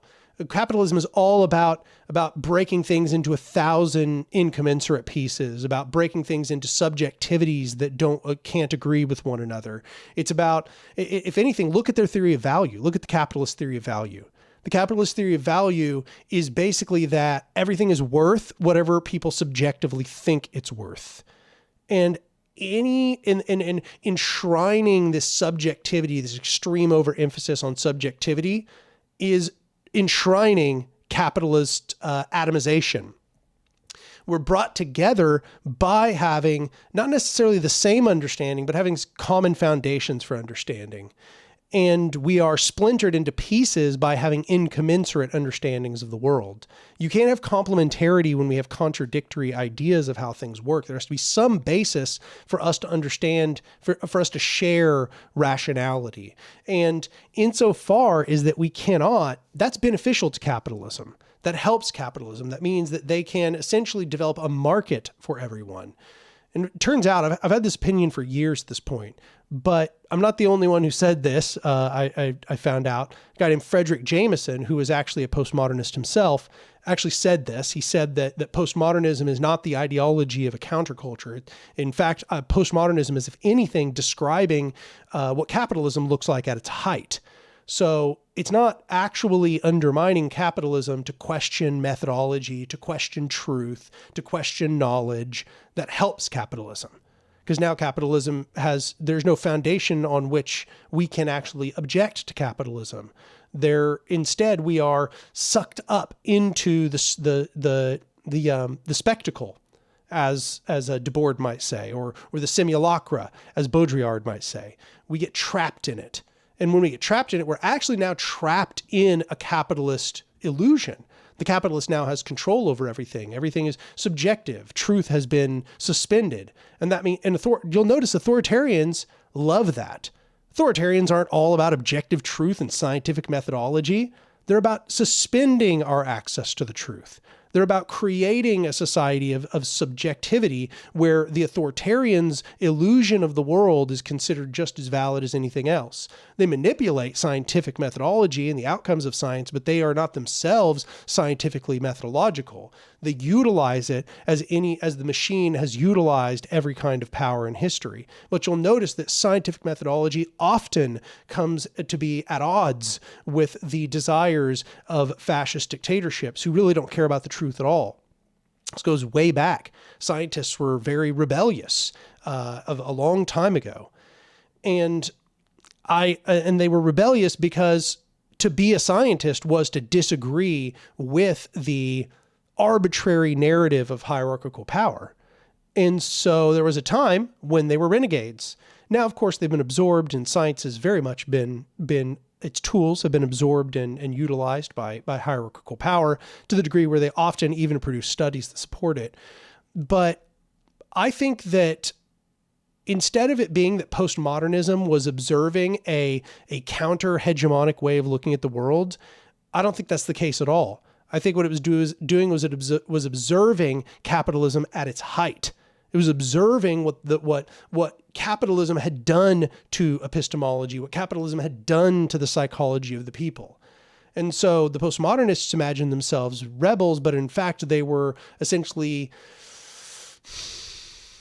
observing the unspoken ideology, the subjective value theory that was at the center of capitalism, and thinking they were rebels. So this is a big reason why I don't call myself postmodernist and I don't recommend postmodernism.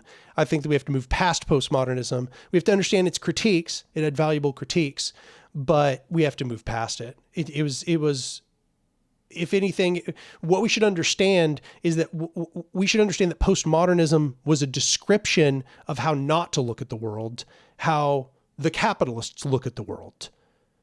And Chomsky said something kind of in this vein once. He basically said that if you believe that everything is subjective and that there is no such thing as good or bad, then why do you give a shit about a revolutionary future? Why do you even care about struggling against anything? If there's no reason to struggle against anything, if everything is subjective, just give in. Just buy into the system and be a good little pawn. There's nothing wrong with that because everything is purely relative and subjective. So just give in. Stop suffering. Stop experiencing so much misery. Who cares? Like, it doesn't matter. You don't need a revolution. You don't need an alternative future. If every position is as good as another. And I recognize that many people don't view that they don't think that's what postmodernism is saying. And, some authors aren't necessarily saying exactly that. But if you put it all together, it's like this author is saying partly that, but partly not. And this author is kind of saying the same thing, but in a different way, or like a flipped opposite. Like they're saying this is subjective. Object 1 is subjective. Object 2 is not. And the other person flips it. Object 2 is subjective. Object 1 is not. If you look across all of postmodernism, you essentially have arguments for everything being subjective, completely relative, all based on standpoint and viewpoint. I just don't believe that. I don't agree. That's not true. It's not. Look at reality. Look at reality. You'll see that it's not true. Like, there is an objective reality. There is no, if you believe in a pure subjectivity, you slowly devolve into like manifestation mentality, that your mindset and your views are what manifest the world somehow. That it's nonsensical. It's new age spirituality pretending to be philosophy, in my opinion. So I do not take the position. I'm not a postmodernist. I've said it many times. I reject postmodernism, but I do think that there were valuable critiques in there. I find a lot of value in Debord and Society's Spectacle and Baudrillard and the concept of the simulacra. I definitely think that these have some value, but mostly they have value because they are critiques of the way that this pure subjectivity has led to a fractured, deluded society that has no idea what anything is and can't tell what the truth is anymore. What we see is now this idea of a post-truth world has come to its full fruition, and it is in no way beneficial to rebels. It is no way beneficial to those who are revolutionaries. It is in every way beneficial to hierarchical power, which now has a confused populace that can't tell truth from fiction, that doesn't believe in objective reality, that believes everything is subjective and everything is in flux and confusing, and that nobody trusts any of the sources of knowledge anymore. All they do is they trust their intuitions. That's exactly what hierarchical power structures want. And so I'm done. I'm done with that. I've said it 100 times. I'll say it again. I do not believe in this concept that everything that I'm not saying that there is no subjectivity. There clearly is. Each individual obviously has a subjective experience. That's true. But if I get 5 people in a room looking at an object and they all see the object from a different direction, that doesn't change the object. The object still just is what it is. If we're all looking at a baseball and I over here don't see the stitches, but they over there see the stitches, that doesn't mean that when I see it without stitches, the baseball doesn't have stitches. The baseball has stitches whether I see them or not. And the other person who sees the stitches has a more accurate understanding of what the baseball actually is. I understand that you can see the stitches from every angle, but I think you understand the point I'm getting across here. The universe exists with or without us. If somebody were to Thanos snap all of humanity out of existence right now, the universe would continue to exist. And I feel like we've lost touch of that, and we think that it's radical or rebellious to think otherwise. It's not. And so somebody like, how do you say this guy's name? Feyerabend? What's his name? Feyerabend? Absolutely the opposite of everything I believe. Literally the opposite. And I don't think has anything to do with anarchism at all. Yeah, so that's my opinion. I could rant even longer. In fact, I've been writing a piece about this. I think that it essentially is a big part of the reason why we are in such a bad circumstance right now. Fire a bend. Okay, gotcha. Do I know any queer anarchist texts or authors? Yeah, totally. I mean, there's of course Queering Anarchism, which is an entire anthology of them, but I would also recommend Elisha Moon Williams, who's written several really good pieces. One's called Queer Social Anarchism, and one of them is called Queers with Guns. Highly recommend both of those. Queer Social Anarchism. So let's go find it. Queer Social Anarchism. But yeah, Elisha Moon Williams, she's written a few. I'll link it here in chat. Boom.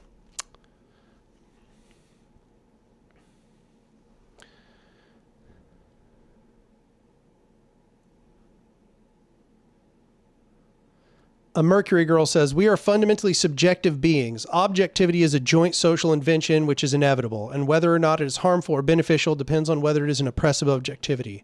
Yeah, I don't agree. Objectivity literally has nothing to do with social invention. Objectivity is, by definition, that which is not reliant upon social invention or subjectivity. It may be affected by people's subjectivities, which is to say their subjectivities may drive them to do particular things which change objective factors, but objectivity has no contingency upon subjectivity. Subjectivity is a result of the limitation of us as observing beings and has no effect on the universe whatsoever, in my opinion. The universe simply is, and we are in it, and we have limitations, therefore we have subjectivities.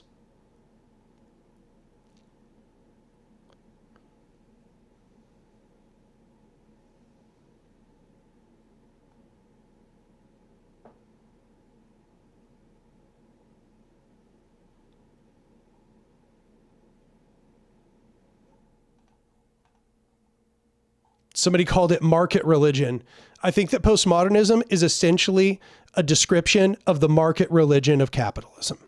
That's my position. And I've been saying it for years, but once again, I guess I'm not the only one. That's also the opinion of this guy, Frederick Jameson.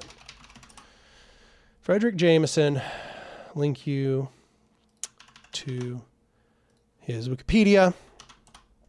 I read two pieces he wrote about this topic.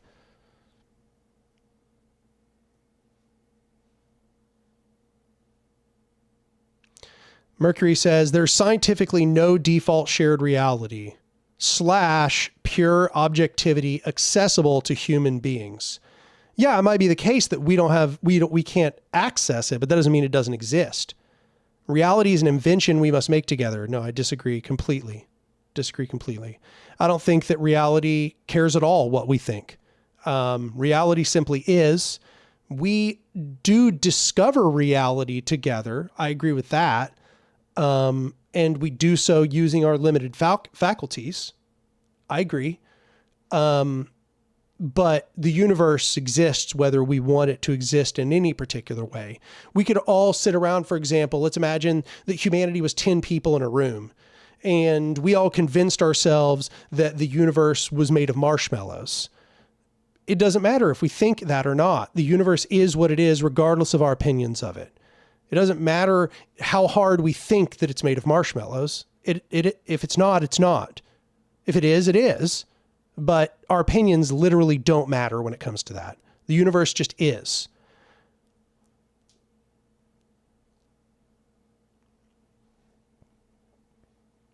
How do we know we exist? That it exists if we can't access it? Well, I mean, here we're just kind of getting into the devolution back into, I think, therefore I am, and we're back to Descartes and, skepticism of existence. That's understandable that somebody could kind of go through this devolution and doubt.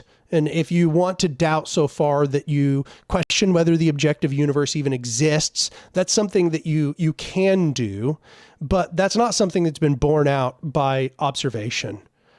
I think that if we look, it's like, imagine this. We've got two hypotheses. Hypothesis one, The universe is objective and we have to study it to understand it. And the other one is objectivity is a result of our subjectivities. The latter would bear out different results. The universe would act different. It would mean that if you got different researchers, say you got two groups of researchers. One group of researchers believes that when particles collide, X happens.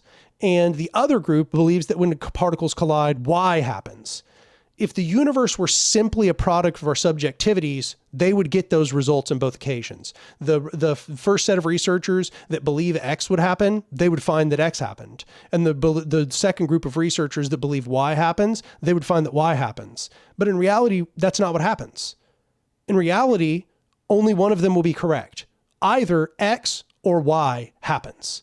Particles don't pretend to act different depending on what you think about them. And it doesn't matter what subjectivity you hold, the universe simply works as it does or not. Like, you might say that there are subjective factors, which obviously when it comes to social reality, it's clearly the case that things can become very distorted.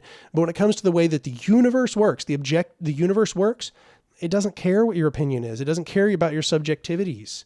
The universe there is no wiggle room on this. This isn't a question that people can imagine one way or another. Like, it is the way it is. And the more you study science, hard sciences, the more you'll see I'm right. There is no way out. You can't wiggle out. The universe simply acts the way it does. And yeah, our subjectivities, we are limited measuring tools. We can't understand everything. We can't see everything clearly. Our subjectivities definitely get in the way of our ability to understand what's happening around us. But our subjectivities do not reconstitute the universe. Mercury Girl says, we are the universe. We are a part of the universe. A very, very, very, very, very, very, very, very small part of the universe. But yeah, we're a manifestation of a tiny, microscopically small chunk of the total energy of the universe, which is observing itself in a sense. But we are not the whole universe. Our subjectivity does not in any way change the way the universe works. You know, imagine, for example, that everybody on Earth right now stopped believing the moon exists. You know, let's say it's the middle of the day. I mean, I don't know how this would even work because that's a nonsensical concept, but let's imagine everybody is somehow only on the light side of Earth and they're not seeing the moon and everybody just stops believing the moon exists. That will not change anything about the moon. The moon will still exist. It doesn't matter what we believe. The moon exists with or without us. We are a product of the universe. The universe is not a product of us. The universe existed for billions of years, untold billions of years without humans. It doesn't need humans. Humans do not manifest it. It is with or without us. We are privileged to have arisen within the universe and to be able to observe it and to understand it in some sense. But it doesn't care what we think because it doesn't have a mind. Its only mind is us, and here we are with these limited subjectivities, trying our best to understand the universe as best we can, but we're limited. We're tools that have strong limitations to our scope, to the fidelity of the information that we gather. The information we gather is flawed by our subjectivities of expectation. It's flawed by the scope of our ability to see everything within the data set. We are limited instruments, and in that limitation, subjectivity arises. And it's not to say that what is being seen in that subjective aspect is false by its very nature, but it is limited. It should be understood as a limited data set, not as itself reconstitutive of reality. Reality doesn't care what we think about it. It simply is one way or the other. The moon's not going to disappear if we all stop believing in it. And this can be seen in the fact that when we go and we look in a telescope out in the universe, we see that the universe has been doing stuff for billions of years before we observed it. Billions of years before we observed it. And that just really makes no sense if the universe came from our beliefs about it. The universe doesn't function at all by our beliefs. In fact, there never would have been a scientific revolution. The Copernican revolution never would have happened, because when the Christians looked up at the sky, they would have seen the Christian world, because that was their belief. There was nobody around that believed other than like Copernicus and a few small chunks of the total of humanity. Maybe 3 people believed that the universe was like Copernicus described it at that time. And yet, it didn't matter who you were. It didn't matter what you believed. There was an entire, all of these millions of humans, when they looked up in the sky, regardless of what they believed, they saw what Copernicus said. And that's because the universe doesn't care what we think. The universe just is. And over time, it has been borne out more and more that Copernicus was correct, because Copernicus was just one of the only people brave enough to look at the universe as it was, to use a methodology that abstracted his subjectivity, that got his subjectivity out of the circumstances, and instead allowed him to look at things clearly as they were using a scientific methodology. So, yeah, I don't know. I'm just studying science more and more disabused me more and more of subjectivist conceptions of the world. And I just don't think there's any place for it at this point. I think that when it comes to social phenomena, what people experience in their lives, their feelings, their experiences of interactions with others, obviously that's kind of just valid by the very experience of subjectivity, right? Like, if I'm experiencing someone being cruel to me, I'm experiencing someone being cruel to me. That's an objective fact. I'm experiencing someone being cruel to me. Does that mean they are? I don't know. It's another matter. We would have to analyze all of the aspects of the system, but I don't know. I think that we have gotten absolutely high on our own supply when it comes to this shit. I think we've gone so far off the deep end on subjectivities that people sound like they're talking like neo-spiritualist, like manifestation stuff, like they're crystal girls or something, right? Like they really believe that they manifest reality. And I just could not disagree on any stronger terms. We do not manifest reality. We act. And in acting, that changes reality. Acting changes reality, but opinions don't change reality. Observation doesn't change reality.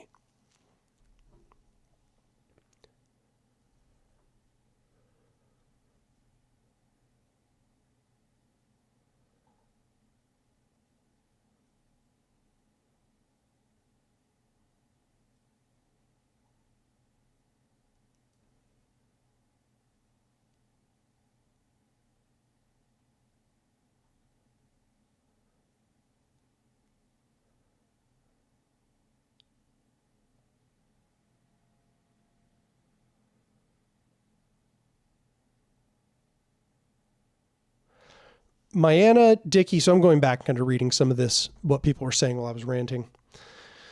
Myanna Dickey says, objective facts do obviously exist, but do you think objective morality exists, and where does it come from? That's a whole other topic. I mean, I think that, that's related, but I think it's not exactly what I'm getting at here. I think that, yeah, in a sense you could say so, insofar as that humans have particular needs, and those particular needs create a system of shoulds and should nots.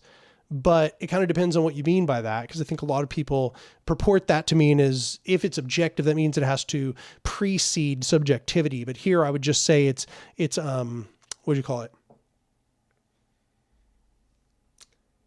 It's a meta subjective, or it's meta ethical based on looking at the conditions of the system. But that's a whole other topic. I'm trying, fair enough, but not where I'm trying to get at right now. A Mercury Girl says, we are the universe attaining subjective perception of itself. Sure. At least a small portion of it. Agreed. I'm not saying there isn't truth. I'm saying the dichotomy erected between the subjective and objective is a modern turn of capitalism. I guess it depends on at what level are we talking about? Because it's like, obviously subjective, people can be subjective. subjective information is information that arises out of just the subject's perception. And that is objective, but only about that subject.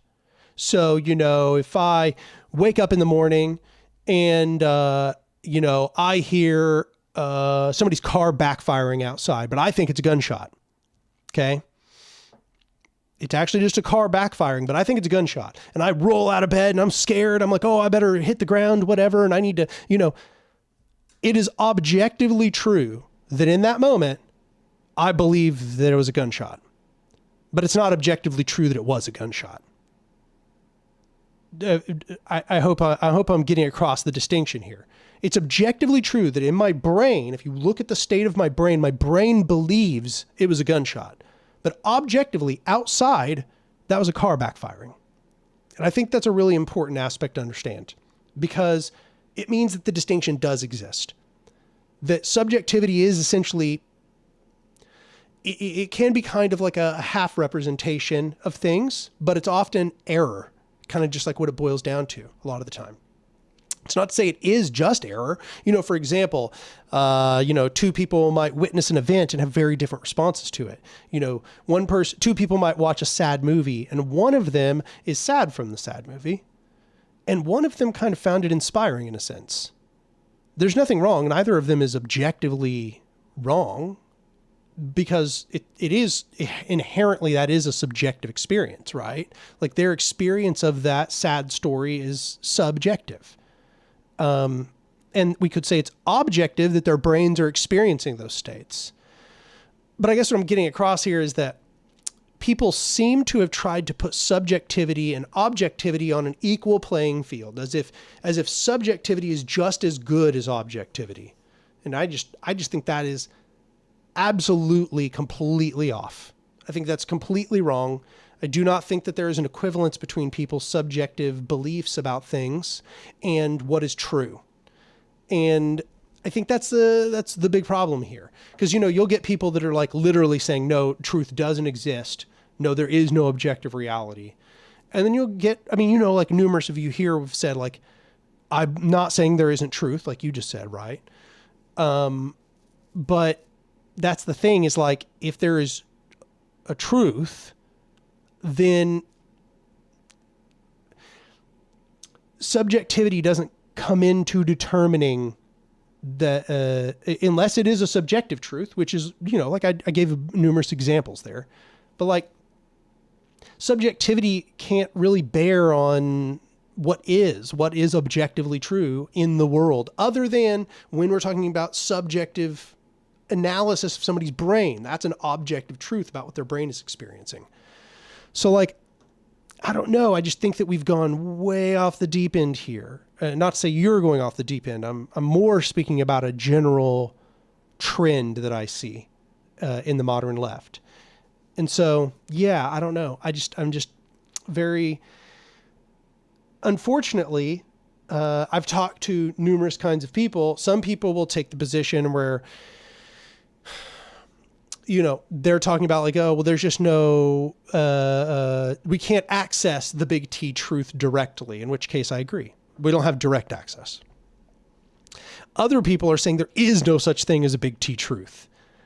And that's a completely indefensible position as far as I'm concerned. Completely indefensible.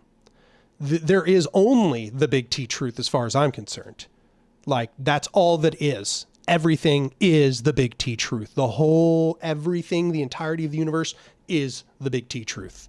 We are the ones stuck with our bad measurements. That's our problem. The universe doesn't care about any of that. Okay, so then Huitaka says, you're talking about universal physical reality, but what matters is the social realities that people create. Some think that capitalism is the ultimate reality and that even cannot be changed. Yeah, no, I think that's a good distinction to make.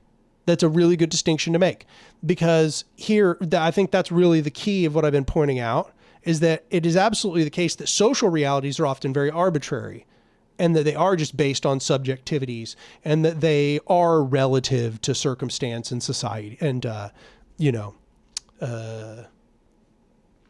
the interrelatedness of people, community beliefs, etc., people's orientation within particular environments, the histories that they came up in, their religious beliefs, etc. I agree with you. That's all really contingent. Social realities are very contingent. But the problem is that I find a lot of this rhetoric that should maybe accurately be just applied to social realities, for some reason ends up getting applied to everything, like we see with Feyerabend in the discussion that started this. This idea that, there is no methodology that brings us towards truth, that every methodology is kind of just equally as good and should all be mixed up in the process.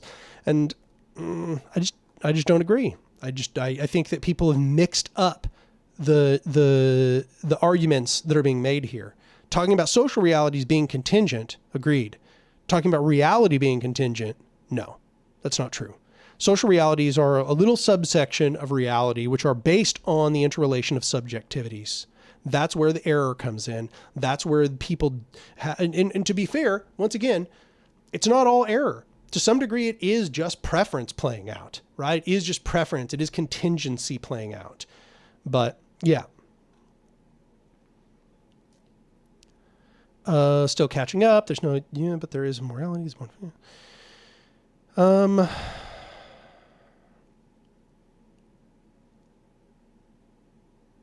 Hypnosis says, I agree that this is true, but anti-realism just says that we cannot assume this to be true. We can prove it with evidence, though. Oh, it refreshed.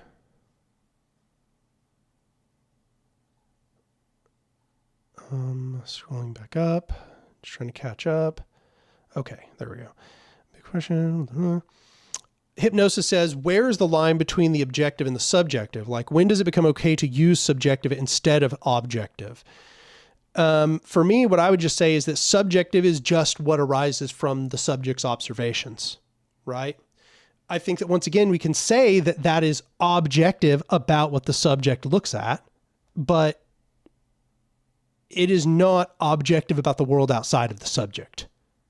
It's a description of what the subject observes. And that's not bad, and it's not wrong inherently either. It's not inherently wrong. Just because it is the subject experiencing it doesn't mean that it's wrong inherently. Once again, I gave a few examples, but art is an excellent example, right? Where it is based in an enormous amount of subjectivity. But yeah. So let's see here.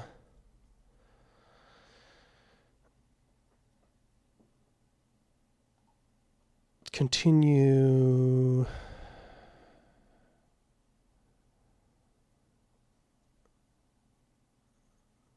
Creator says, quote, observations do not change reality. Quantum mechanics would like to know your location.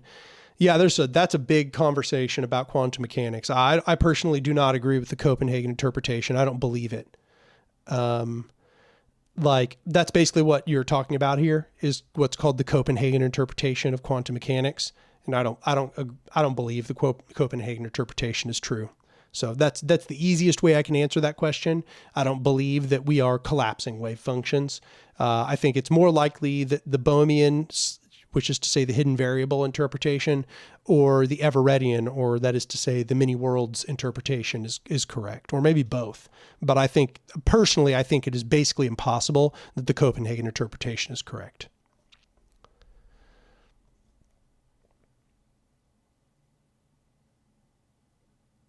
Mercury Girl says, there are anarchist mystics who are fundamentally important to this movement, emotional, subjective, or spiritual relationship to the universe, not only as a place in anarchy, but as vital.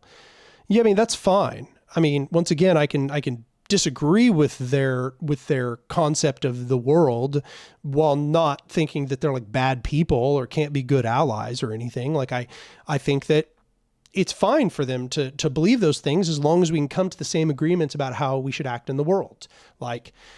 Personally, I don't really care what a person believes as long as they act as anarchists. As long as they are anarchists, as long as they are libertarian socialists or whatever, as long as they oppose hierarchy, I'm not super worked up about how they got there. I do have critiques. I still have criticisms, but upon purely philosophical bases. Right? It's not to say that this makes them immoral. It's to say that I think that this way of looking at things is wrong, Not to say what you just said there specifically, but what I've been presenting, I think that way of looking at things is wrong. But I can disagree with somebody. I can think that they're wrong without also thinking that they're not my ally. We don't have to agree on everything in order to work together.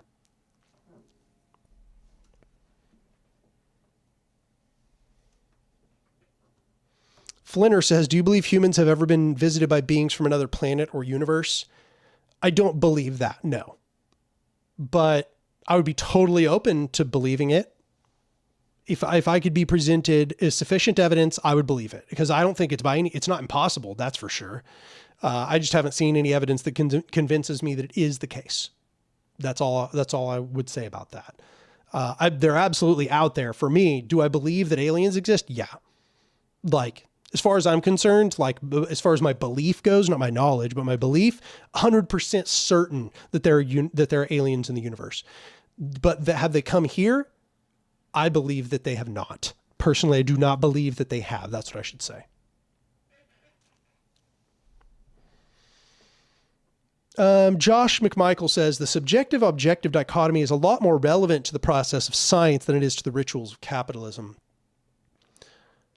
I could see that perspective, but I will say that I don't think that's necessarily true, given that we can see in the distinction between capitalist value theory and, say, Marxist value theory. We can see a distinction between the subjective and the objective.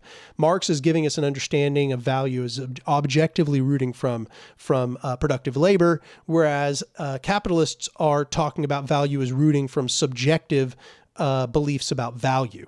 Right? So basically that value comes about by subjective expectations of utility. It's essentially what they say. Sometimes called the utility, I think they call the utility, the theory of value, something like that.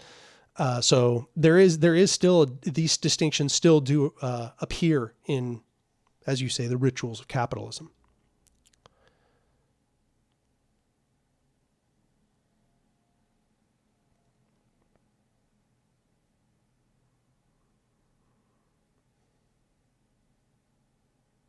Long Defiant says, do enough subjective observations create objectivity?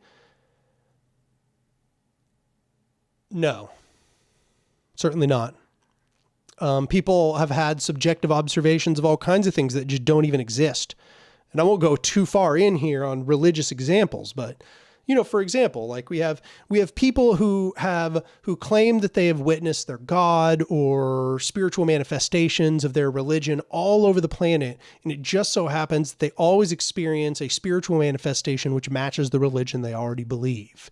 Right. For some reason, people in India, when they have near-death experiences, they see something that is congruent with Hinduism. And for some reason, when people in the United States have a near-death experience, they see something that is congruent with Christianity, and so on.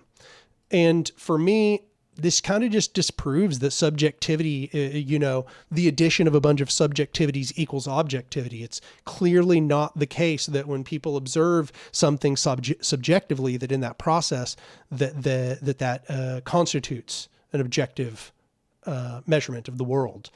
I don't think so. I think that's the reason why science is important. That's why the scientific methodology is important, because it allows us to discern the difference between our subjective desires, beliefs, etc., and what is in the universe. It gives us a methodology for discerning the two.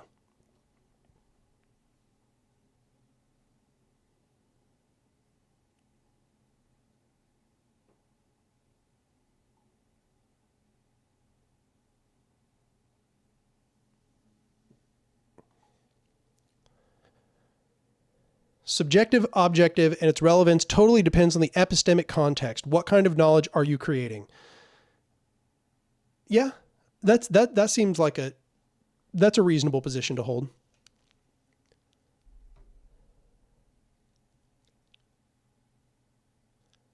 Aesthetic knowledge, for example, what is beauty, what is art, how does one produce art, relies more on subjective inputs than objective. The production of scientific knowledge attempts to remove subjectivity. Yeah, I agree with that.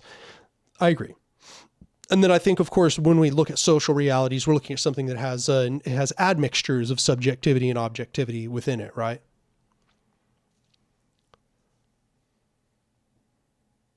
Mercury Girl says the subjective and the objective are like yin and yang. They are in syzygy. We are never exclusively one or the other. We are the paradox of neither and both. Yeah, I mean, I could see that perspective. I don't think that our subjectivity necessarily ever observes anything objectively, or rather, I don't think we can ever be certain that our subjectivity is looking at an objectivity. I think that's hard to parse what I mean by that.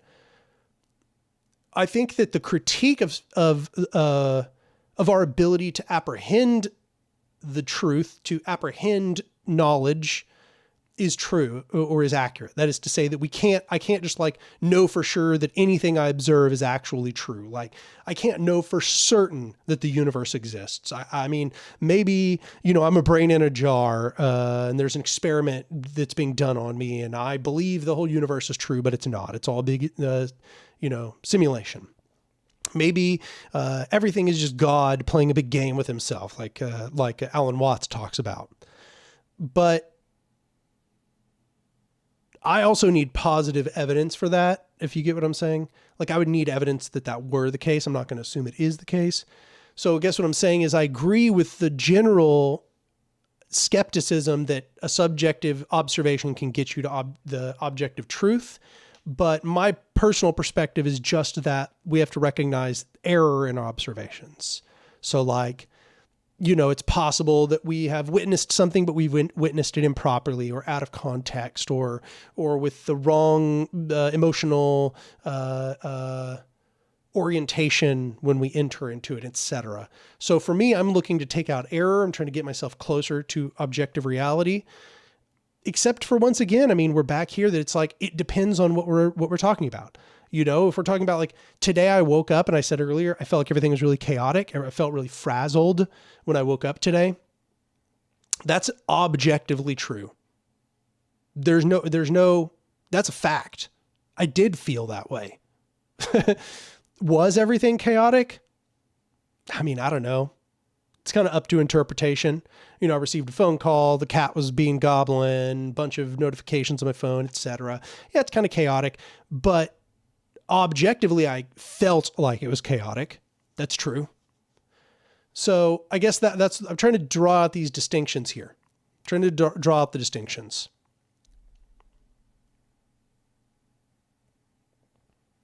Do you think math is discovered or invented? Oh, wow. I don't know. That whole topic is big. It's a big topic. And honestly, I've gone both ways on it. So I've kind of, having used a lot of math and studied a lot of math, I still don't feel settled on it. I don't know the answer to that question. Some part of me says that some part of it is discovered, but that the framework, or I guess I should put it this way, the dynamics that math describes, we're discovering those dynamics, but the language we are using to describe them is invented.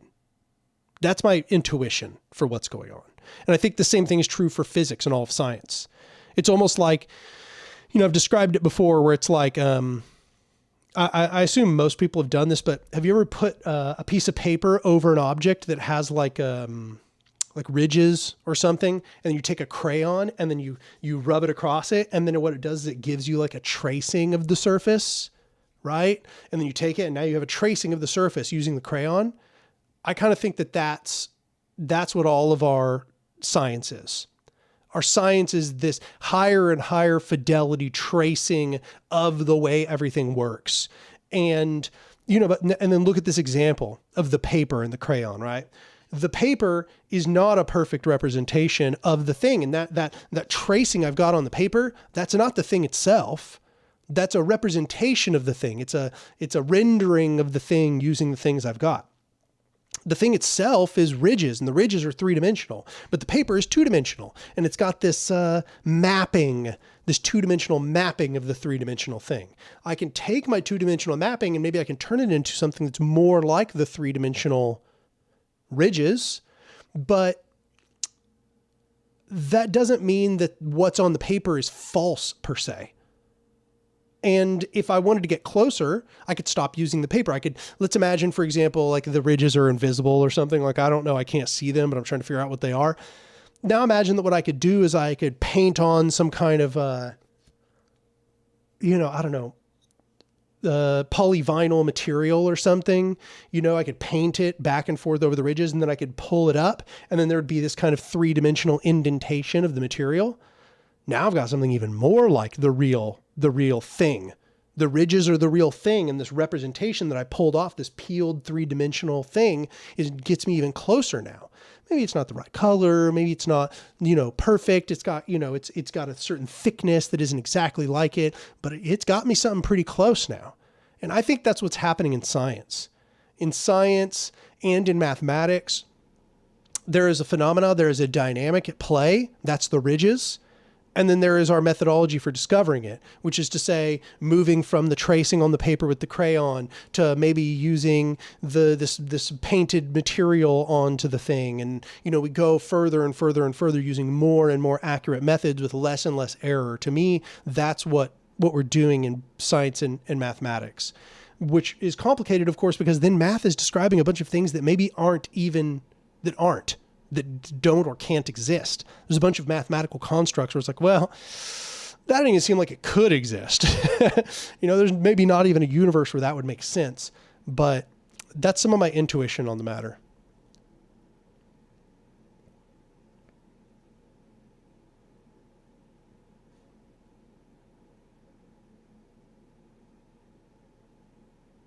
Somebody asked if I'm a determinist. Yes, I'm a hard determinist.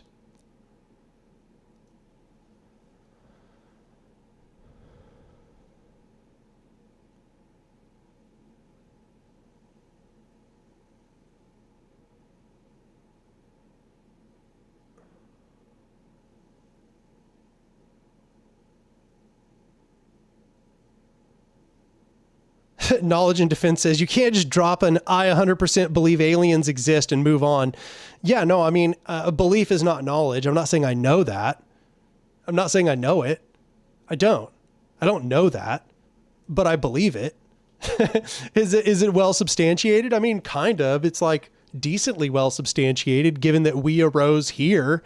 Like, I don't think that when you look at the enormity of the universe, our conditions probably don't only repeat once. They probably repeat billions of times. So like, why would it only happen here? It just seems extremely unlikely. But we're just talking about belief here. Yeah. I mean, I believe aliens exist for the reasons stated.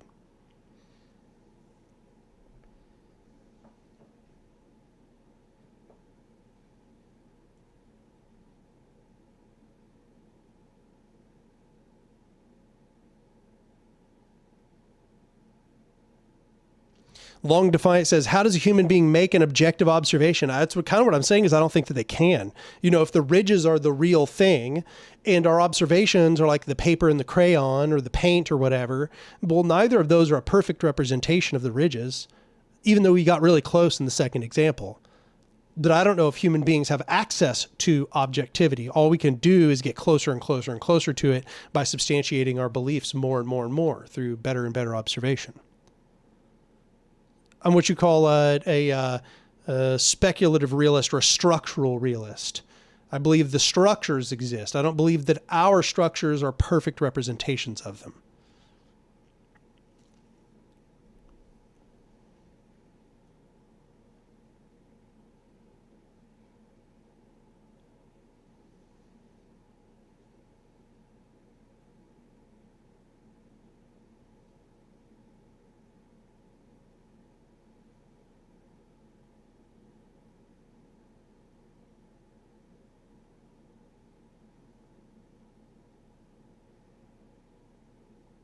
Steve McNelly says everything goes through a filter. Yes, that filter is what I consider subjectivity. That's what I think of as being subjectivity. Subjectivity is limitation. Subjectivity would become objectivity if we were the universe, but then that would annihilate self. Self arises from the limitation of being a small chunk. I don't think you can be everything and have self. I think that those are dichotomous in a sense. If you were to become everything, yourself would be annihilated in the process.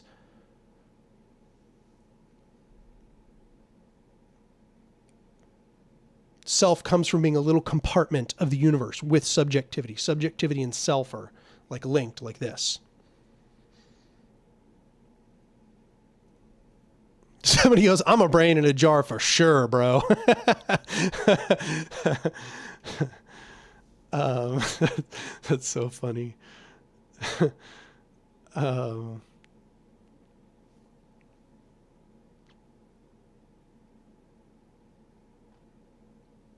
Dang, I like how this topic has got everybody talking. Like, chat is jumping right now. It's so funny of all the topics.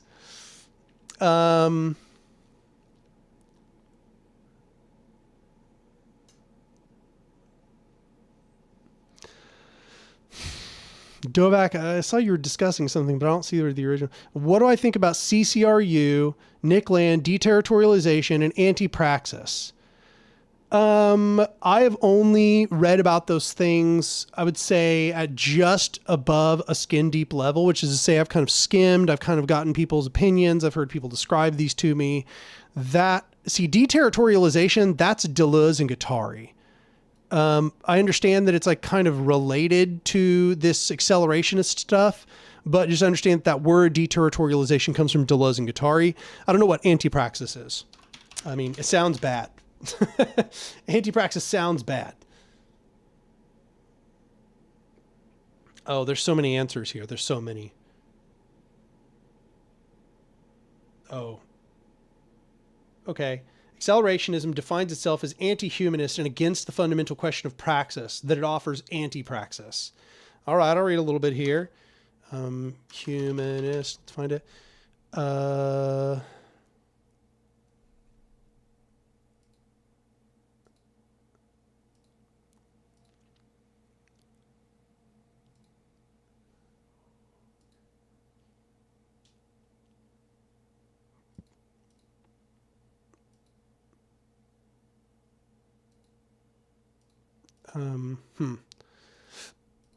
I don't know. I still didn't get really a good answer from that. If somebody wants to link me something, I'll read about it. But deterritorialization is interesting. Territorialization, deterritorialization, reterritorialization. I don't know enough about these topics to give you a good answer to that.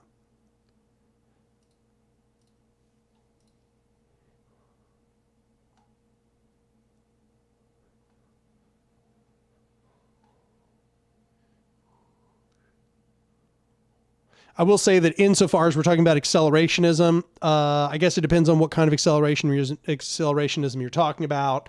If you're talking about accelerationism just in the sense that they believe everything is accelerating, I find this to be kind of a trivial observation. I don't know why people get so obsessed with it.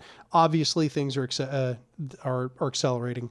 Is that good? No, not apparently. We're talking about accelerating into a dystopian nightmare. So we should be fighting against the acceleration of hierarchical power.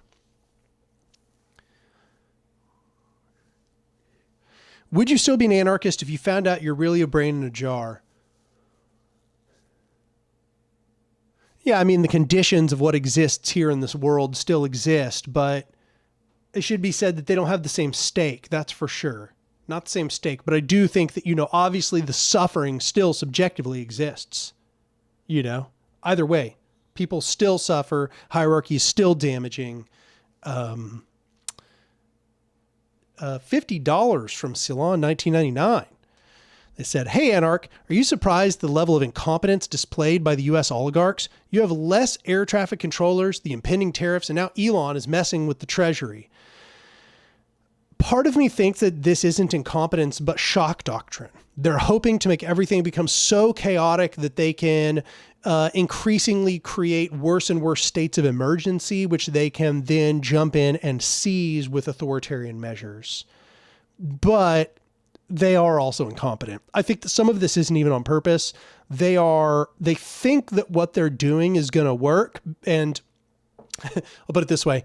It's like, this is the wet dream of the right wing that they've been waiting for decades, ever since the New Deal passed. Essentially, this is what they've been hoping they could do.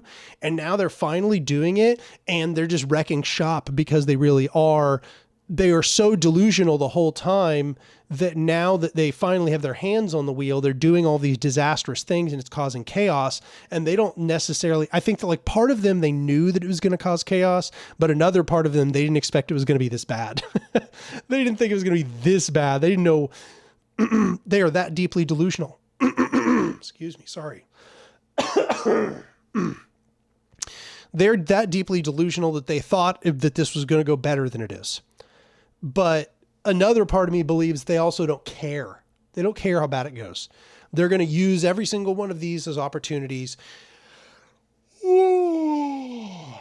Excuse me. They're going to use every one of these as an opportunity to do more damage.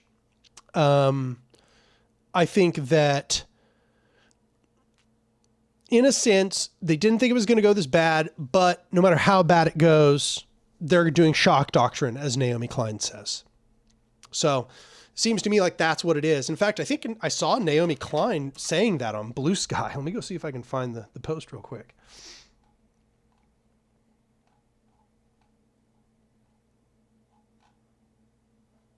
Yes, here we go. Naomi Klein. Hey, Blue Sky, I'm excited by all the energy coalescing on this platform. Oh, yeah. Trump is a rolling shock machine, which is a recipe for keeping us scattered and reactive to the latest shocking news. There will be moments when we need to react forcefully and meaningfully to protect one another. Yeah, she's referencing her own work here. She's basically saying that, that's his whole purpose. She calls this the shock doctrine. She says that it's a big part of imperialism. So you essentially shock the culture, you push it into chaos, and then that allows you to imperialize that culture. But here, of course, we're talking about internal imperialization. So they're trying to put us into shock so that we can't respond properly, so that they can do, internal imperialism is the wrong way to put it, but, internal colonialism is what it's sometimes been called. So I think that's a big part of what's going on here. This is purposeful, but also they are incompetent in the sense that even it's getting a little out of their own hands even. But they intend to rein it all back in with force of violence, with domination.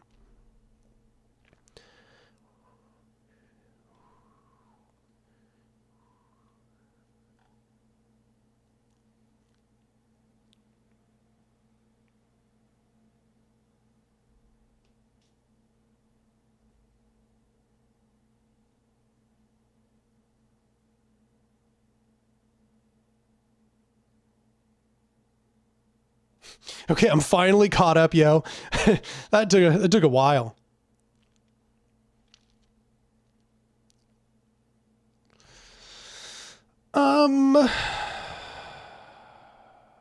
Dovak asks, how would you argue with fans of Nick Land calling themselves leftists and trying to push their ideology on you? You should show me the arguments. Because all I've ever heard is them being like, you don't understand accelerationism. They don't even make arguments for the most part. The only arguments I've seen them make aside from that is that everything's accelerating and there's nothing we can do about it. It just sounds like doomer nonsense. But yeah, you should, if you want to send me their arguments, I'd be interested to see what they say, because what my experience is, they don't even make arguments. They're just doomers. Knowledge and Defense says, do you think the labor theory of value should determine item costs in a communist society by labor notes? This seems to contradict Kropotkin's main point of evolution from anarcho-collectivism. I don't know, honestly. I'd be open to seeing the experimentation, but it doesn't seem like that's really going to work. Once again, though, I'd be open to seeing the experimentation on it.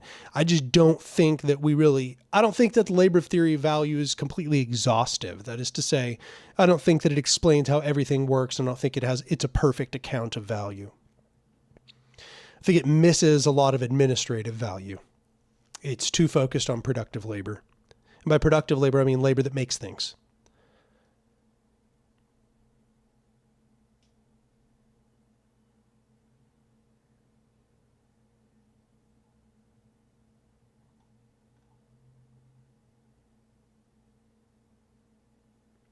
Hadim says, what text would you recommend to get into the hard sciences, math, physics, chemistry, etc.? You should read Big Bang by Simon Singh.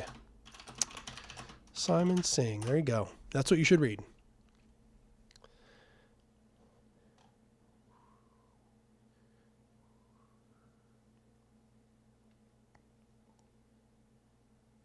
A Mercury Girl says, yes, self is limitation. We need to embrace and love that. We are all little subjectivities, and we don't love that about ourselves.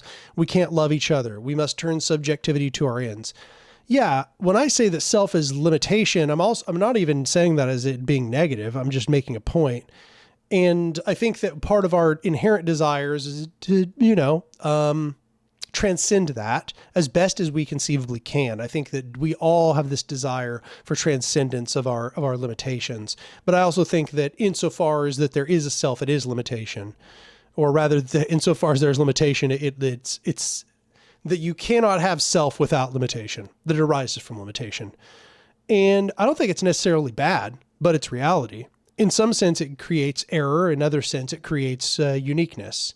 So I don't think it's not necessarily bad, and I don't necessarily love it, but I don't hate it either. I think it's just one of these things, it's like, I don't love or hate fire, if you get what I'm saying. Fire just is, fire can both burn down an entire region, but it can also warm people as they are in the freezing cold. It's a phenomena. It's neither good nor bad. Riley asks, do you listen to From the Periphery? They're a media group and they recently had an episode with Naomi. I have not heard them before.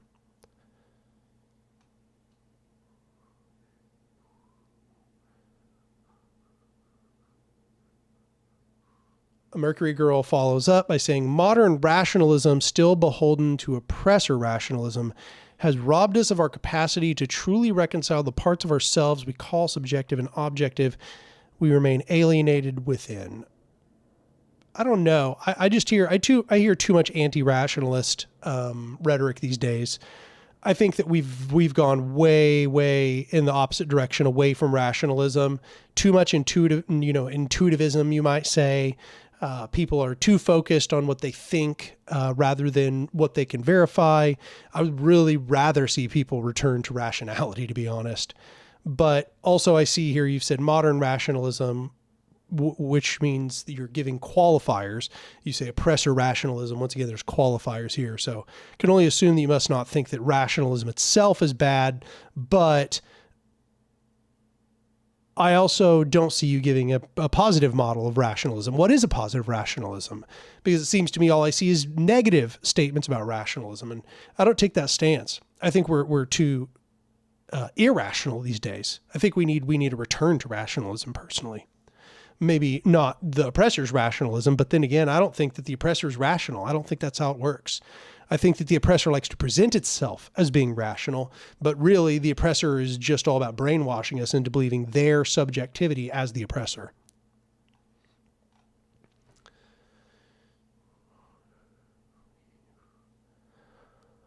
Luke Johnson says, hi, Anark. Your videos have been a huge inspiration for me, and I've decided to get in contact with horizontal orgs in my area, and I'm going to build a massive permaculture farm with land that I kind of own. That's awesome. I'm super glad to hear that.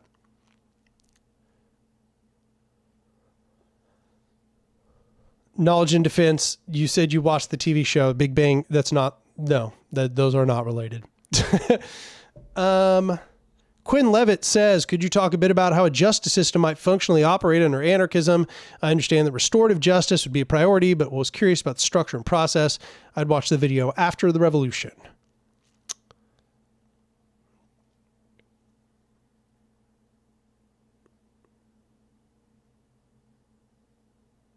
Dovak, referring to what I said, they always just say, you don't understand accelerationism.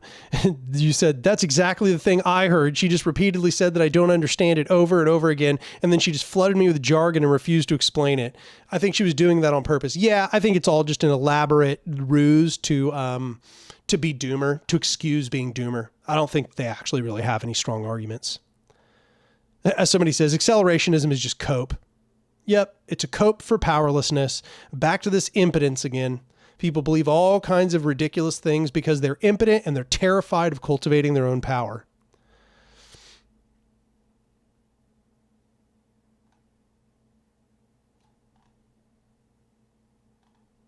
Knowledge and Defense. Okay, good. I'm glad you're joking.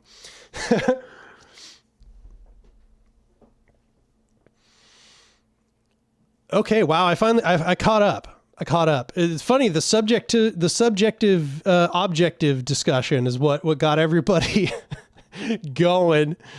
That's so funny.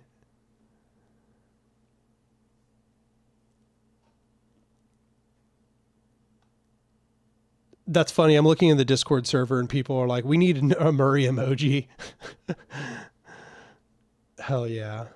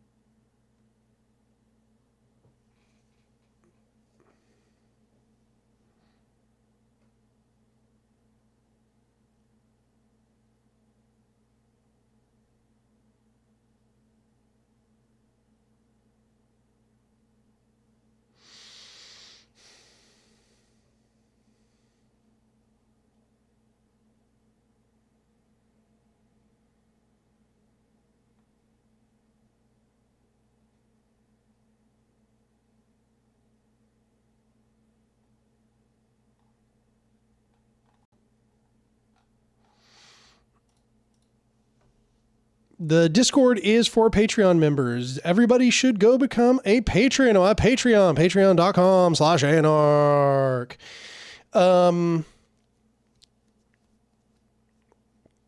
Yeah, I'm thinking we're coming up on the end of the stream. That's 5 hours. I'm starting to get a little bit tired. I'm definitely ready to eat dinner. We had a really good discussion, though. I think we did really good.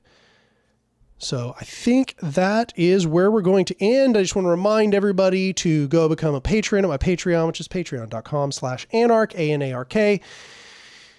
Then you should also go to Means TV. You should become a subscriber to Means TV. Don't forget to use my affiliate code, which is Anark. Also, I think there's just a link in the description that just takes you straight there and just automatically inputs the affiliate code. I think that's it. Well, it was good talking with everyone. Seems like we had a pretty good one. I was a little bit frazzled today. My brain was a little bit everywhere, but I think we had a good one.